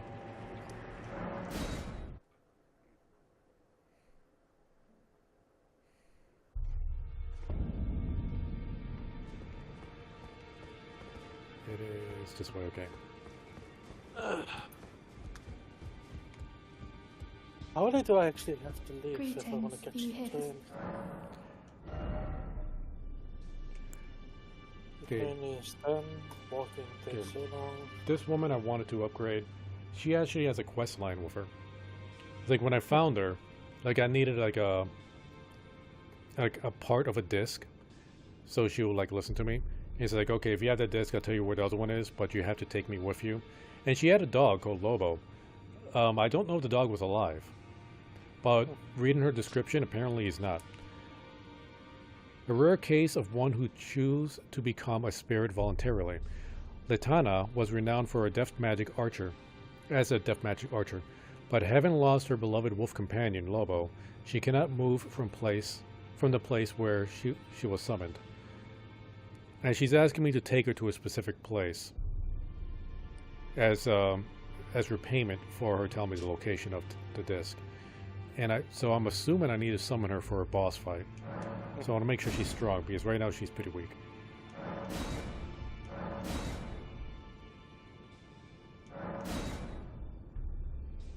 But I can actually make her level 10. If you have the runes. Yeah. I didn't know I had enough flowers for it. Okay. Well, I took you no matter. Lay out your arms then. Let's see. Need 10,000. Okay, I don't need 50,000. So it's 10,000 plus some, right? Yeah. Greetings, are you here for spirit? Off by 36. Ah! Back already, no matter. You know, I'm not even going to sell a rune. I'm going to sell some junk. Just about to say, you literally need... You can actually just sell some bone darts. I'm going to sell some rocks. Okay. 4 rocks. Yeah, that ought to do it. Yeah, so... 10 rocks. Greetings, are you here for spirit, Jew? Now, the interesting thing about those rune fragments, and I found this out later, and this is my theory. So, you get these giant chunks of like this buildings and coliseums just scattered throughout the land, but it doesn't really seem like they belong there. Like at first I thought like, oh, there was probably like a city here, and then the city's gone, but they're scattered in a way that it doesn't make any sense. It's like, why is there a big chunk of a building here and there's just like nothing else around it? At some point I ended up getting teleported to another area up in the sky in the clouds that has the same kind of like the structures there were the same structures as those runes that were like scattered on the ground. But these structures up there was also broken up. So I'm guessing there's a city up in the sky that got broken, that just got shattered, and those are just chunks that fell from the sky, and that's what these rune fragments are.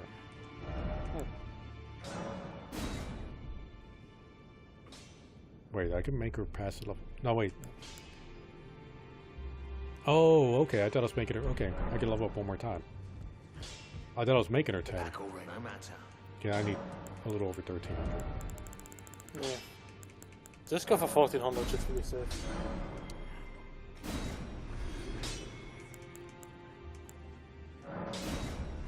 There we go. You don't want to come back to the guy and sell another few stones. I think I trod him enough. Now she's maxed out. Nice.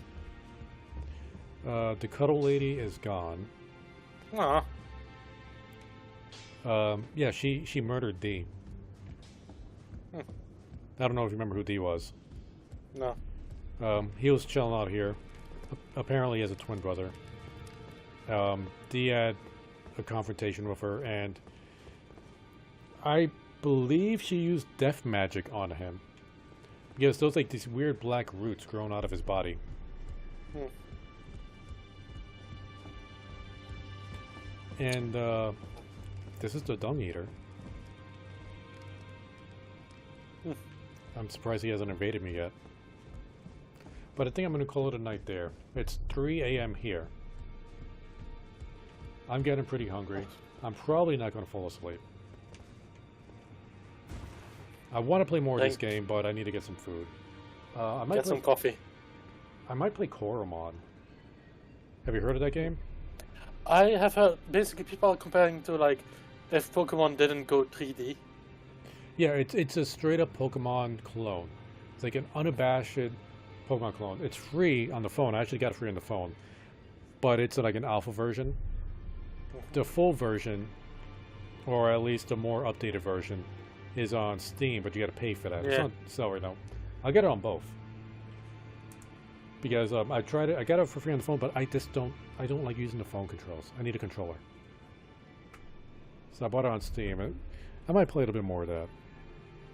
Yeah, I'm seeing it here, and a lot of people are literally calling it, yeah, Pokemon when didn't go 3D and just kept to it 8-bit roots.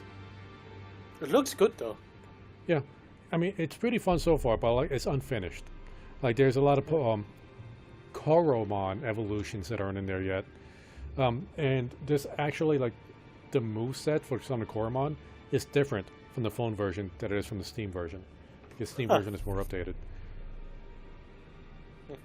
So yeah, they're still working on it. But anyway, I'm going to call it a night. Thank you, Cranky Pants, for joining us tonight. No problem. You still have those cards you never got a chance to use. Yeah, I'm saving them for a particular day. Go ahead and use one of them. Surprise me. Okay, guys, I just clicked. Fuck, how do I actually use that in Glamesh? I don't know. I think you got to use it in Steam or Streamloots. And I think it'll automatically be using Glamesh. Okay, I have one duplicate. That's... Oh, it has a cooldown. Yeah, so... Oh, it's to tell me the story? No, it is the random GIF. But it has a cooldown that you can only use one every 15 seconds.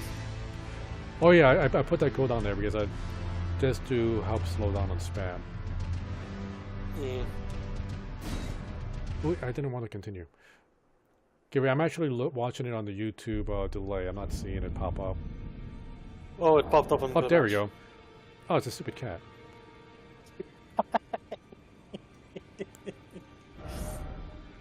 Yeah. Okay, yeah, I need to get a third monitor.